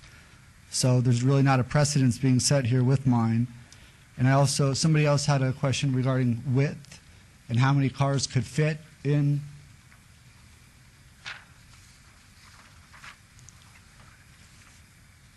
There's a picture of the wooden post and my house with my car in the driveway. There's one closer, so you can see that it's really only suited for one vehicle. Mayor Goodman, may I please ask a question for clarification? Please, Councilman. I went out and drove your property just about 2 hours ago. My question is this. From this picture, it shows that the proposed carport goes, I guess it would be west on your property beyond the metal gate, correct? Correct. So there's really room for maybe 2 cars. Oh, sure, if Okay. you piggyback them, Yeah. definitely. Left to right, you know, One. side by side, there's one, but depth-wise, there's 2 or 3? Right. Okay. Correct. Just want to clarify 2, one in front of the gate and one Yeah. behind it. That was kind of the design. Councilman Coffin? Thank you. You're right, Joe. Thank you very much, Your Honor. I did ask a question about width. I went and drove it too yesterday. You've done something really nice with your home there. And everybody's got an individual flair for their homes. Not sure who the original contractor or the subdivider was in there, but everybody's got something different. these houses, it looks to me like many people moved them to one side of the property line or the other. They didn't just set them dead center because they had some feeling for a use for this. This could be, it's horsey country, so there's no telling what you could do there. But I looked at it. I looked at three houses. I looked at your house, Miss Nelson in the middle, and another homeowner I don't know on the opposite side. And it looked like the person on the north side, the one adjacent to Miss Nelson, that home is pretty close to her house. She lives in a narrow lot as opposed to your lot and the neighbor on the north. They're both quite wide, and so based on chance, whatever reason, she's in the middle. One house is real close to her. Now, if you take your house, which is a pleasant-looking place, it's different. It may not meet everybody's idea of what they like. But now, if you add that carport right there, abutting it less than 2 feet, I think, from her property, in essence, you've put your house right up against hers. She's got a little cottage in the middle of two bigger houses. And so I began to think, how would I do this? You know, if I was a neighbor, I would say, number one, the neighbor, Miss Nelson, wants to get along with you. She may have said in the beginning, sounds good to me, and not really knowing what the concept was until it became reality, and then has the right to change her mind, as she has in this case. And obviously wanting to be friendly about it. On the other hand, I mean, I can say from my own point of view, even though it's not my district, that this is different from what Johnny Pappas's house looks like, because, you know, McNeil is semi-horsey. No horsing probably there at all, but it's definitely different. And when you cross Charleston, you're going into a different turf altogether. That really is rural, and it's intentionally to be so. I mean, that's why the streets are all named after horses. And I thought if I wanted to shade my vehicles, which is your goal, I would be putting up some sort of grape arbor or something country, because you've got a country atmosphere cooking here. I'm just making suggestions to you why I think there are ways of shading your car, because that's what you said the main goal was, without intruding upon her space. And there are ways of doing it with growth or with something flat and low. You could still shade your vehicles without having to have something that is a high-arched thing. So Pappas it was next to commercial property. You're not. So there's a world of difference, I think, in several cases here, Joe. And I thought, I'm in sympathy with your neighbor, I have to tell you, after having spent time in about 15 minutes sitting in front of both of the houses. That's the way it looks to me, Joe. Okay. Well, the only reason I brought up Pappas was just to show the density that now the front of his house and property is, where there's literally no break from wall to wall, where you have, I guess it's an accessory garage, since it'll be all closed in, house, and then whatever's next to that, which is, you know, similar to mine, but in a sense totally different, because what I'm trying to do is something that's completely open. There's no sides to it except for the one portion that's actually the house. It's see-through, you know, in the back, in the front, and on the side. And really, the roof that I'm trying to put on there is the same, you know, rusted metal, but just high enough so that there's a pitch, so that the rain can come off of it. I'm not trying to build something unreasonably high. So it would be lower than the existing front porches, for reference. Thank you. Councilman Anthony has a question. Thank you. I know we had a pretty good discussion about this a month ago, 2 meetings ago, and I remember you brought quite a few pictures of carports in that area that are similar to what you're trying to put up, where they're right next to a neighbor's wall. Is that correct? Correct, and I have 12 of them today, 12 different properties with the same. You know what kind of bothers me about this whole thing, and it's really nobody's fault. It's an older neighborhood. If you're brand new to Las Vegas and you drive into that neighborhood and you're seeing houses with carports like the pictures that you showed, and then you find a house that doesn't have a carport, and you buy it, you're thinking, well, shouldn't be a problem putting a carport up here. Everybody else seems to have one, and I can just go ahead and put it up. And then you find out, well, you technically need a variance, and I mean, in my mind, I would say, well, that shouldn't be a problem. Everybody else seems to have gotten a variance, so I should be able to get one to put a carport up. And then you show up here, and you're having basically a pretty hard time getting a variance for a carport that a lot of other people seem to have. So that's what kind of bothers me about this whole thing. So from what I've heard so far, based on the last meeting and what I'm hearing today, it just doesn't seem fair that you wouldn't be allowed to put up a structure like this when there are so many other people that have it. Whether they've had variances or not, to me, is irrelevant. It's just what's the fair thing to do. And I read the letter from the neighbor, and it seems like her biggest issue was that she didn't want a fire started. And I just to be clear on the record, this is going to be a fire retardant. Yeah, carport, definitely. Correct. I plan on wrapping the posts in a fire-rated fiber cement material to comply with her request of just that. And as in the plans, there's no power going through the structure, so electricity isn't a factor. And I believe there was another section in there about runoff from the carport onto something that's going to rust. Right. The runoff will end 2 feet inside my property line. So water that runs off of the roof of the carport will run onto your property. Correct. That's correct. Yes. Okay. I'd like to read that anyway. It's a letter that was signed by Mrs. Nelson October 16th, that if the council approves the variance that she asks, offered to do at the Planning Commission meeting, that there be a requirement that the wooden posts be fireproofed, which is what you've just said, according to the fire department approval, and that the roof be constructed so that the rainwater carrying oxidized color from the carport's intentionally rusted roof not be able to run off and color the fence or flow into her backyard. Yeah, that's no so problem. you're in compliance with that? Definitely. Yes. Okay. Yes, Your Honor. Mayor Goodman. Yes, ma'am. Please let me say it is not 2 feet from the wall. It is 15 inches from the wall. And you need to have a little bit more protection than that, and I think there will be other people here who will be able to talk about that. If the motion if it's approved to have this carport, then I'm sure that somebody will include that in the condition because that's what the lady requested. But don't say 2 feet. It's 15 inches, 3 inches over 1 foot. And it's supposed to be don't say 2 feet when it's 15 inches. And it's supposed to be 15 feet. That's what she's supposed to be allowed. Okay. But anyway, in any case, I just want to say that just where you have it now, that water, there's no guarantee with wind with the water that it wouldn't get on her wall. So somebody that does make a motion for it would.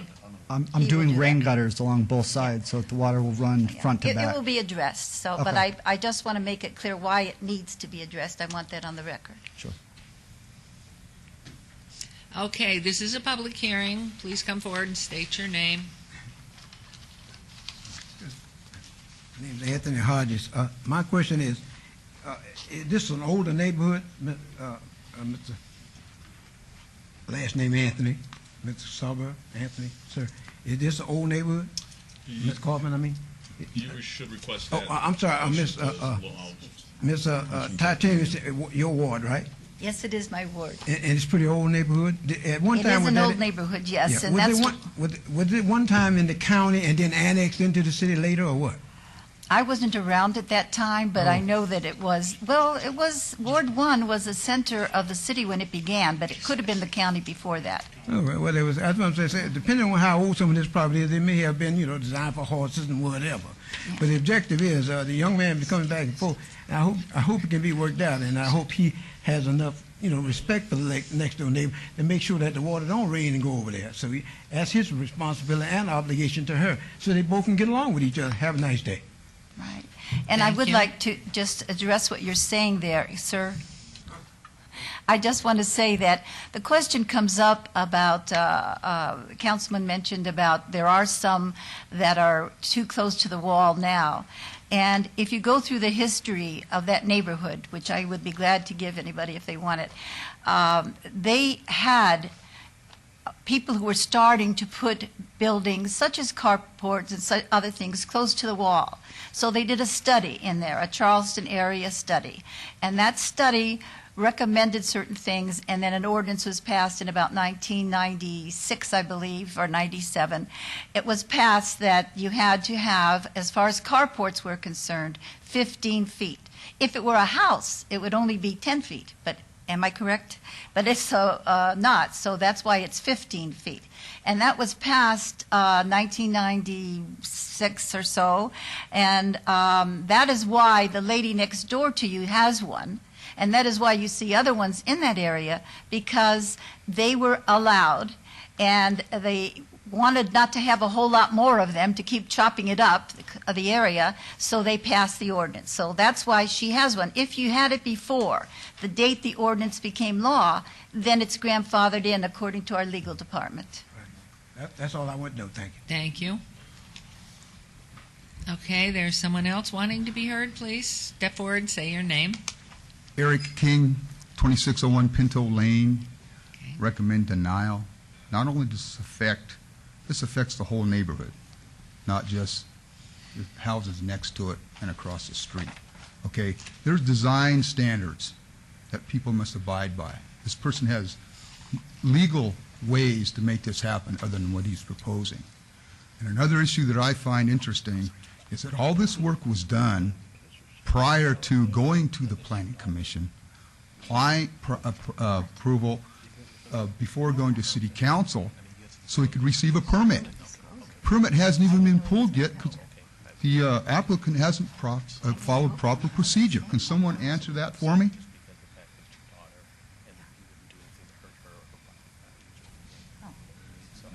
Mr. Adams, would you have a response, please?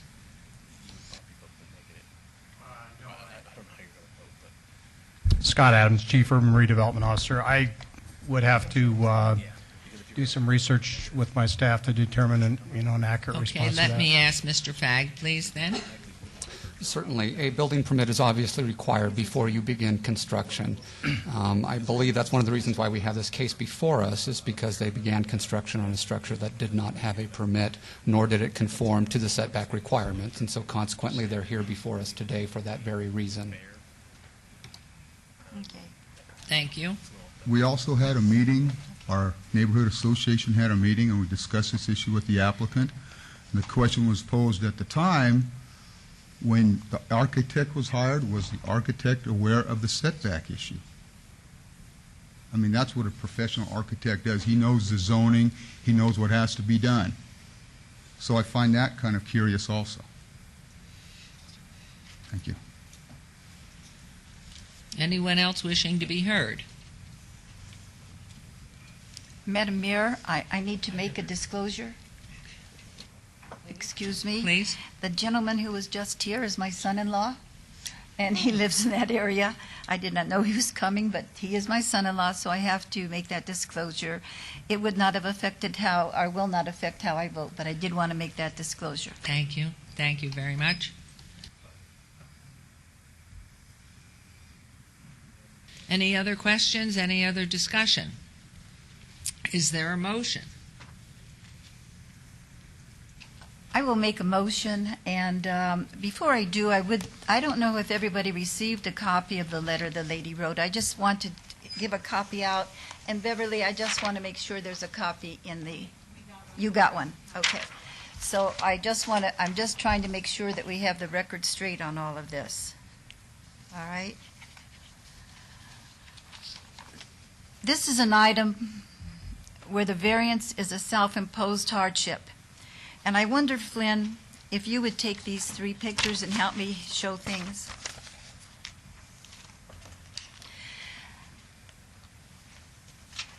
And believe me, I know thoughts that are here within council and so forth related to some of this, and I just want to make sure that on the record we have this information.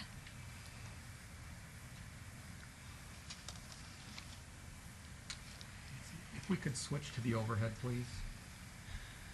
Thank you. Now, the reason why I feel the variance is self-imposed, the hardship is self-imposed is because this is the backyard of the place. It is a really nice backyard.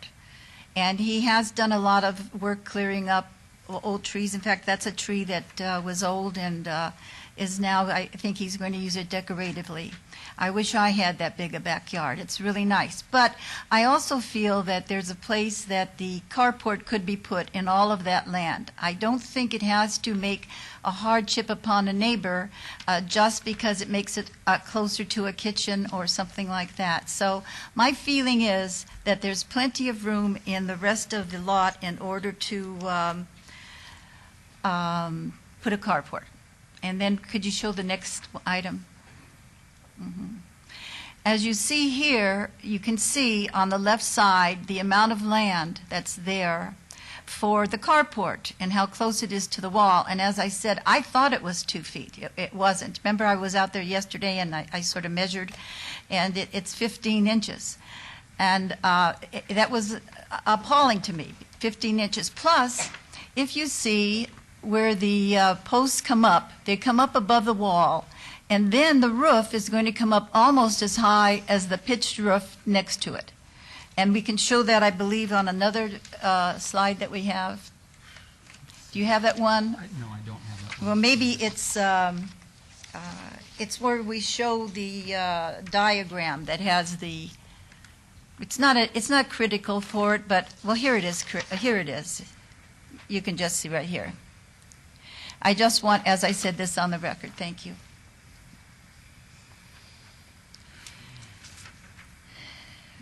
And if you look at the bottom there, well, maybe you could point out, Flynn, how close it is. Is it the top one?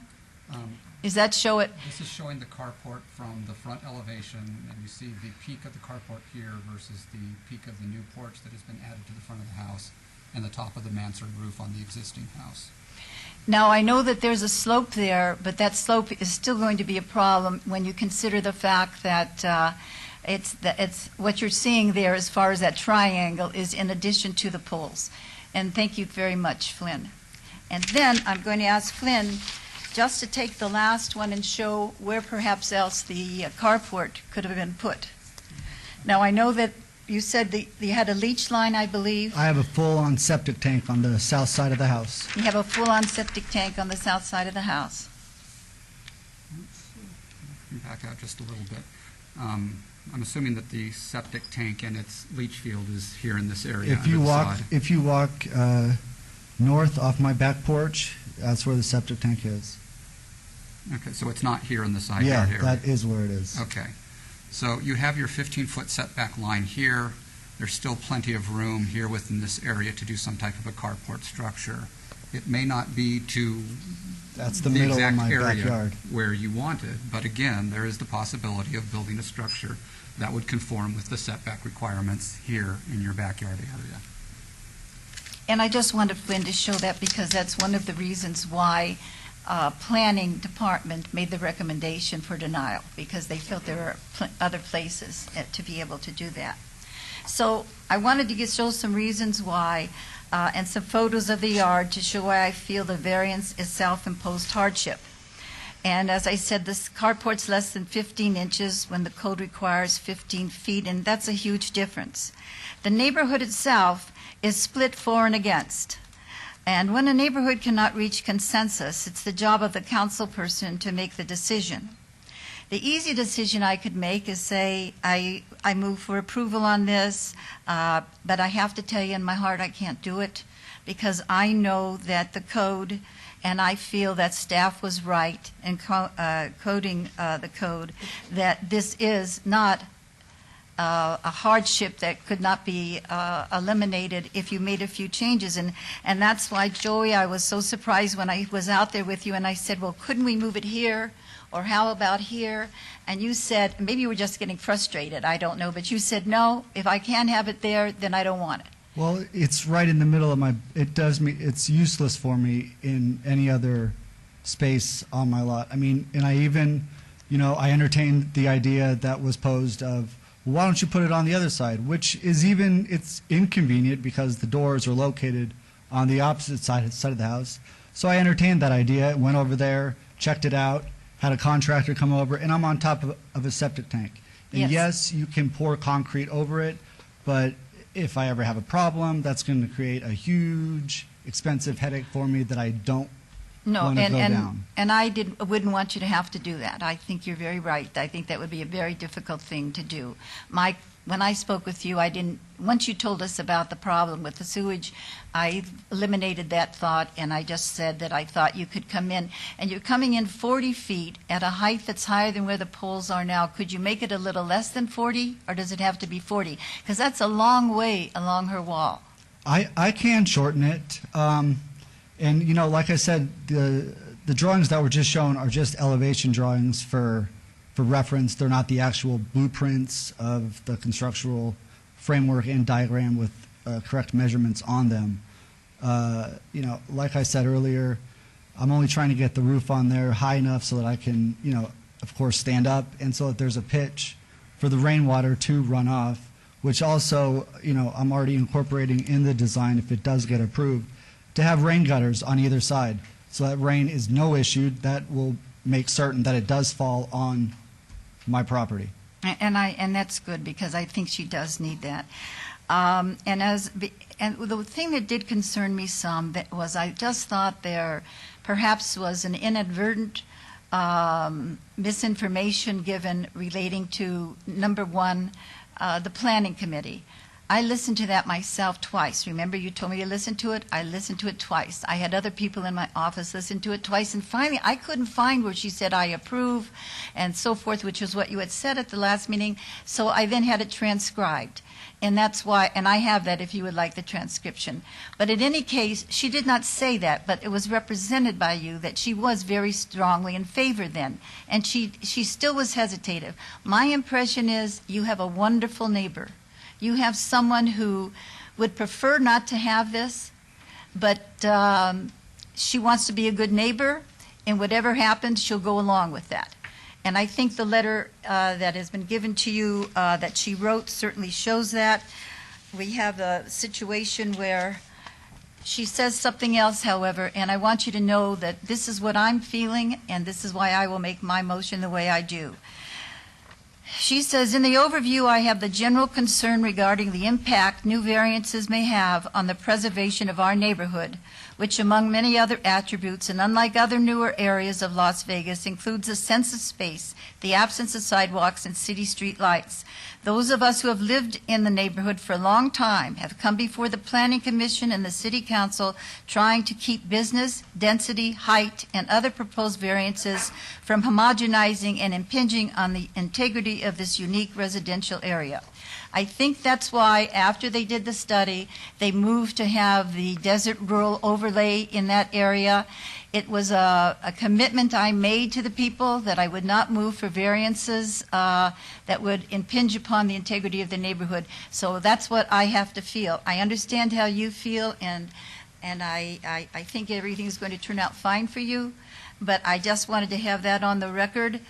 I feel that the neighbor most closely affected is not in favor, and I feel that now that it's admitted into the record, that's an important thing. And because this is a rural preservation overlay district, that I would move for denial. And my decision for the motion for denial is based upon Title 19, which states, the council shall not grant a variance if it is self-imposed. And so I move for approval of staff's recommendation for denial, where they state, in view of the absence of any hardship by the site's physical characteristics, it is concluded the applicant's hardship is self-imposed, preferential in nature. And that's my motion, and I just want all of this on the record, and whatever happens, I hope that it's good for you, and I hope it's very good for your neighbor, but I wanted you to understand, I believe integrity in small things is a big thing, and I put my integrity on the line for what I would represent for the people in that area, and that I have to stand up for that. Thank you. Thank you, Councilwoman. Councilman Ross? On the motion, Mayor, thank you very much, and I should have spoken earlier, Mayor and council members, and I apologize. I want to ask these guys again. Is this worth it? Second time you've been down here in front of us about a carport. You have a unique neighborhood. I've driven through it as well. I know it. I grew up here. If it's a unique neighborhood, you've got unique homes, you've got unique structures, whether they're grandfathered or not. I see your site plan, and I know where your septic tank is, and I get what Mr. Faggs is kind of indicated. You can put that carport anywhere, right in the middle of your backyard. Is that where you want it? No, that's not. So your local government is telling you, no, you can't have a carport, and gee, if you want one, you got to put it in the backyard. That's correct. I mean, basically, that's how I'm seeing this. You know what we tried to do? We just took this property and tried to restore it. And it was in horrible condition. And our neighbor said that. She even built the wall high enough so that she didn't have to look at it. She pull a permit? Just kidding. No, she didn't. And, sorry, Mayor. Mr. Ross, I think it was both of them that built the wall. And towards that end, we put a lot of effort into this to bring up the property values in the neighborhood. And we checked around with all our neighbors, and they were all positive for our movement towards redevelopment of it. So that's what we did. Yeah, and I recognize all your efforts. Mayor, if I can, one more thought here, and I'll leave it alone.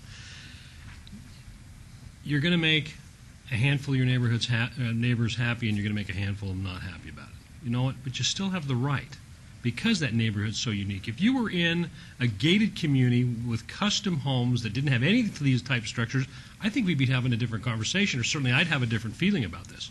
But you don't. You live in that unique rural type neighborhood that has character, and that character adds value to that neighborhood, and it's a unique neighborhood. So I apologize that you guys have had to go through this, because I can only imagine the amount of time you've spent on this for a carport on the side of your house in your neighborhood and a property that you own. So I respect my colleagues' thoughts and positions on this, but I'm going to support your carport and not support Councilwoman's motion. Thank you, Mayor. Thank you. Councilman Coffin? Thank you, Your Honor. Well, I take a contrary point of view, and I actually am going to support the motion because, as I say, I have inspected it, I've looked at it, and it's not my ward, and yet I kind of feel like we have a contrast in personalities here. You don't see Miss Nelson here because she's a calm and quiet single woman who's not, she doesn't want confrontation. She's dealing with people who have lived their life in confrontation. John, you've been a no prisoners, aggressive, top of your profession defense attorney for many years. You've paid a price for that with personal injury and threats to you. Lordy, it's amazing you're still alive after what they've tried to do to you. So nobody tried to do anything to me. Only the good die young. Nobody tried to do anything to me.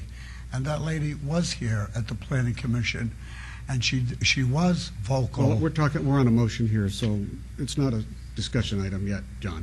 But after the meeting, it could be. I guess the idea is that what we see is here, we're kind of being asked to do the dirty work here between two good people with terribly contrasting personalities, definitely. I'm not including you in that, Joey. I don't even know what your profession is, but you're obviously trying to win, at whatever cost.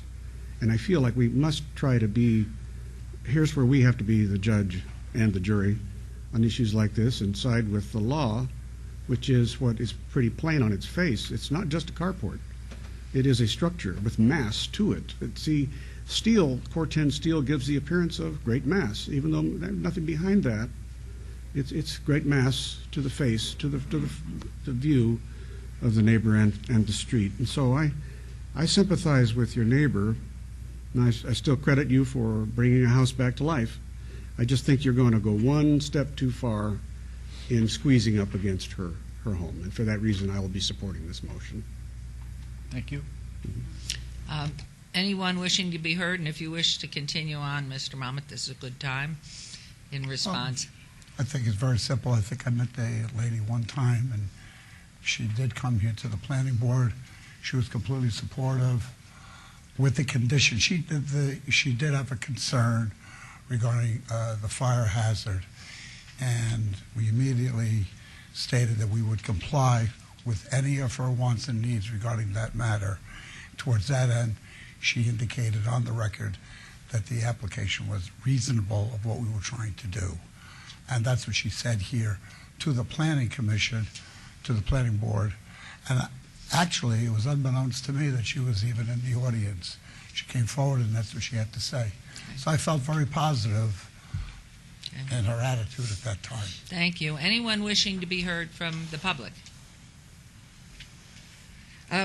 I will tell you, I have driven the neighborhood innumerable times. We've lived 36 years just across the street, have seen all the other carports as well that are built there, and as Councilman, I believe it was Councilman Anthony said, or maybe it was Councilman Ross, that as people come into our town and are looking at different neighborhoods to choose where they would like to reside, there would be an automatic assumption that if they purchased the property, they could do things like the other people that reside there. So if there are no other comments, nobody from the public, I will close the public hearing. There's a motion on the floor. There is the request for a variance, and there is a motion either nay or yea. Please cast your votes.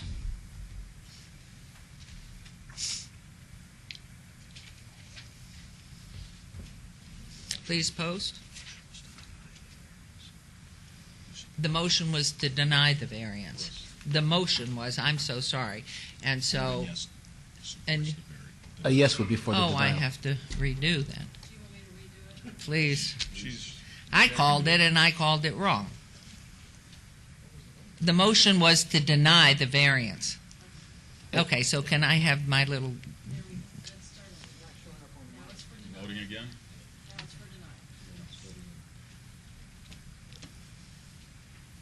The motion was to deny the variance. So if you are in favor of the motion, you vote yay. If you're against that motion, you vote nay. Please post. It's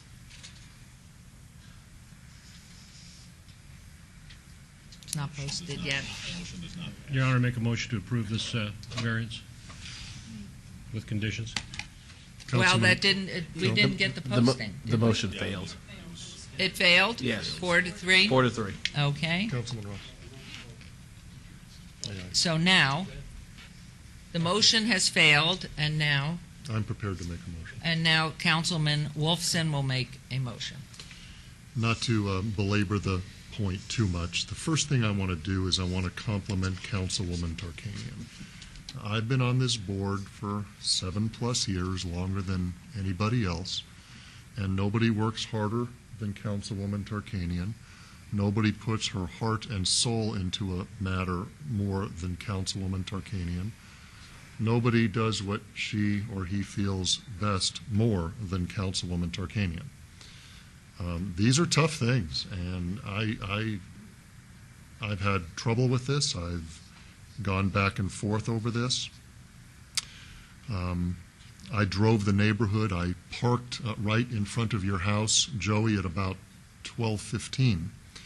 I trespassed onto your property to be able to get a good look. Can we go back to the picture with the proposed carport, please?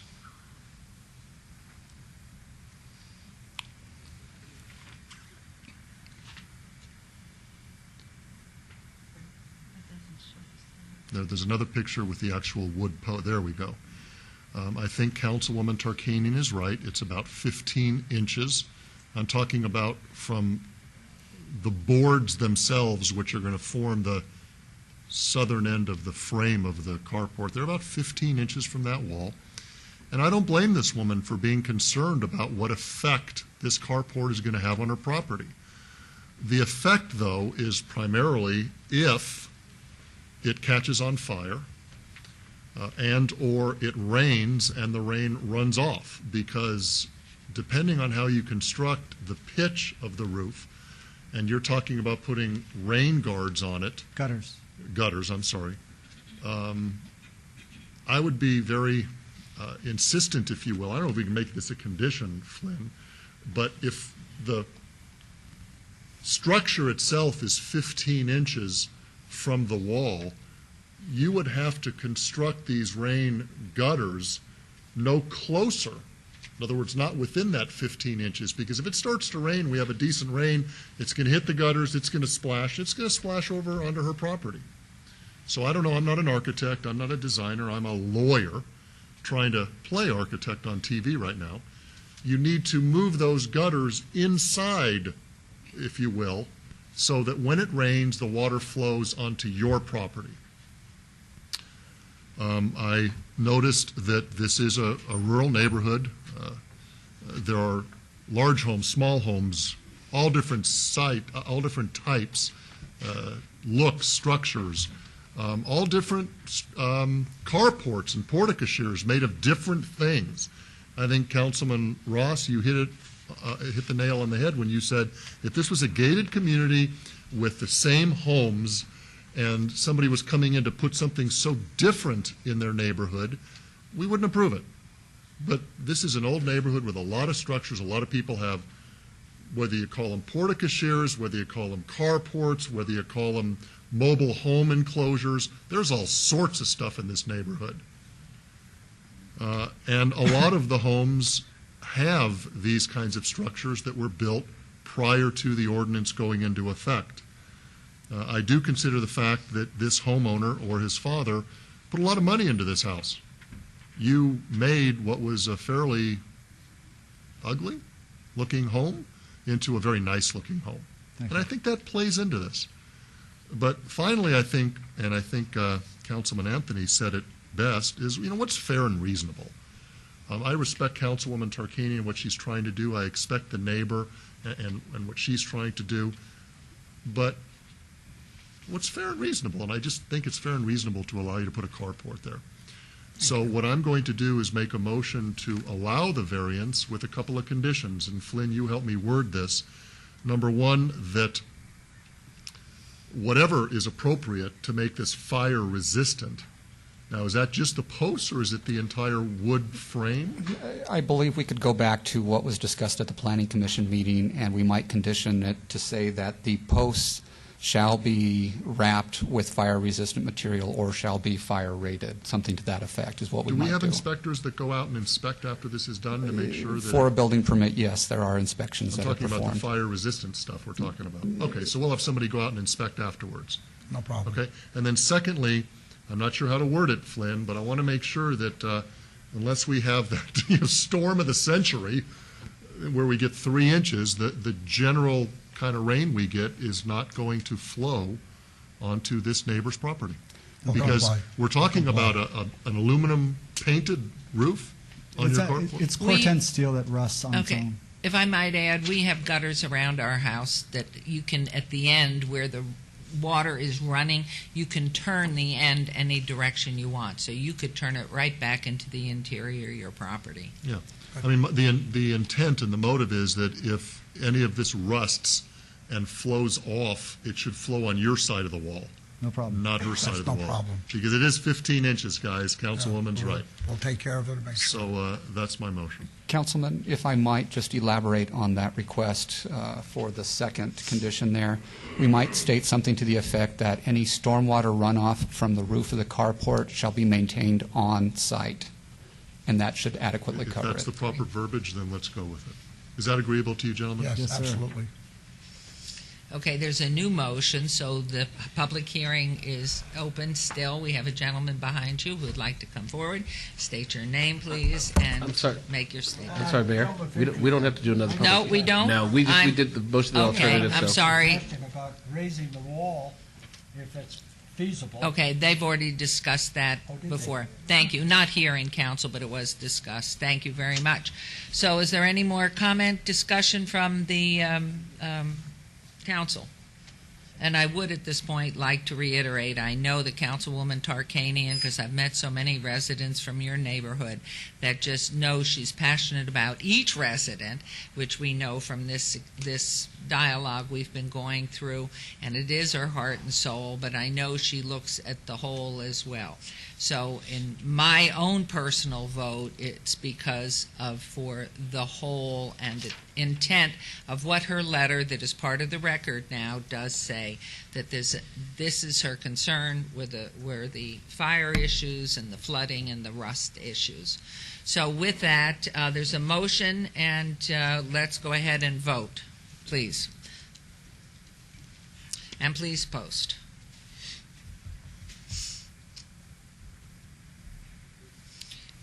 Okay, I don't know why I'm not getting it on my screen, because It's I have 5 to the 2, wrong Mayor, in thing. approval. And it is approved. You have a carport. Great, thank you. With conditions. Thank you very much. I'm delighted you survived the experience. Thank you, Ron. Thank you Especially very much. after Councilman Coffin's comment, so take care. Goodness. Okay, we will now move on to item number 81. ROC 42995, abeyance item review of conditions, special use permit, public hearing, applicant Terrible Herbst, Inc., owner Malavi LLC, for possible action on a request for review of condition of a previously approved special use permit U0112-00 to delete condition 2 that states, quote, the sale of individual containers of any size beer, wine coolers, or screw cap wine is prohibited at 3320 Novat Street. This is in Councilman Anthony's Ward 4. Staff recommends approval. This is a public hearing, which I now declare open. Is the owner present? Not the owner, representative. Representative. I do. And would you gentlemen, well, the owner, I see Terrible Herbst right there. That's my uniform. Okay. Would you care to state your name and make your comment? Mark Walters, Director of Sales and Marketing for Terrible Herbst Oil Company. George Philpott, General Manager of the Convenience Store Division. Gentlemen, any comments? I believe we met with Councilman Wolfson on Ward 2 to go over some of the issues. I believe this one was up for approval in Ward 4. Correct. This is Councilman Anthony's ward. As we stated in our previous meetings, that we take it very serious with our company to make sure there is no sale of alcohol to minors. So what we're looking at, for you to understand, is we've had 312 alcohol stings this year, or alcohol tobacco stings, and we passed 311. So we want to make sure that you understand, not just screw top and single serve. We take it seriously to keep alcohol and tobacco out of the hands of minors. Anyone from the, yes, please come forward and state your name. My name is Anthony Hardy. When you're dealing with alcohol, I don't mean any harm, and you're going to vote the way you're going to vote, but I just want to get a point across for future down the road.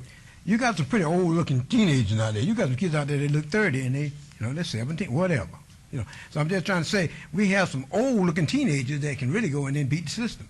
And so with the best of the best, with any kind of phony, license or whatever, you got some. What I'm trying to say, these people who sell this stuff, they do the best they can. Once in a while, somebody's going to slip by, so we can't hold them accountable for one or two minor incidents over the time of their license. That's all I'm saying. Okay. Good luck to you. Anyone else wishing to be heard on this item? Can I make Hearing. a comment, Mayor? Just Yes, briefly, please. for the benefit of the council Councilman and the public and you guys. Oftentimes, and I've said this before on these reviewed conditions for single sales and screw top, Mr. Fagg, you and I have had this conversation. We're going to see more and more of these because convenience stores, once they get approval to have their convenience store and their business license, don't realize that condition of approval is that you're restricted to do so. So you go about your normal process of doing business, and you're selling stuff like you sell throughout the rest of the city, and then occasionally a compliance officer may step through the door and say, hey, you're not in compliance with your conditions of approval, thus we face these items. So I just want to make that comment because all of us in all of our wards are going to see this more and more. I just want to make that for the record. Thank you, Councilman Ross. Councilman Anthony, is there a motion? Thank you, Mayor. I appreciate you meeting with Councilman Wolfson. It would have been nice if you would have met with me on this item here, but Mr. Fagg already filled me in, and it's my understanding we don't have any police type of issues that have occurred in that particular area. That is correct. There have been no incidents there at the property. The one concern is on these type of issues that people go in there and they'll buy a can of beer and then they'll go out and hang out in the parking lot or go down to the next parking lot and cause trouble. You guys are going to be monitoring that? Yeah, we have posted on our facilities that no alcohol consumption within 1,000 feet of the facility. I can show you a picture if you'd like. You'll be monitoring that just to make sure it doesn't happen. I know that this is at 215 in Cheyenne, so it's not like there's a lot that's actually, there's really no place to hang out there. I mean, there's a desert across the street and a couple of businesses, but it's my understanding you have some type of a unique system for checking birth dates to make sure that minors are not being sold single package or any kind of liquor? To ensure that we're not selling to minors, we have a computer system that every transaction that is an age-restricted item, the ID is presented to the cashier, and their actual birth date has to be entered into the register. And there can be fraud when entering into the register, but those tapes are reviewed every morning by the supervisors to make sure that the birth dates are entered properly. Okay, so I guess my motion will be to delete the condition. Is that how we say it? Just actually, your motion can be to approve this review of condition. All right, that's my motion. Thank you. There's a motion. Please vote. Please post. Motion carries. Thank you very much. Thank you. Good luck. Next one's mine. Okay. Oh, are you staying put? Boy, you busy guys here. Yes. ROC 42989, abeyance item, a review of conditions, special use permit, public hearing, applicant owner, Terrible Herbst, Inc., for possible action on a request for review of condition of a previously approved special use permit, SUP 18910, to delete condition number 11 that states the sale of any individual containers less than 22 ounces of beer, wine coolers, or screw cap wine is prohibited. All such products shall remain in their original configuration as shipped by the manufacturer. Further, no repackaging of the containers into groups smaller than the original ship container size shall be permitted. At 1051 Desert Foothills Drive, this is in Councilman Wolfson's Ward 2. Staff recommends denial. This is a public hearing. I now declare it open. You are still here, so it is your ballpark. Mayor Goodman, if I might, I might be Please. able to speed things up a little. Okay. Flynn, you have a change in your recommendation, is that right? And if that's the case, would you tell us why you're changing your recommendation? Absolutely. My original recommendation for denial was not based on any police activity there at the site or any issues with their business license, but rather the fact that there is a protected use just kitty corner across the street, that being the West Tech High School. My concern was the proximity of having the alcohol sales relative to the high school. However, since making that recommendation and finalizing my report, I did meet with the applicants in your office, and they went through their procedures with us in terms of how they enter those into the register with each transaction, how they review the IDs, their policy, their training manual for the employees, so the employees are aware of the danger of doing that and also the consequences of doing that. And so I'm now comfortable changing my recommendation to approval based on those procedures. Thank you, and thank you for meeting with us, Flynn. And gentlemen, thank you so much, and make sure you thank Chris Kemper as well. Councilman Anthony, I'm sorry? Public hearing, too. Sure. Councilman Anthony, I think that the reason they didn't come see you is they came to see me about 10 days or 2 weeks ago. You may have still been out. Oh, okay. I'm not sure, having brain surgery, whatever.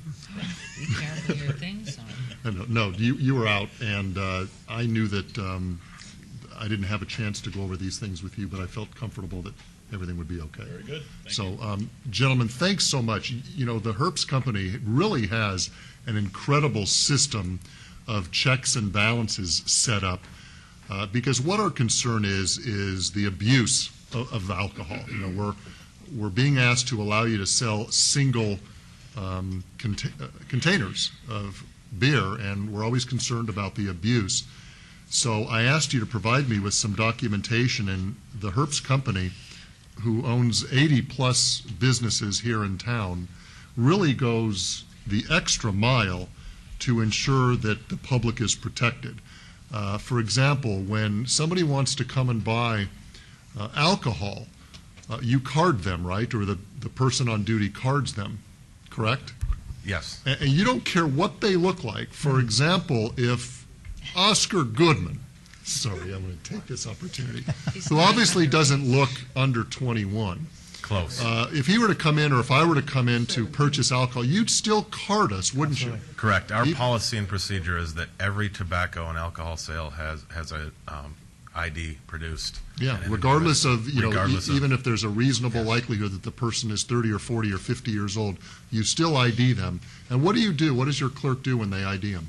Their birth date is entered into the cash register, and if that birth date comes in that they are under 21, it automatically cancels the sale and does not allow the sale. Yeah, so I mean, the ability to abuse the system is very difficult, correct? I think if you look at the numbers with 312 stings year to date and 311 passed, it's very difficult to purchase an alcohol tobacco product. And these There are works. stings, this is not by the police department, this is your company that pays, is that right? We've got internal stings as well as external stings. Yeah, so you go to the trouble and the expense of ensuring that your employees are following this protocol. Absolutely. Absolutely. In fact, if I may speak on this, George Philpott, those 312s are actual stings by the police agencies. Oh, they are? Okay. They are, yes. Okay. What we do is daily, like Mark alluded to, is we look at our reports, and if a manager is found not doing their job and checking the reports, because you can't be there 24, 7 days a week, Right. there's strong disciplinary action on the manager as well. We've had to terminate managers, been 18 years with us, because they didn't want to feel it was important enough to do this. So we take great pride and sincerity not to sell to minors. And we will ask the same customer, comes there in the morning, in the afternoon, and night, 7 days a week, may I please see your ID? Okay, and if Every they don't single have time. the ID, they We don't. don't give it to them. Sales refused. The Sale sale is refused. refused. I get a lot of customer complaints Okay. weekly from this. Okay. And you have posted throughout your stores, and in particular this store, notifications that you card everyone for alcohol. Is that right?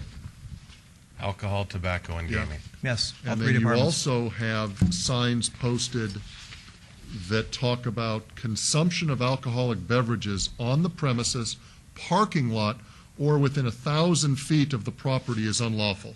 Yes. Yes. And what do you do if somebody opens up a can of beer and goes out into your parking lot and starts drinking?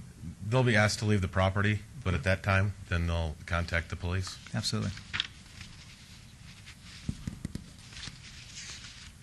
Okay, well, I want to compliment your company for, going all out to try and protect the public for the abuse of this kind of thing.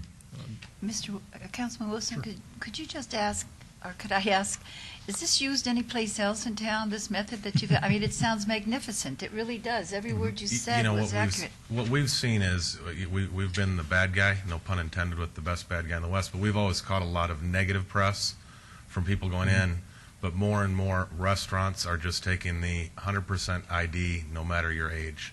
So you're seeing it instituted in more places. Yeah, Mark and I have actually done seminars throughout the country. People come to us and, what's your success? Why are you successful? Of course, our competitors, who are our customers, complain because they refuse the sale. So they go elsewhere, and that's unfortunate. But we've had to tell customers, this is our policy procedure. If you don't comply, it's not worth taking your business. What's the name of the software? Actually, it's actually incorporated. It's a nucleus register from Chevron where you'll ask for the ID. They'll put it in the register, and if the birth date is incorrect, it will actually cancel the sale right then and there. And it's a Chevron program, Chevron, no? yes. Thank you. Okay, I'm prepared to make a motion, but I think Mr. Hodges would like to be heard. We are a public hearing. Please step to the plate. My name is Anthony Hodges, and this is Turbo people, right? And y'all the one with the flags, right? Yes. And what I'm trying to say, it's a good company, trust me. And they got a lot of employees, whatever, throughout. But then one thing I love you for, you took the flag down at Charleston and Nellis, and I almost rolled over and cried. And 2-3 months later, they brought the big flag back. Thank you for that. And I love you. Have a good day, and I hope it passes. Thank you.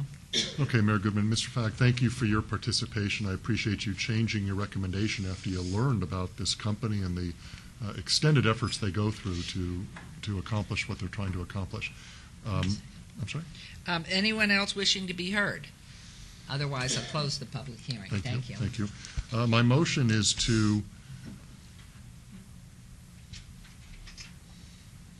delete condition number 11, which is part of that special use permit. Is that right, Mr. Fag? Just approval of this review of condition Approval essentially of the, does that. Even though the body of the document talks about deleting a condition. Correct. Okay, then that's my motion to approve Thank this you. review of condition. There's a motion. Please vote. Please post. I've did it again. Please post. Does it go through? Did you get it? Yes, please. Okay. 3 times, magic charm. Motion passes. Thank you very much. Thank you. And items 83 through 87 are obeyed. 83. Your Honor, we're not getting the postings out here. We don't see them on the monitor. Correct. That I was asked this morning to repeat that the motion carries. The only person we were missing on that last vote, I'm sorry, was Councilman Barley. They're not working. So sorry. We've had trouble since this morning. So things still work. That was item 83 through 85, and then again, and those are obeyed to 11-2. And items 86 and 87 are obeyed until November 2nd. And then we go on to item number 88. Item 88, which is to be heard. Correct? Correct. Yep. Item 88, SUP 42258, special use permit, public hearing. Applicant, Kids Happy Days Child Care, Ona Shanta Wijekularatne. Is that close?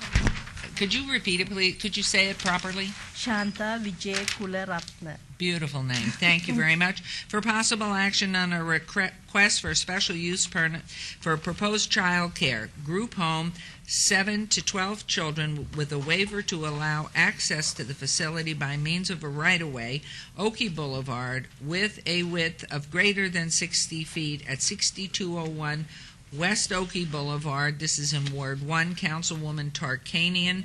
Planning Commission voted 7-0, and staff recommended denial. This is a public hearing, which I now declare open, and we know the applicant is present. And do you want to?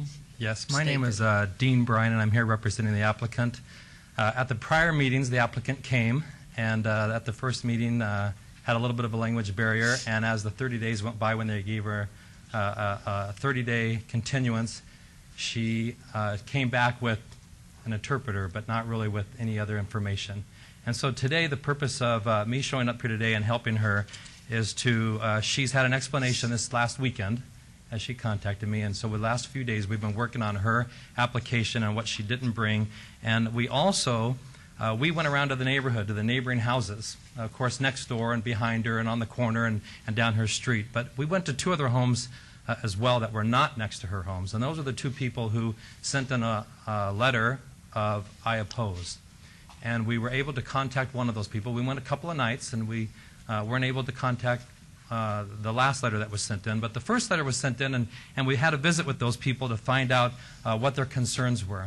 And we actually learned something that I couldn't even answer when I was there at their house. And they said, well, we're not going to sign the letter stating that we approve of your application because we both agree that we don't understand this one question.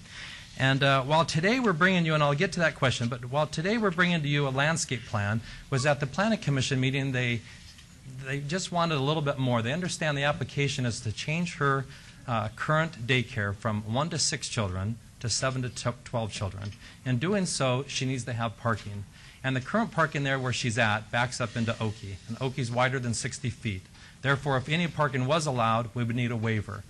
And so a waiver was applied for. Excuse me, could you give us the cross streets on Oakey? What are the closest cross streets, please? It's right on the corner of Oakey and Verde Jardine Way. And the 2 main cross streets? Jones and Oakey. Jones and Oakey. So it's right down from, right across the street from the hospital, across the street, but more so right down the street from, where we have the Christmas festivities. Opportunity Village. I'm sorry, Opportunity Village. And it's on the south side of Oakey? Yes, on the south side of Oakey. I see it right there. And thank you. When a lot of interesting facts here that I've come up with, but originally they went out and they took pictures and they showed her house, and she had rock landscaping and the weeds were growing up through it, and the house wasn't in perfect repair. Since then, her and her husband have worked on that themselves and brought the house up to repair to this point. Now at the end of this, we've had some discussions about the graffiti that were on the wall, and that was in part by not having probably by not having enough landscaping. And they have this big wall inside of their house on the corner. And if a youngster, perhaps, if that's who does it, had a can of spray paint, they'd walk by and say, well, that's the perfect wall. I mean, no landscaping, a great big white wall, and we'll just start with that one. And so she did have some graffiti issues there. It is our proposal now, and I've discussed it with the applicant, that in the event that this issue does not pass today, in that event, the applicant is still willing to. She understands that if she would landscape along that wall, it wouldn't be such a deterrent for people to come by and say, well, there's my wall again, I'm going to paint it. She needs some landscape in there.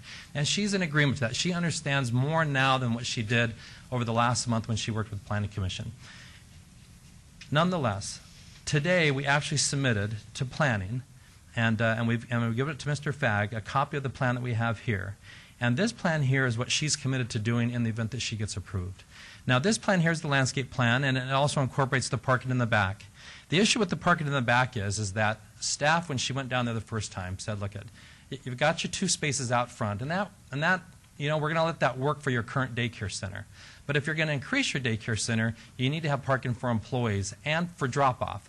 And that's not a perfect scenario. It's 80 feet wide, it's busy on Oakey, and not perfect visibility, to be honest with you. So the proposal was to perhaps put the parking in the back. Well, she hired a civil engineer, they brought in the plans, that's all was said, no argument in her favor when she came in here with Planning Commission. At the end of that, and 30 days later, continuance, they voted unanimously opposed to the application at that time. And what we're proposing differently today is that we want to explain the parking, and the purpose of the parking in the back is, and I met with Steve Kubecki at Planning, they understand that I refer to her as Miss Sue. Miss Sue, they understand that they want to train the people that come there, that it's Miss Sue's driveway in the front and her garage, which is clean, and they park their car in the garage, that they will use the front driveway. And that if she has a need to hire another person, which hiring 12 people, if 12 people are in fact there, you have to have 2 people working. So there'd be someone besides Miss Sue. Currently, her husband is also trained and works in the daycare as well. And her husband is there now watching the children who are there. But in the event that this gets approved, the parking in the back was for the purpose of having one, a handicap parking spot, which is required, and then to have 2 other parking spaces for people to come and go, to not have it on-street parking, and not to use the parking on Oakey. We went around and showed this plan, and we showed the civil plan to the neighbors. And we showed it to the 2, and I actually dropped it off at the one house that we didn't have communication with, but to the other house, we dropped off this plan and a letter stating what we were proposing and what we were doing. Ironically, the night that we went out, every neighbor signed it. Now, the only neighbor that I couldn't get to sign it was the one directly behind her, and we've been to that house in Henderson. It has a lockbox on it. I don't know whether people still live there, but the owner of the house in Henderson that's registered, perhaps is up for sale. And we didn't get that signature, but the neighbors around the street, every house we went to, 7 in a row, we got all signatures. But we went to the one house that sent in the opposition letter, and this is what their concern was. In the application that was prepared by staff, it says, group home. And they were concerned with the classification of a group home. Why isn't it called a family home? And they were thinking of the name group home as a big, big picture. They were thinking in their minds, how do we know that she's going to be watching children versus having 12 gurneys in there and watching older people? They just saw the group home and they said, look, and unless you could explain the group home classification that's in the paperwork, in the write-up, we're just still not in favor of signing your document. And so I researched that out. I spent a lot of time the last couple of days trying to find out why that is group home. From 1 to 6, and this is strictly child daycare center. 1 to 6, they call it a family home. Family care, 1 home, 1 to 6 children, family care. Once it goes from 7 to 12, then they call it group care because it's a group of children. And the group care has other criteria, who you hire, how many can come, what age they can be, and they have a whole list. At that night, I couldn't explain it to that neighbor. I couldn't explain why it's group home. But group home does not mean in any way, shape, or form that she can at any time watch any children older than age 12. Because their license is governed, and it's only one office is governed. The only license that she has is from birth until 12. Now, she happens to specialize in birth to like 4 years old. She doesn't have any children come to her house that are older than 4 years old.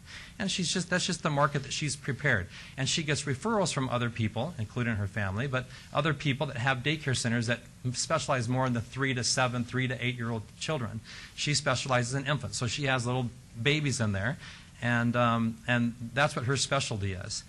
Can I ask you a question? Yes. Initially, you made the comment 1 to 6. That was age or numbers? Numbers. When you get the a number daycare of license, six children. Yes. Why then did you say the planning or whomever persuaded her to go 7 to 12 when she asked for 1 to 6? If I said that, I didn't mean that. When she chose to apply for the application ahead of time, she applied for the application, they said in order to have 7 to 12, a group care facility for children, then you need to have proper parking. And proper parking is not backing up into the 80-foot right-of-way street. Okay, so that was not her desire to have only 6 children. She would like up to Yes, 12. and with any age limit? Up till 12. Birth till 12. When she fills out her application, well, you can only go till 12 unless you have a whole other license. And she goes through all the health ramifications. She has cleared or is clearing those? No, all done. She's been in business since 2005 at this location. Okay. And from 2005 until to date, she's had no warrants, she's had no problems, no complaints. Now, how does she get governed this time that she's supposed to only have 6 children? How do we know that she doesn't have 7 or 8 already? What happens with the state comes by quarterly and surprise visits. They never plan a visit. They come. She has in her application that she's available 24 hours a day. I mean, primarily, her bulk of her people are from in the morning until when people get off work at 5 o'clock. But she's advertised that she's available 24 hours a day. The state then comes by randomly and inspects to see what is the case, and they have a checklist. And they go through that checklist with her, and of all these years since 2005 until present, no demerits, no problems, and no complaints. So this particular applicant has chosen that she's maintained the 6 in the daytime, that possibly occasionally she gets the phone calls from people, hey, can you watch my children? And she has to no and say no and say no. Now, it is true that this application goes from 7 children, for 6 right now up to 12. Of those 12, she has 2 children who are younger than 11. And those 2 children count in the number of 12. So her current two children that are under 12 right now are in that number. So right now, there's ways of getting around. While they're at school, she could take on 12 people, but that's not the intent. It hasn't been the intent up till now. But she would only be able to watch 10 children. She would be on the random inspections. She's been through the health training. Her husband's been through the health training, the CPR, and all that training. Miss Sue is the licensee, but her husband's the trained individual that helps them. If they have 12 children, then it requires 2 adults there watching them. Now, if the other employee comes in, it's something that she'll have to train. Hey, you use the front street. You're an employee. You understand that the traffic and issues. And let her other people come in the back in these 3 parking spaces that have been provided to use those spaces. We would ask today that you would consider the neighbors who said I oppose their question about group care, and I didn't know the answer myself. Now I understand it's simply from family care, 6 children, now a bigger group care, and that's just the classification provided by the state.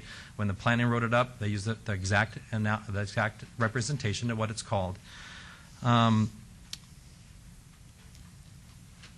daycare has rules.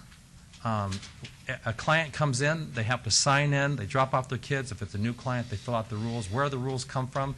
They really are her rules. And she's the author, she's the business owner, but the rules really come from the daycare facility or the state daycare teaches you and trains you how to do these, and she's more or less just copied all those rules. And even in the rules, it says in there, one of the rules, that if you have any complaints, that the first plan is you bring it to me, and if you are unable to do that in the contract that she gives them back, it lists the phone number on there to who to call with the state.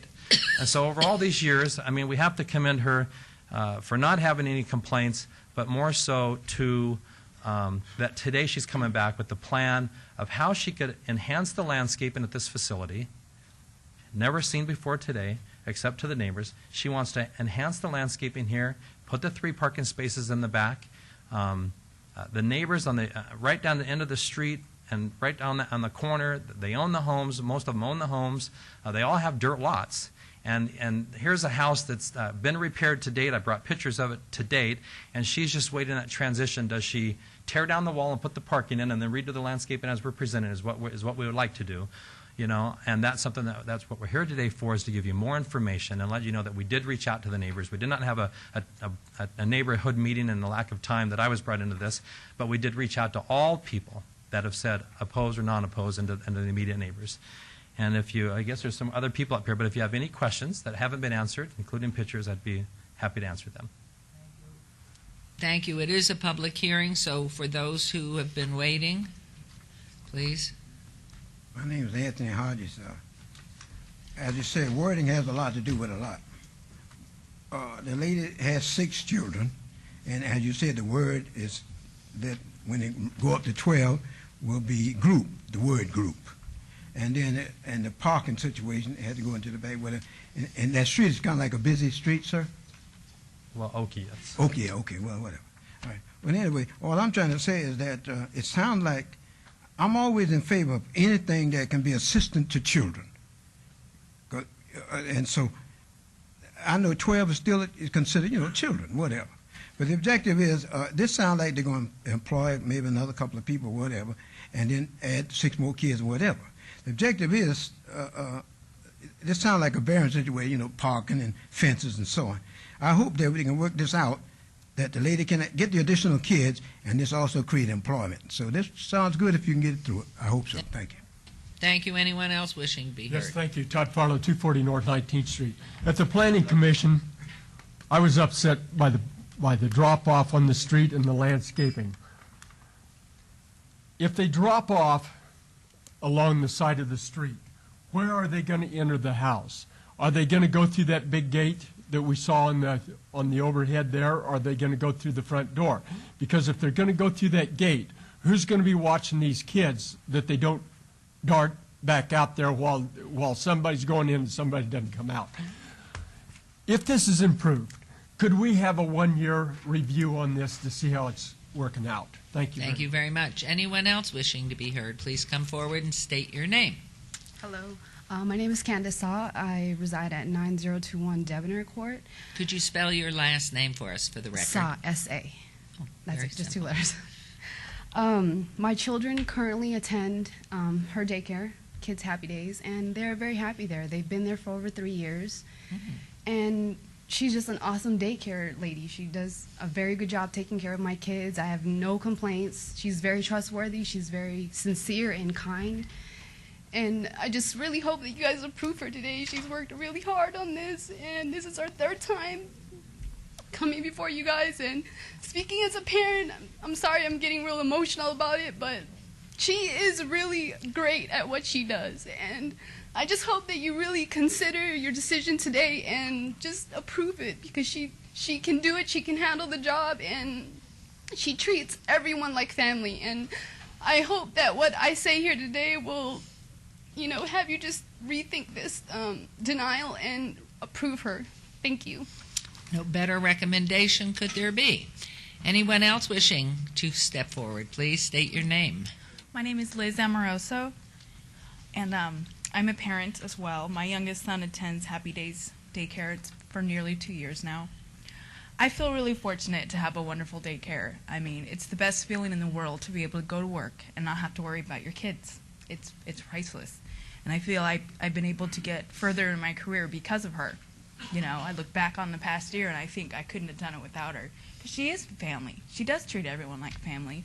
I know that she treats my son, just as evenly and fairly as all the others, and loves him. They're really, truly taken care of. So, she's making me get emotional too. Anyway, she wants to expand her daycare, and I think it would be a wonderful contribution to the community. I especially, to other parents seeking a truly worry-free daycare experience for their children to attend. My son every day truly enjoys going to his friend's house, as he calls it. So I sincerely hope that her daycare expansion is granted, because it truly is a blessing, and I genuinely feel the community would benefit from this expansion. Thank you very much. Councilwoman Tarkanian. I'm sorry. Anyone else wishing to be heard?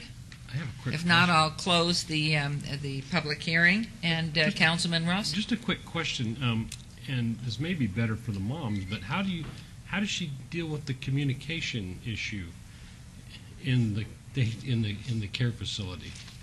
That just occurred to me. I mean, It's a very good question. Actually, Miss Sue speaks English very, very well. There's no language barrier other than she's not a more aggressive person, perhaps like I am. She's not outspoken. She's very, very kind and very soft. But I'll have to tell you that maybe you've driven by the house, and maybe the house didn't, represent exactly what you wanted to represent. But inside the home, I mean, I've been there maybe 7 times inside the home this last weekend, and it is. I mean, she has everything spick and span and in order, lined up, ready to go. The kids were wonderful. I went in there. She has 2 infants, and I have to say that what the women who came here to say, it's very, very organized. Very organized. I think the mayor would agree with me as a mother, because when you have 2 moms testify on behalf of something that's meaningful in their lives, it carries a lot of weight with me. Thank you. Councilwoman Tarkanian, please. I believe Councilman Wolfson wanted to make a statement. Please. Thank you. Flynn, would you refresh our memories? What was the reason for staff's recommendation for denial? The primary reason for the recommendation for denial is relative to the minimum standards that have to be met for a child care / group home facility, and that is the condition that access to the facility shall be by means of a right-of-way with a width of 60 feet or less. Oki is an 80-foot right-of-way that was indicated as being one of the access points for this facility. Okay, before you go any farther, in other words, Oki is 20 feet wider than the ideal street. We want to keep the kids off of the busy streets. I understand that. Okay, so that's one. What else? The issue that came up at the Planning Commission meeting and what was voiced as perhaps one of their recommendations for the denial was relative to the appearance of the property. Okay. That they felt it had not been kept up as it should be for a daycare. Outside? Outside. Okay, let's talk about that. May I, Councilwoman? Sure. I've got a couple pictures in front of me, and I'm not sure exactly what they represent, but one of them looks like a dirt backyard with brush and twigs and trash. And what's that? Are you looking at the same picture as me? I don't see your Oh, you know what? picture. I'm looking at stuff in my backup. I don't know if you have it. Is there? Yeah, but what I'm looking at is what's in my backup. We're given agenda books and we're given backup materials, and some of the backup materials contain photos, and one of the photos, maybe Flynn can help us out. Can we put that on the screen so we're all looking at the same thing, Flynn? No, I'm looking. He's looking interior. He's got an exterior wall interior with dirt rather than grass. How about this That's the one. Could This you one? put that down so that the people at home know what we're talking about? Thank you. Is that the backyard? It is not. It's actually in the front yard, left of the gate. Okay. Left of the gate with the green, material on it. Okay. I mean, what condition is that in now? It's all cleaned up. Okay. Yeah, that's all cleaned up. Flynn, and- let's cut to the chase. I mean, what are the things about the exterior that are a problem, and have they been rectified? I mean, did we communicate with these folks? Certainly at the Planning Commission meeting, perhaps they've remedied some of these outside things. Obviously we wrote our staff report prior to the Planning Commission meeting, and we generally do not go back unless requested to do so. Okay. The applicant has submitted a new landscape plan, which was something that was not available at the Planning Commission meeting, nor was it available to staff in writing our Okay. report. So that helps to address many of the concerns that were And brought up if by the planning. landscape plan were to be implemented, would that then meet the approval on that one ground, which was otherwise a reason for you recommending a denial? I think that would help to address many of the concerns, Okay, so yes. we could condition the approval on them following through with the landscape plan. Okay. Does Metro do any kind of a background check on these kind of special use permits? On these type of special use permits, no. The licensing is handled by the state, so we defer to the state for all of those types of issues. Okay, and you've been licensed since when? 2005, September 2005. Okay, so for the last 6 years she's been licensed. Do we know if there's been any complaints against the license? Yeah, shouldn't that be something that we would want to know? I mean, I assume from the great recommendations we're getting in your presentation, sir, that there probably hasn't been. There To has your been knowledge, none. there's been none. None. So the issue is not the quality of her care. The issue is the access road and the condition of the property when staff went out to inspect. Correct. Okay. Well, that's all the questions I have. Thank you. Councilwoman Tarkanian? you hadn't come in to see me, so I have to ask a couple of little extra questions. I understand the approval of the residents. I don't see any problem there. And the additional landscaping, I don't see any problem there. I think she probably is an excellent person watching the children. I don't see any problem there. The problem I have, and this is what seems to be, I thought was a major issue, was the waiver to allow access to the facility by means of a right-of-way, which is Oakey Boulevard. Oakey Boulevard is really a busy street. I've been out at Baskin Park recently and up and down Oakey, and I'm asking the Metro to go out there. I mean, they're driving 70, 80 miles an hour down that street, and I don't know, how many hours are you open? 24 hours. And are you teaching the children? I know you're taking care of them. Are you teaching them also? Okay. And you do know that whatever happens here today has no effect on anybody who's already in the program. But maybe you're thinking of what's going to happen as they get older, and you want to see her increase in age. But I'm really very concerned about Oakey. I was a trustee in the school district. I know that the problems we have of people dropping off children, and you know who the worst offenders are? Mothers. Mothers. And I hate to say that, but you can go to the school district, they'll tell you the same thing, or fathers. The parents. And it's not because they're bad people, but because they're in a hurry, maybe aren't as careful as they should be. And I just don't understand where all the parking's going to be. I don't understand where the, in the backyard, if you are going to add some parking there, are you going to have playground equipment that will go up to the age of 12? And I'm asking if maybe we could just obey this so you could come in and meet with us and give us more information. Unless, Flynn, you know this information already. I don't know. But you understand my concern about Oakey, which evidently staff had a concern. And, for example, we have another home down on Oakey closer to Decatur. And they had a hard time getting, they didn't have enough parking. And we couldn't give them access for drop-off on Oakey. But we were able to do something with their front yard. I think they combined cement with grass squares in between, which could be used for parking, and so that added enough. And then the parents could go right in, drop the child off close to the door, and there wouldn't be any problem on that. So I'm asking if I'm understanding this correctly, or is there some answer to it of which I'm not aware?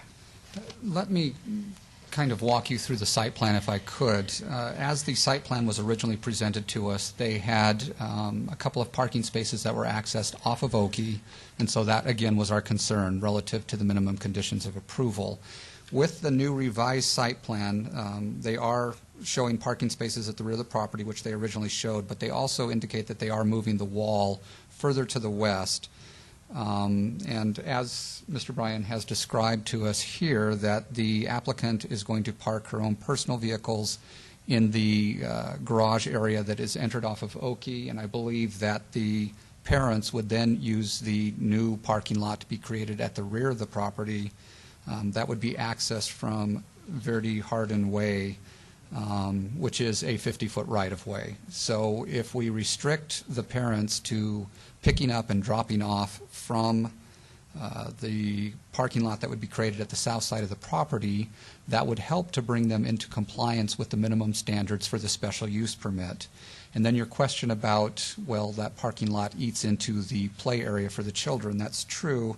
It appears they have approximately 20 feet in width or 25 feet in width left over for the rear yard. And as I understand the site plan that's been given to me, they will have a block wall that will separate the new parking area from the play yard so that the children would adequately be protected. That is a little bit tight, but I think it leaves some room, leaves adequate room for the children to play in the rear yard area, which would be necessary for the operation of the daycare facility. Are there going to be 3 new parking spots? Is that what they're saying? That is correct. There would be 3 ones? spaces, one of those which would be a And how many handicap other space. spaces do they have total? They are required to have a total of 4 spaces. They have 2 in the garage at the front of the house facing Oakey, and then 3 spaces in the new parking lot that would be created at the rear of the property. 5. And she will park her car in the garage? That is what they have indicated here on the record. Okay. What do you think about that? Because you're with the planning department that denied. Yes. Does that change enough that there's a safety? I'm not worried about the other things. It's a safety. That's the thing. Well, Mr. Farley brought up a good question. I mean, how do the kids come in the back? If we're proposing today they come in the back, what prevents them from running right out the front door where they used to come in? And that's something that has to be dealt with in the business. And what their goal is now is to lock the front gate and the front door. Well, I would assume that. And only use the back entrance. And so on the new landscape plan, we show the parking and a walkway that goes up to a gate similar to the front. And now, for the purpose of the daycare, the women, perhaps, that bring the children by will then pull in the back, go in, drop their kids off, sign in, drop their kids off, and then come back. And there's a board there. They have to check in with Miss Sue when they show up with their children so she can inspect the children and make sure that they're not dropping off sick children. I mean, there's a lot of things that happen during that drop-off period. But the answer is to provide the 3 places in the back, make it secure. What was not presented at the Planning Commission meeting, there was no landscape plan submitted. And so they didn't know. I mean, they saw the 3 parking spaces, but they didn't really see, what are you going to do to beautify that corner? And this is what we're presenting today for the first time. Okay. And I'm asking Flynn if that meets the concern as far as the parking with the department. Yes, it meets the department's concerns. Again, if we do restrict the parents to picking up and dropping off from Add via that condition. Jardine Way. We would do that by condition, yes. You would do that by condition? Correct. And the condition would be that, do we need to make a condition that she would have her car in the garage? Probably not. No, I think we would just And limit it to the parents where they just pick up and drop the- off. The parents. And we could make this a 1-year, As a special use permit, yes, we can add a 1-year review period. and that's what I would do. And then we can see how it works out, because I know that at least I feel that she wouldn't, or the parents wouldn't want to do anything that might be dangerous. And it's only because I've been in this so much and I have seen some children severely injured that I have this big concern, particularly on streets like Okie. Yes, and thank you. And we would be in agreement to the 1-year review. Okay, so I would move to approve with those conditions, if you could read them back, Flynn. Let's see, actually, we need to add a condition relative to the new landscape plan to Yes, incorporate that as yes. part of the approval. So the conditions that I would add would be as follows. For the landscape plan, I would say that all development shall be in conformance with the landscape plan, date stamped 10/19/11, except as amended by conditions herein. And then a second condition, which would be to say that all pickup and drop-off of children shall occur at the rear of the property from Verde Hardin Way. And then the third condition would be that there shall be a 1-year review of this special use permit. And I just need to clarify, Councilwoman, would you want that to be in a public hearing, or would you want that to be at a staff level? I believe probably the staff would be, well, wait a minute. Let's make it a public hearing. Okay. I know a lot of people won't enjoy that, but let's be sure. Okay, so we'll add the third Re- condition that there shall be a 1-year review of this special use permit at a public hearing. Right. And then we would be inviting other people who might have concerns, and they would be able to come up and give public input. So that's my motion, to accept with all conditions. Yes, we agree. Approve, yes. Okay. Thank you. There's a motion and acceptance with all conditions. Please vote. Please post. Motion carries. Thank you very much. Only Ricky Barlow's vote is absent, as he is not here. Thank you very much. Congratulations. And now on to number 89, which has been obeyed to November 16th, correct? Thank you. And on to number 90, SUP 42657, special use permit, public hearing, applicant Fast Cash Title Loan, owner Andrea J. and Susan Russo, for possible action on a request for a special use permit for a proposed 2,108 square foot auto title loan use with waivers to allow no distance separation from a residential use where 200 feet is required and a 680-foot distance separation from a financial institution specified where 1,000 feet is required at 6433 West Charleston, Ward 1, Councilwoman Tarkanian. Planning Commission voted 7-0. Staff recommend approval, and I am going to turn this over to Councilman Mayor Pro Tem Stavros Anthony, as I see my magnificent, handsome, talented, brilliant son, who's obviously, I gather, not the owner, but representing. No, I wish I was the this. owner. Okay. Thank you, Councilman Anthony. Thank you, Mayor. You're obviously biased on this item. So. How'd you guess that? All right, is the applicant or the representative here? I'm here. Good. Go right ahead. I'm here for the applicant. We're here for approval. I think this is the least excited and least involved Your name, item please. on your agenda. Ross Goodman, Thank you. 520 South 4th Street, on behalf of the applicant. Okay, this is a public hearing, so I'll open it for a public hearing. Excuse me, the joke of the day, I don't want y'all to run me out of here. His name Goodman, right? Your name, please? My name's Anthony Hartley, but the man's name is Goodman, right? Turn it down, I'm joking. I hope it passed. Okay, any other members of the public like to be heard? Okay, with that, I'll close the public hearing, and any questions or comments from the members of the City Council? Okay, Councilwoman Tarkanian.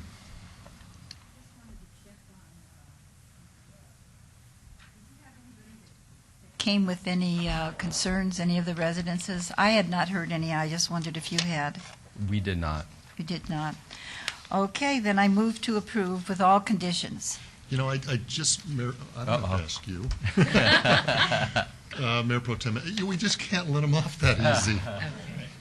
I've been here for 3 hours. We really can't. I mean, Right, you now did, there's you the know, punishment. there, 3 hours. you know, that's I had to the equity. reschedule clients. That's the equity, is that you had to sit here for Yeah, a couple right. of hours and watch us. So I'm And just. you're much more patient than I am, Councilman.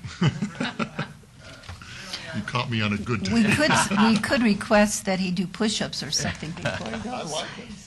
Yeah, could do that. Councilman Wilson, are you done at disrupting my first hearing? Thank you, appreciate it. Okay, there's a motion on the floor, please vote. Go ahead and post.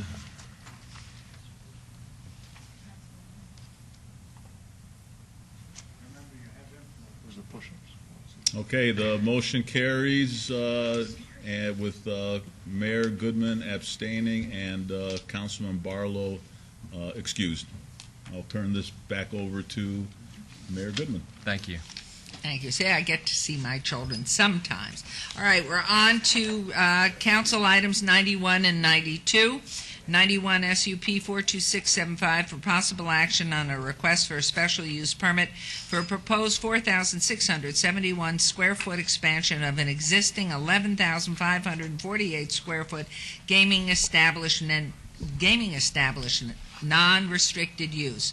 Number 92 SDR 42674 for possible action on a request for a site development plan review for a 28,902 square foot addition for an existing hotel and gaming establishment, non-restricted, and parking lot improvements with waivers of the downtown Centennial Plan streetscape standards, and a corresponding request for encroachment into the Main Street public right-of-way. The applicant is Golden Gate Casino, LLC. The owner is Sal Sag Hotel, Inc., et al. The project's located at 1 Fremont. The Planning Commission and staff recommend approval of both items. These items are in Ward 1, Councilwoman Tarkanian, and are public hearings, which I now declare open. Is the applicant present? Greg Borgel, 300 South 4th Street, here for the applicant. They are, however, separately present in the audience to answer any questions you may have. We have Greg Stevens, Derek Stevens, and Mark Brandenburg, if you desire their input or questions for them. I would correct perhaps one point here. I believe we're in Councilman Coffin's district.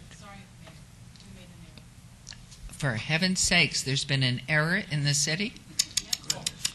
You're forgiven. Thank you, Councilman. Not that we wouldn't be happy to be in Councilwoman Tarkanian's ward as well. Well, we can spread you all around. You keep buying more and more hotels, we'll love it. We'll have one in everybody's ward. And Thank you. In any event, we're here with what we hope will be one of the happiest items on your agenda today, another proposal to do something better, nicer, and newer for downtown in a modernization of the Golden Gate Hotel Casino, as called out in your agenda. We certainly appreciate the staff's and the Planning Commission's favorable recommendation. In general terms, we're looking at something like a $12 million improvement inside and outside and an expansion of the Golden Gate, one of the iconic properties in the city downtown. And the iconic elements are being retained. For example, the Golden Gate vertical sign with the square letters. So it's still going to look like the Golden Gate, still going to have its historic character, but it's going to be modernized, made nicer, and feeling that we fit into the new mode of downtown where everyone seems to be improving. We do have one request, and that is on condition 11 in the agenda, there is reference to the need for a mapping procedure. And that results, as we understand it, from the fact that, like most of the downtown properties, there are multiple parcels underlying the existing development. And staff feels, and we don't disagree, that it would be better to clean that up with a map. The issue, however, is the second paragraph of the, or second sentence of that paragraph, where it says, "The mapping action shall be completed and recorded prior to the issuance of any building permits." The mapping process, particularly in these instances, can prove to be complex, and even when it's simple, can take a number of months. This is a project that we believe is ready to go. There are workmen out there ready to go to work who want to go to work. We'd rather not delay the months necessary to do the map. We've discussed it with staff, and I believe staff would not object if the sentence were amended to read, "The mapping action shall be completed and recorded prior to the issuance of a certificate of occupancy for the new construction." That would enable us not to wait the months to start the construction while the maps are being processed. Thank you. Mr. Fagg, is that condition approved? Yes, we have reviewed that condition with the applicant, and as this will not be an issue relative to them obtaining building permits, which is often the case, we are in support of the condition change as he has read it into the record. And that will be part of the motion at the time that it comes forward. This is a public hearing, and anyone wishing to be heard on this item, please? My name is Anthony Hodges, and the Golden Gate and the Mess Bar and Tony Bar, these are very old, old properties in our state. You know what I'm saying? They're landmarks, whatever. So I go down to the Golden Gate to get that $2 shrimp deal, whatever. But the objective this is, they are upgrading like the rest of that under the Fremont Street thing, and then like they just did the plaza and where your husband got the steak place, whatever. What I'm trying to say, hey, this is a good thing, and for the good of the area, the improvement that they plan on doing is just upgrading like everybody else. I hope it passes. Thank you. Thank you. Anyone else, Todd please? Barlow, 240 North 19th Street. The peanut section is happy. And I want to thank Mr. Miguel and the Golden Gate for bringing this wonderful project down. We appreciate this. Thank you. I think we concur with you. We're happy folk here. Anyone else wishing to be heard? If not, I'll close the public hearing. Thank you. And Councilman Coffin, please, do you have a motion? If you unplug your laptop. Further apologies, Your Honor, about You're the still coat. plugged in. Yes, I know, Your Honor. The coat, the phone, the computer, they're all terribly out of order. Look, For someone your age to be so technologically attuned is amazing. well, I've been trying for 3 months and 2 weeks to get this fixed, and I seem to have had, I don't know what happened to the IT staff, but they still can't solve it. In any event, Your Honor, I'm going to put up with the buzz, if you will. It's important for us to approve this. I think with the condition change, a small modification, I think we've all seen the project. We all know what it's about, and it's a great day for the city. I know the representative of the press will play this up big time down there. We need to have this in our newspaper to let people know what we're doing. I see no reason to delay a motion to approve this item, subject to the amendment in the findings from the planning. Councilman, if I may just clarify, the amendment would be to item number 92. Regarding the convoluted time involved in recording a map, and downtown properties look a lot like a mining claim on the Comstock. It's hard to tell without a real serious map as to just who owns what land. Okay, that's it. Okay, so there's a motion on the floor. Please vote. Please post. Motion carries unanimously, except for Councilman Barlow, who's not here. Congratulations. We're thrilled that you've done this. Thank you. Thank you. Mayor, we and another There's thank you. another item. No, we're going to do them one at a time. Vote on Sorry. 92 separately. Okay, you can't leave. Item I'll stay. number 92, please. Councilman Coffin. Your Honor, I move for approval of item 92. Thank you very much. I'm sorry. There's a motion. Please vote. Councilman Whoops. and Mayor, as amended. Councilman. As amended, thank you. Thank you. Thank you. Boy, we're getting good here. Please vote. Please post. It carries also. Same way. Thank you so much. We're thrilled. Welcome to the family again. And thank you, and an extra thank you to staff that worked with us throughout the process on things like the last-minute amendment here. We They're appreciate doing that. anything they can to make you happy. Thank you. Now we'll move on to item number 93, which has been obeyed until the 16th of November. And so we now move on to, pardon me, 94. SDR 42682 Site Development Plan Review Public Hearing, applicant owner Emerald Ray LLC for possible action on a request for a site development plan review for a proposed 20-foot tall, 4,939 square foot single-story office medical with waivers of the perimeter landscape buffer standards to allow 0 feet along the west and north perimeters where 8 feet is required on a 1.17 acres at 2400 West Charleston Boulevard. This is in Councilwoman Tarkanian's ward. The Planning Commission voted 7-0 and staff recommend approval. This is a public hearing which I now declare open. Is the applicant present? And please, sir, state your name and have at it. Good afternoon. My name's Jim Ash with Affordable Concepts, 2975 Westlake Mead Boulevard. I'm here representing the applicant.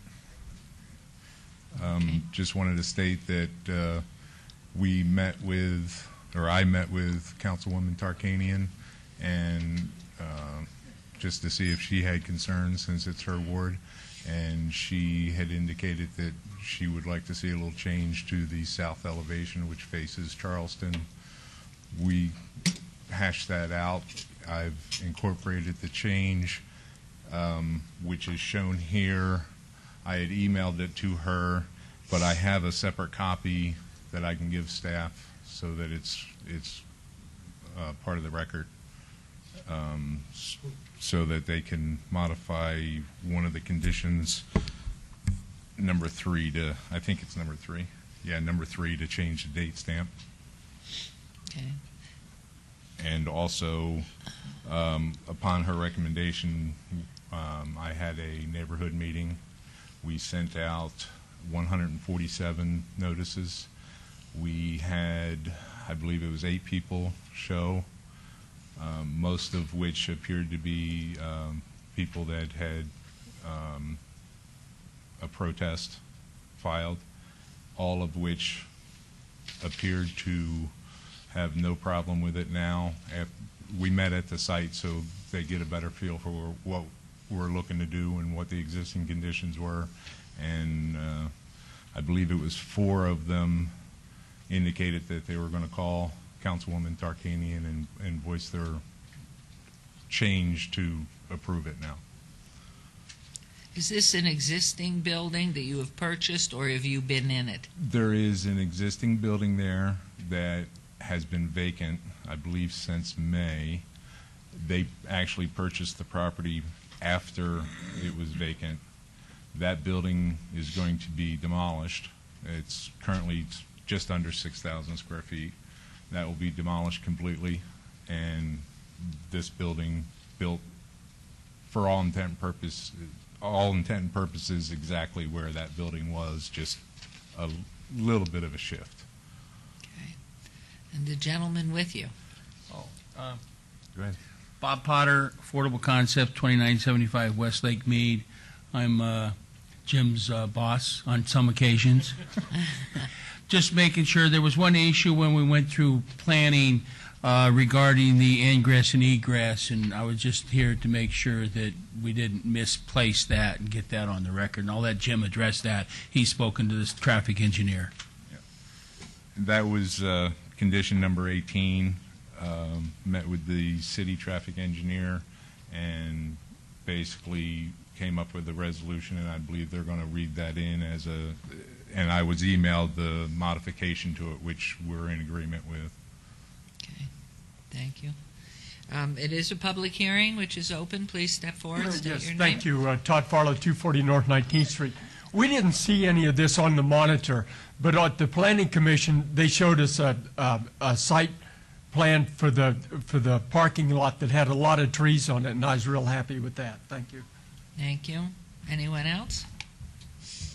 My name is Anthony Hart. Please water the trees, and this sounds like there's going to be jobs, and this sounds good to me. Have a good day. Thank you. Councilman Ross? Thank you, Mayor. I just want to disclose that I've known Bob for quite some time now, and he's a solid contractor, and I'm just really happy to see you guys working. So are we. So thank you, Mayor. We're trying as hard as we can.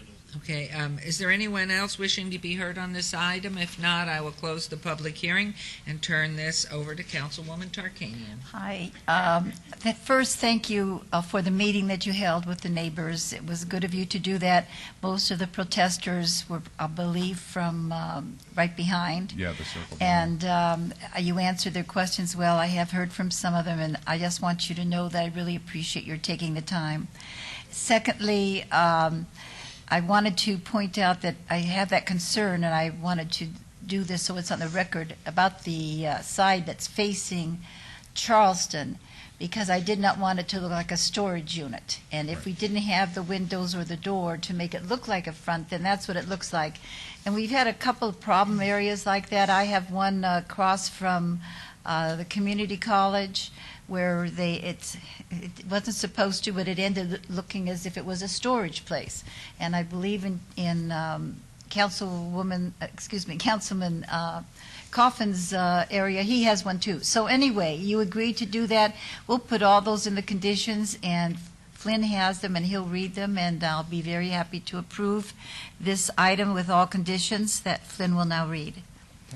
The condition set we would include would be as follows. There would be an added condition relative to the new elevations. It would read as follows. The south elevation of the building, as shown on the elevations date stamp 7/28/11, shall be revised and reviewed and approved by the Department of Planning prior to the issuance of a building permit.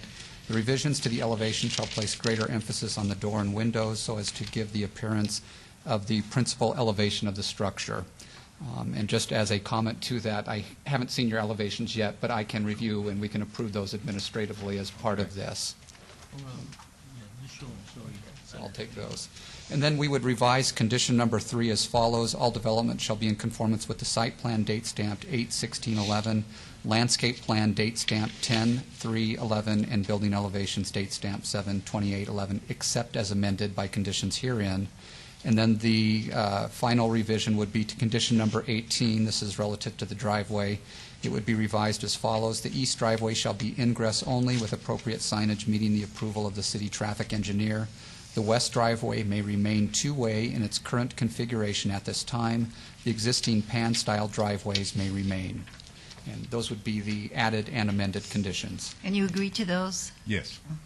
And I also wanted to say that the night you had your meeting, when we got there, we did stay a while and looked at all those nice trees. There was just a picture of them, and I was thinking how beautiful it was there. I'm in a parking lot, and with all those nice tall trees, it was almost like a little bit of a park. And we actually did have one person that showed up that commented that that was their first time in that parking lot, and they indicated that it looked more like a park instead of a parking lot. I don't think this is the picture that they have on. It's the one that shows the rows. But in any case, I moved to approve, and that's what I did, and I guess we're ready. Conditions. With all the conditions.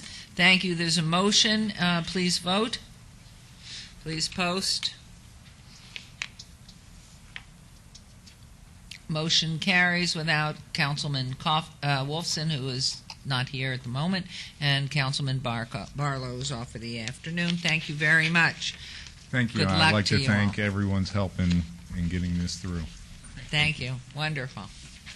And on to 95, which has been obeyed until November 2nd, I believe. 96, EOT 43119, extension of time, non-conforming use, public hearing, applicant owner, Mary Bartzis, 22 LLC, for possible action on a request for an extension of time for a non-conforming tavern at 2100 Fremont. This is in Councilman Coffin's Ward 3.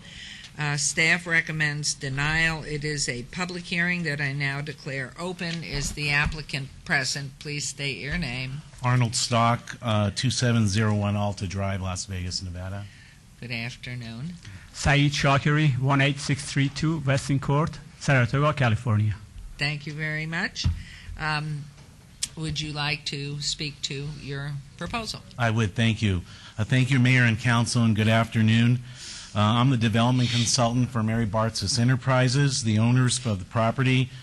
We are here today to ask for your consideration of an extension of time for the 2100 Fremont Street site. By way of background, we have been working to develop the southwest corner and the northwest corner of Fremont Street and Eastern in downtown Las Vegas. The first step was to develop a master plan known as the Las Vegas Gateway Center. The Las Vegas Gateway Center will be a master plan center that will be built on approximately 9.61 acres. The site currently contains a combination of vacant parcels and existing structures that are set to be demolished, and thereby creating the building pads for the retail center complex. The site is located at a major intersection in downtown Las Vegas known as the Four Corners. This is comprised of Fremont Street, Eastern Avenue, Charleston Boulevard, and Boulder Highway. Daily traffic volumes at the Four Corners are estimated at 80,000 cars per day per CB Richard Ellis, making this intersection of arterial streets among the highest traffic volume in all of southern Nevada. This site is the gateway from the easterly entry into downtown redevelopment district. It is the first construction of any facility on the eastern portion of the redevelopment district on Fremont in recent years. This is a continuation and a defined entry for the entertainment district of downtown Las Vegas that starts at Fremont Street at Las Vegas Boulevard South and terminates at the edge of Fremont Street, where we are. Any successful redevelopment renaissance depends on the celebration of entry and sense of place to maintain success. No redevelopment plans can be complete without portal entries in all areas of the revitalization area.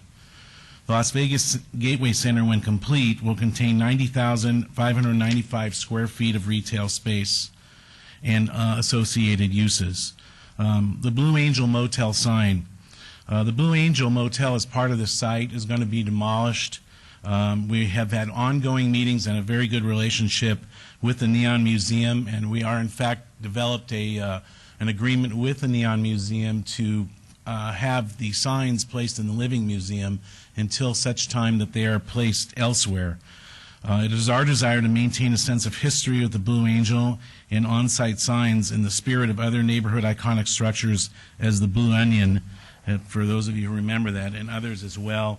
This is just an older image of what the Blue Onion was. And the Blue Angel will be maintained like that, unlike that which was torn down. The only building remaining on the two parcels will be the 2100 Fremont Street building, the Club 21 tenant.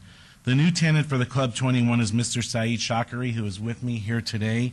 In a few minutes, he'll say a few words if he's allowed. Mr. Shakari has extensive experience as previous owner-operator of the downtown Las Vegas Silver Saddle Casino and other gaming venues that he has in the city of Las Vegas in the Northwest. I have personally known Mr. Shakari for the past 6 years and find him to be highly professional and has an impeccable reputation with Metro Police, Clark County, and the State of Nevada Gaming Commission. On-site security. This is a very big issue with us as well as the city, and we've been working with the planning department and to resolve these and to make sure that on-site security is a top priority. We're going to have 24/7 security. Procedures for this facility have been submitted to the planning department for review. These procedures include our on-site security personnel working closely with the Las Vegas Metropolitan Police Department to ensure that tight and strict security procedures are followed. Zero tolerance procedures will be implemented. Security surveillance, including cameras, roving patrols, and security procedures will be in place. And in fact, right now there's 24/7 security on site of the building. Security procedures for this facility are submitted to the planning department, as I previously said. This building will be the newly renovated Club 2100.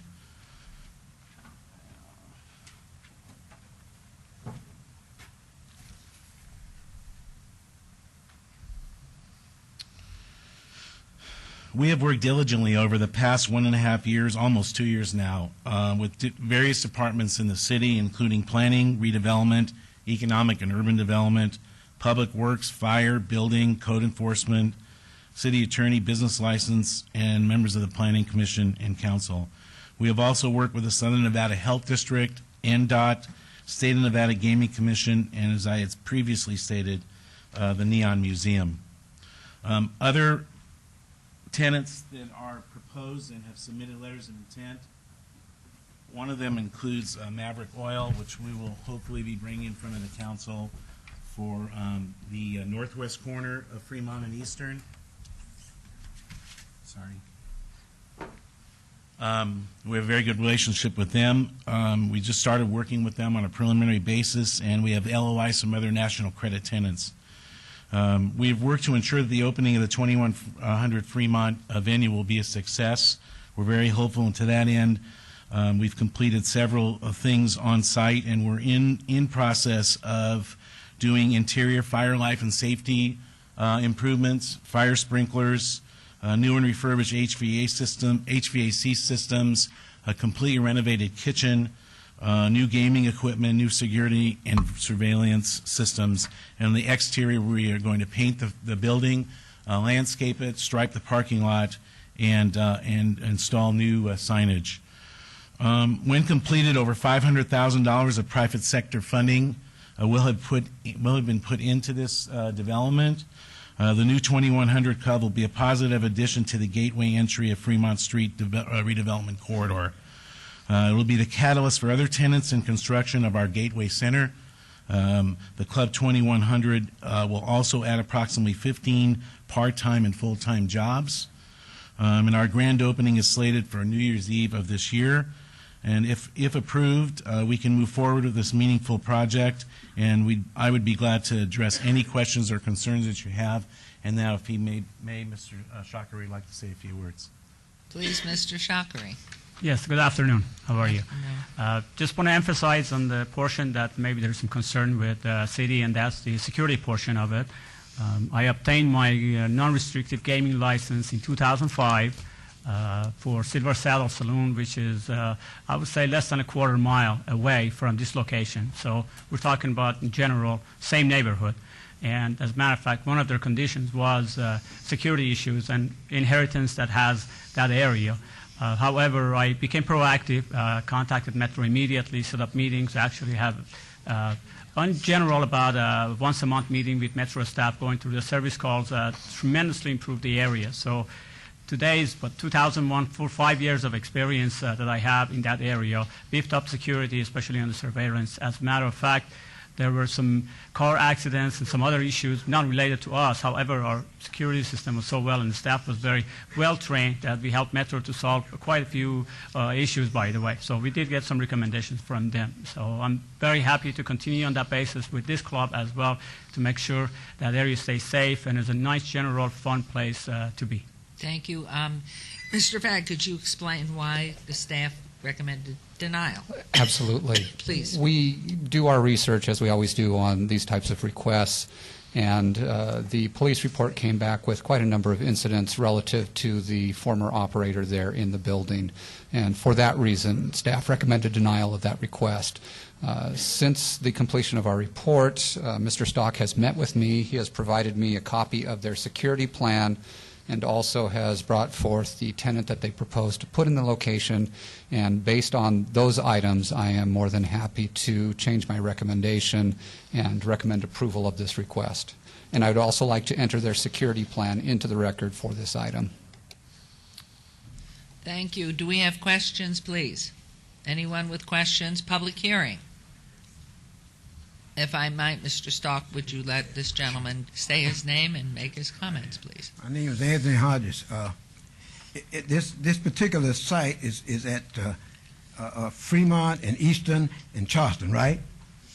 And that's been a blight for a long time. So to build that into something new that would finish off the Fremont corridor and make they can't build it soon enough. Have a good day. Thank you. Thank you very much. Anyone else wishing to be heard on this item? Can I say one additional Well, thing, you can Mayor? say many things. I'm Thank just you, going to Mayor. close the public comment part. Please go ahead, Mr. Stock. Thank you. I failed to say that the Blue Angel and the Vegas Motel and the Paradise Motel are slated to be demoed. And so the site will be cleared and void of everything except the 2100 building. The timetable for that is the Paradise is probably within the next 90 to 120 days, and we don't know exactly when the others will be taken down, but as soon as we can, as funding becomes available. But that's our plan. That's good news. Thank you very much. And so, Councilman Coffin. Thank you, Your Honor. This, I think we have to applaud the Bartz's family for bringing forth these improvements on both sides of East Fremont down there at the old Five Points, because it's the entry point to the city for many, many tourists, travelers who have visited the dam or coming up from Arizona. And now I think we're going to see some new revenue to the city from licenses and from other means because of successful businesses coming in here. I received one protest, and after I actually left a message for the gentleman who had written a protest as well as called, and he didn't call back after that because I think he was satisfied with the answer, which is basically that this is just not a simple non-conforming tavern extension of time. It's quite a bit different. Having seen these plans for quite some time and reviewed them, and having spent many hours around there as an adolescent, I can tell you this may bring it back. This may give new life to this old soul. I'm glad to see it coming, and I think it's going to be a nice addition. I particularly am happy about saving the sign, and if you could find somewhere in town the old Blue Onion sign, you'd have a lot of fans. If you demo the hotel, there's a lot of local business people who were around a long time ago that probably would like to see some of those rooms go because they have bad memories. I detect knowing laughter from the audience. There was misbehavior there naturally. Boys will be boys. Thank you, Your Honor. I now move for approval with the addition of the security plan to this extension of time. Is there anything further that should be added, Flynn? All right, thank you. Thank you, Councilman Coffin. There's a motion. Please vote. Please post. Motion carries unanimously without Councilman Barlow, who's not here. Thank you. Good luck. That's wonderful. Thank you. Great. Very Thank much. you. Thank you. And now we'll move on to item 97. I'd instruct the city clerk to set the public hearing dates and appeals from the City Planning Commission meetings and dangerous buildings or nuisance litter abatements. And we move on to item number 98, citizen participation. Public comment during this portion of the agenda must be limited to matters within the jurisdiction of City Council. No subject may be acted upon by the City Council unless that subject is on the agenda and is scheduled for action. If you wish to be heard, come to the podium, give your name for the record. The amount of discussion on any single subject, as well as the amount of time any single speaker is allowed, may be limited. Are there any members of the public who wish to speak under this portion of the agenda? Please state your name. Yes, thank you. Todd Farlow, 240 North 19th Street. I would like to address item number 53 from this morning's agenda, where Bill Arndt gave the presentation, and it was in regards to how do we make the city attractive to new business. Bless you. One of the main things that we have going for us downtown is Zappos and the young crowd coming out with the arts district and that.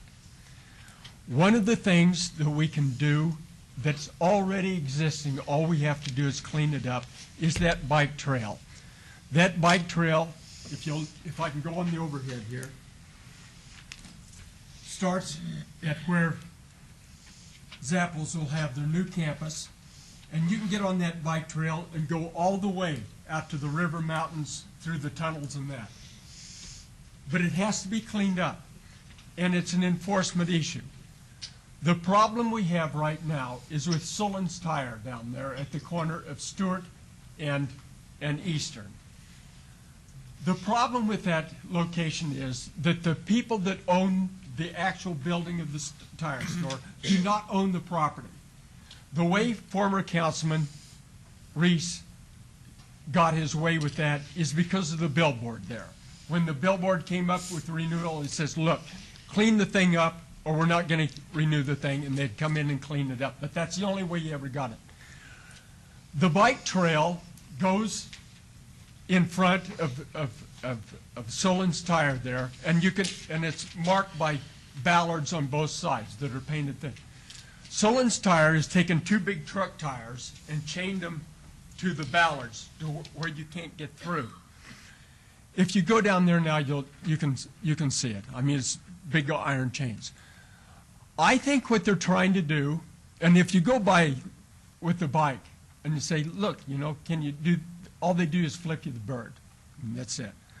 So we have a problem there. I think what they're trying to do, because it used to be a double cyclone fence there, and they took out the one cyclone fence so they could use the area closer to the street. They did have a point there, because between the two cyclone fences, it was filling up with the plastic bags and that.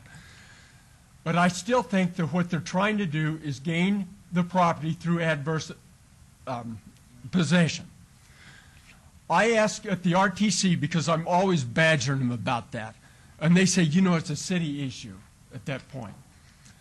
I asked former Commissioner Woodbury, because he's a lawyer, if they could do that, and he said it was very doubtful that they could. But still, folks, we have a beautiful bike path here. Zappos is coming in. We ought to show them some courtesy. Take down the chain link fences and stuff. Open up, the curb cuts are all there. Open it up and, and say, look, folks, we're welcome. Because this is a young crowd. They can get on their bikes, go all the way out to River Mountains. They have the new flyovers across Lamb, across Tropicana, across Valley View. Thank you. Thank you very much. Appreciate that. I'd appreciate it if you'd enforce it. Councilman Ross would like to make comment. Not to make this meeting any longer than it is, but Todd, you're a great asset by recognizing that, and I committed to you at the last RTC meeting another location that was the city's responsibility for cleanup. I'll be counting on you to check that again to make sure we followed through to get that cleaned up, because we did have Public Works staff in the audience that day at the RTC. So keep your eyes and ears working for us so we get this, and continue to bring those reports to us at the RTC. Thank you. Joe Maviglia. I'm the Executive Director of H&E Training Schools Incorporated.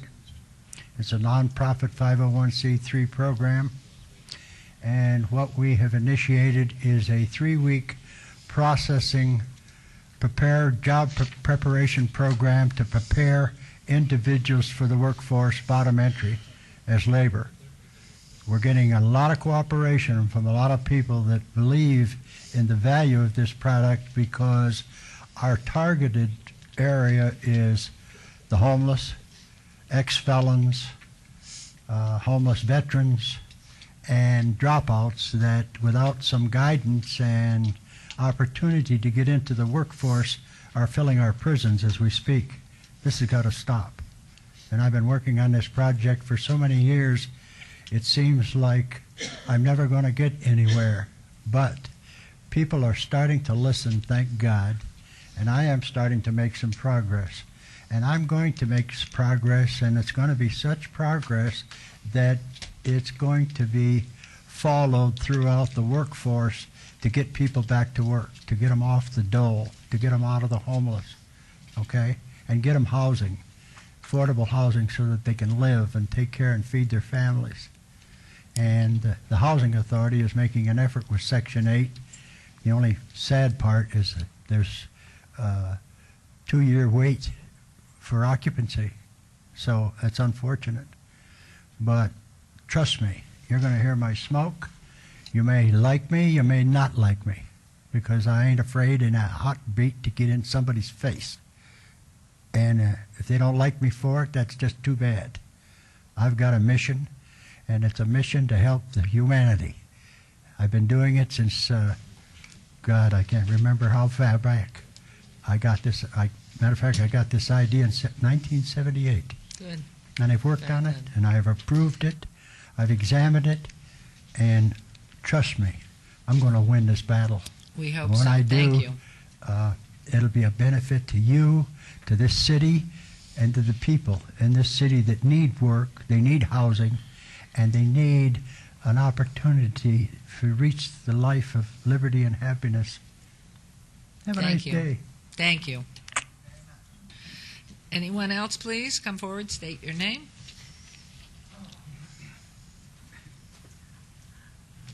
My name is Anthony Hodges. I live 123 East David. Mayor, I'm going to be very quick. And sometimes you say, well, you got to stay on city matters. All right, let's stay on civil government. The city of Las Vegas is in the county of Clark. Clark is in the state of Nevada. State of Nevada is in the United States. Make a long story short, out of the 4 governmental bodies, I have something here today that our country is dealing with, and it involves us all. If the border down there in Mexico is just as much a part of the city of Las Vegas as anywhere else. So I want somebody to read this off. Put it on the thing. You always say you can't raise it up, but I wish you could.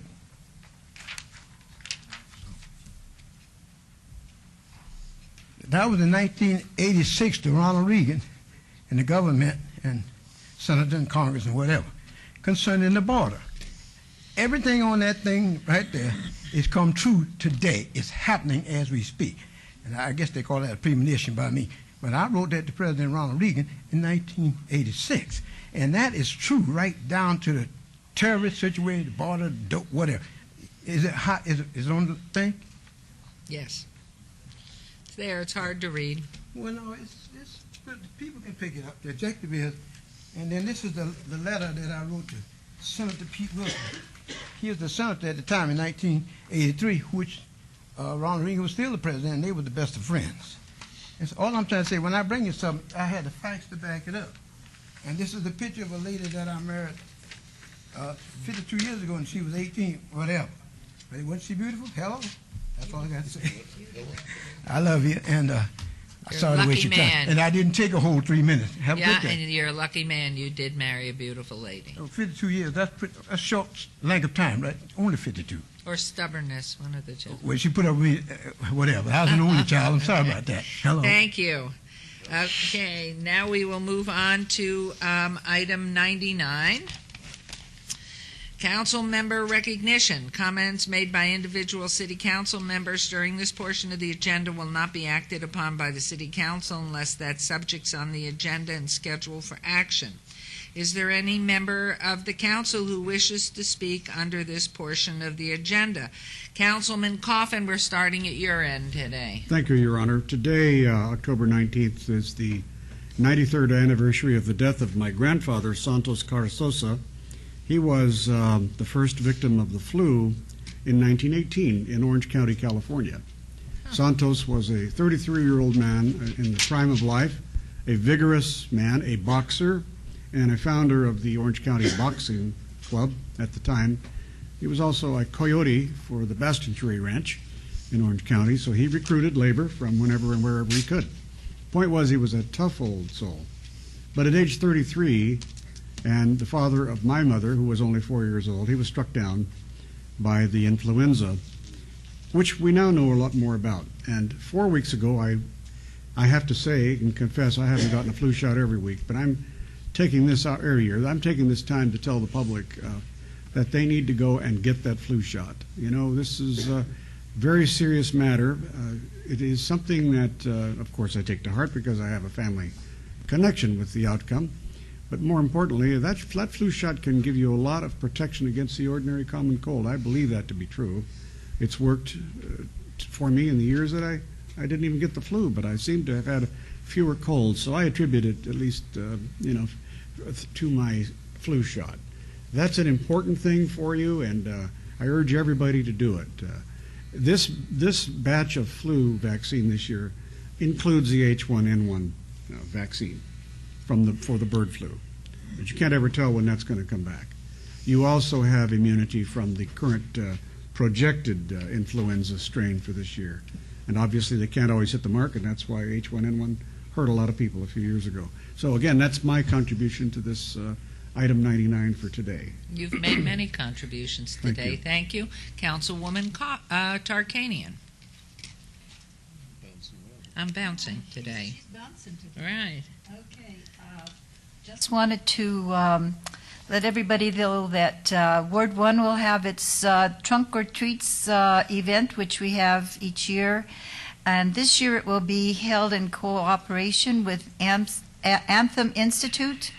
It will be part of the Anthem's Spooktacular, which sounds great. We'll have flu shots provided by Southern Nevada Health District. That ought to be good for Halloween.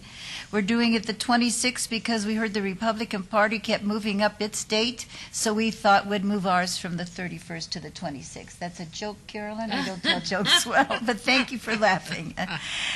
So it will be held Wednesday, October 26th from 5:30 to 8 p.m. The location is 2320 South Rancho. That's at the corner of Sahara and Rancho. I think it's going to be a lot of fun. There's going to be entertainment, food, door prizes, the trick-or-treating, and lots of games for the children and entertainment. So I hope anybody who wants to will come. Also, we will have a Wesley, and this, I must tell you that this is city-renowned, the Wesley Potluck Neighborhood gathering that they will hold, and this year it is on the 29th from 8 to 12 at the Wesley neighborhood. All you have to do is drive down the street. You'll see it blocked off. Just go to Wesley. There'll be a street blocked off with large trees overhanging. It's a really pleasant time. And then, of course, we're also going to have McNeil's potluck, and they also are known for their very good food, and that'll be this Sunday, starting at about 10 o'clock, going until 3. And I believe, Carolyn, you will be there. I am going. She will be there, and I will be there, and it's a wonderful time, and they don't mind if visitors come. And, you know, because that area is part of where they have horses, they usually have a horse or two just come gallop, go down the street so the children can pet it and get to see it in person. What a nice idea. Yeah, it's nice to have that type of neighborhood that close to the city, too. Yeah, that's Thank you wonderful. very much. Thank you. And next we'll hear from Councilman Ross. Thank you, Mayor. This Friday night is date night with your children at Movie in the Park at Centennial Hills Amphitheater. Movie will start at 7 o'clock. We will be watching Casper. It is rated PG. I don't know why. And Centennial Hills Amphitheater is at 7101 North Buffalo Drive. It is free for families. Bring your lawn chair, your blanket, some bucket of chicken or some pizza. And I will be there to attempt to entertain the crowds in the beginning of the movie. And on October 27th... That might be a stretch. That might be a stretch, I know. I usually recruit a 7-year-old to help me. So, on October 27th at 10:30 a.m., the Honorable Mayor Carolyn Goodman will be joining me to celebrate the grand opening of the Silver Sky at Desert Springs Affordable Assisted Living Facility located on North Decatur Boulevard. Silver Sky is an affordable assisted living facility. It is available for qualified seniors who are 62 years of age or older. Councilman, did you fit that? I'm afraid I... Okay, just checking. And that's all I've got. So again, come out to the movies Friday night. See you there, and we'll have a great time. Going to be a little chilly, so bring a blanket. Excuse me, if I could, Councilman, you said Yes. Silver Skies is what time? 10:30 I have and on the 10:30 in the morning on the 27th. on the 27th. Thank you very much. Thank you, Mayor. Look forward to seeing you out there. Okay, you're going to be the last one, Councilman Anthony or Councilman Stavros, whatever you prefer. On Serpico. Okay, Councilman Wolfson, you're next. Thank you, Mayor Goodman. And Councilman Ross, we have a Silver Sky senior assisted living. It was the first one in the city out in Ward 2. It's been out there for about 4 or 5 years. Wonderful facility. So I wish your facility the same success, because I'm sure it's the same company, same folks. And, Councilman, it is, and you have a wonderful facility in your ward. It is the same people. We certainly cannot do enough for our active adults, I like to call them, or our seniors that need that assisted living. So just another great thing in the city of Las They're Vegas. seasoned citizens. Seasoned. That's the new term that I like that, Councilman. Okay, a few announcements, please. Tomorrow morning, Thursday, October 20th at 7:30 a.m. sharp, I will be joining Mayor Carolyn Goodman for her monthly Coffee with the Mayor, which is in Ward 2 this month.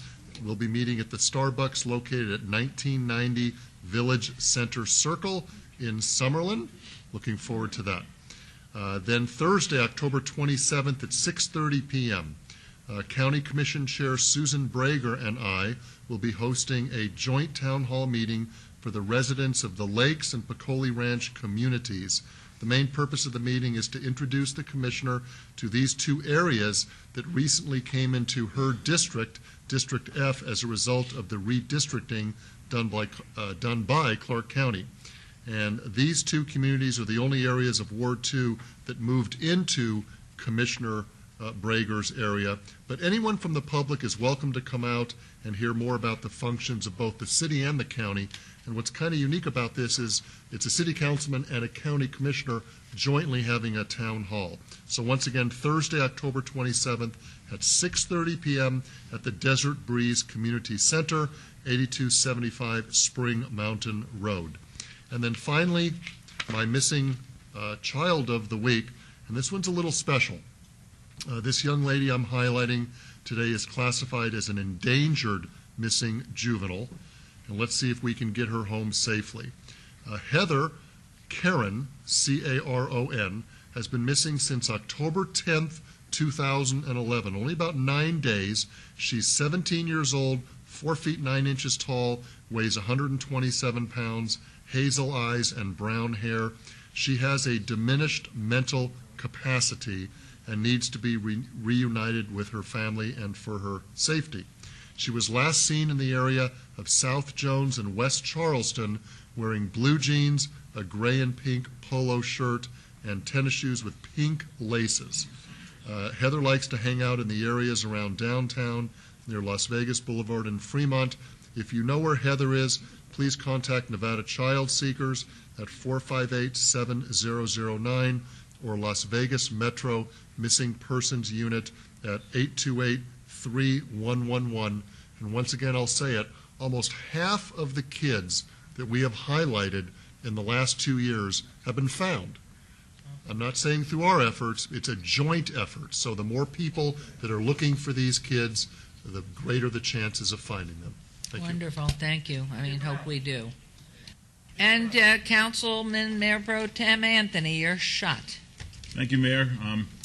If you are close to turning 65 years old or you're thinking about retiring, I'd like to invite you to a pre-retirement seminar, which will be held in wonderful Ward 4 at the Durango Hills YMCA at 3521 Durango Drive. It's going to be held on Thursday, October 20th from 6 to 8 p.m. We're going to have experts there on Social Security, Medicare, Medicaid, GAP supplemental programs. The great thing about this event is it's, first of all, it's free to the public. Anybody can attend. And number two, there won't be anybody there trying to sell you anything. This is strictly information on Social Security, Medicare, and Medicaid. That's very important if you're very close to turning 65 or if you're thinking about retiring, or just as important, if you're somebody that has parents that are very close to turning 65, you want to get them on these programs to help them out. So again, it's Thursday, October 20th from 6 to 8 p.m., Durango Hills YMCA, 3521 Durango Drive, and everybody up here is obviously is eligible and can attend the pre-retirement seminar. You have. That's a nerve. You think we're all over 65. Shame on you. So, anything else? Have I eliminated? Mr. Adams, would you like to make some last comment? Mr. Fagg, would anybody out here? We're finished, ladies and gentlemen. Thank you. Thank you, our city clerk's office. You always do a wonderful job, and wish everybody a good week until we meet again. Thank you.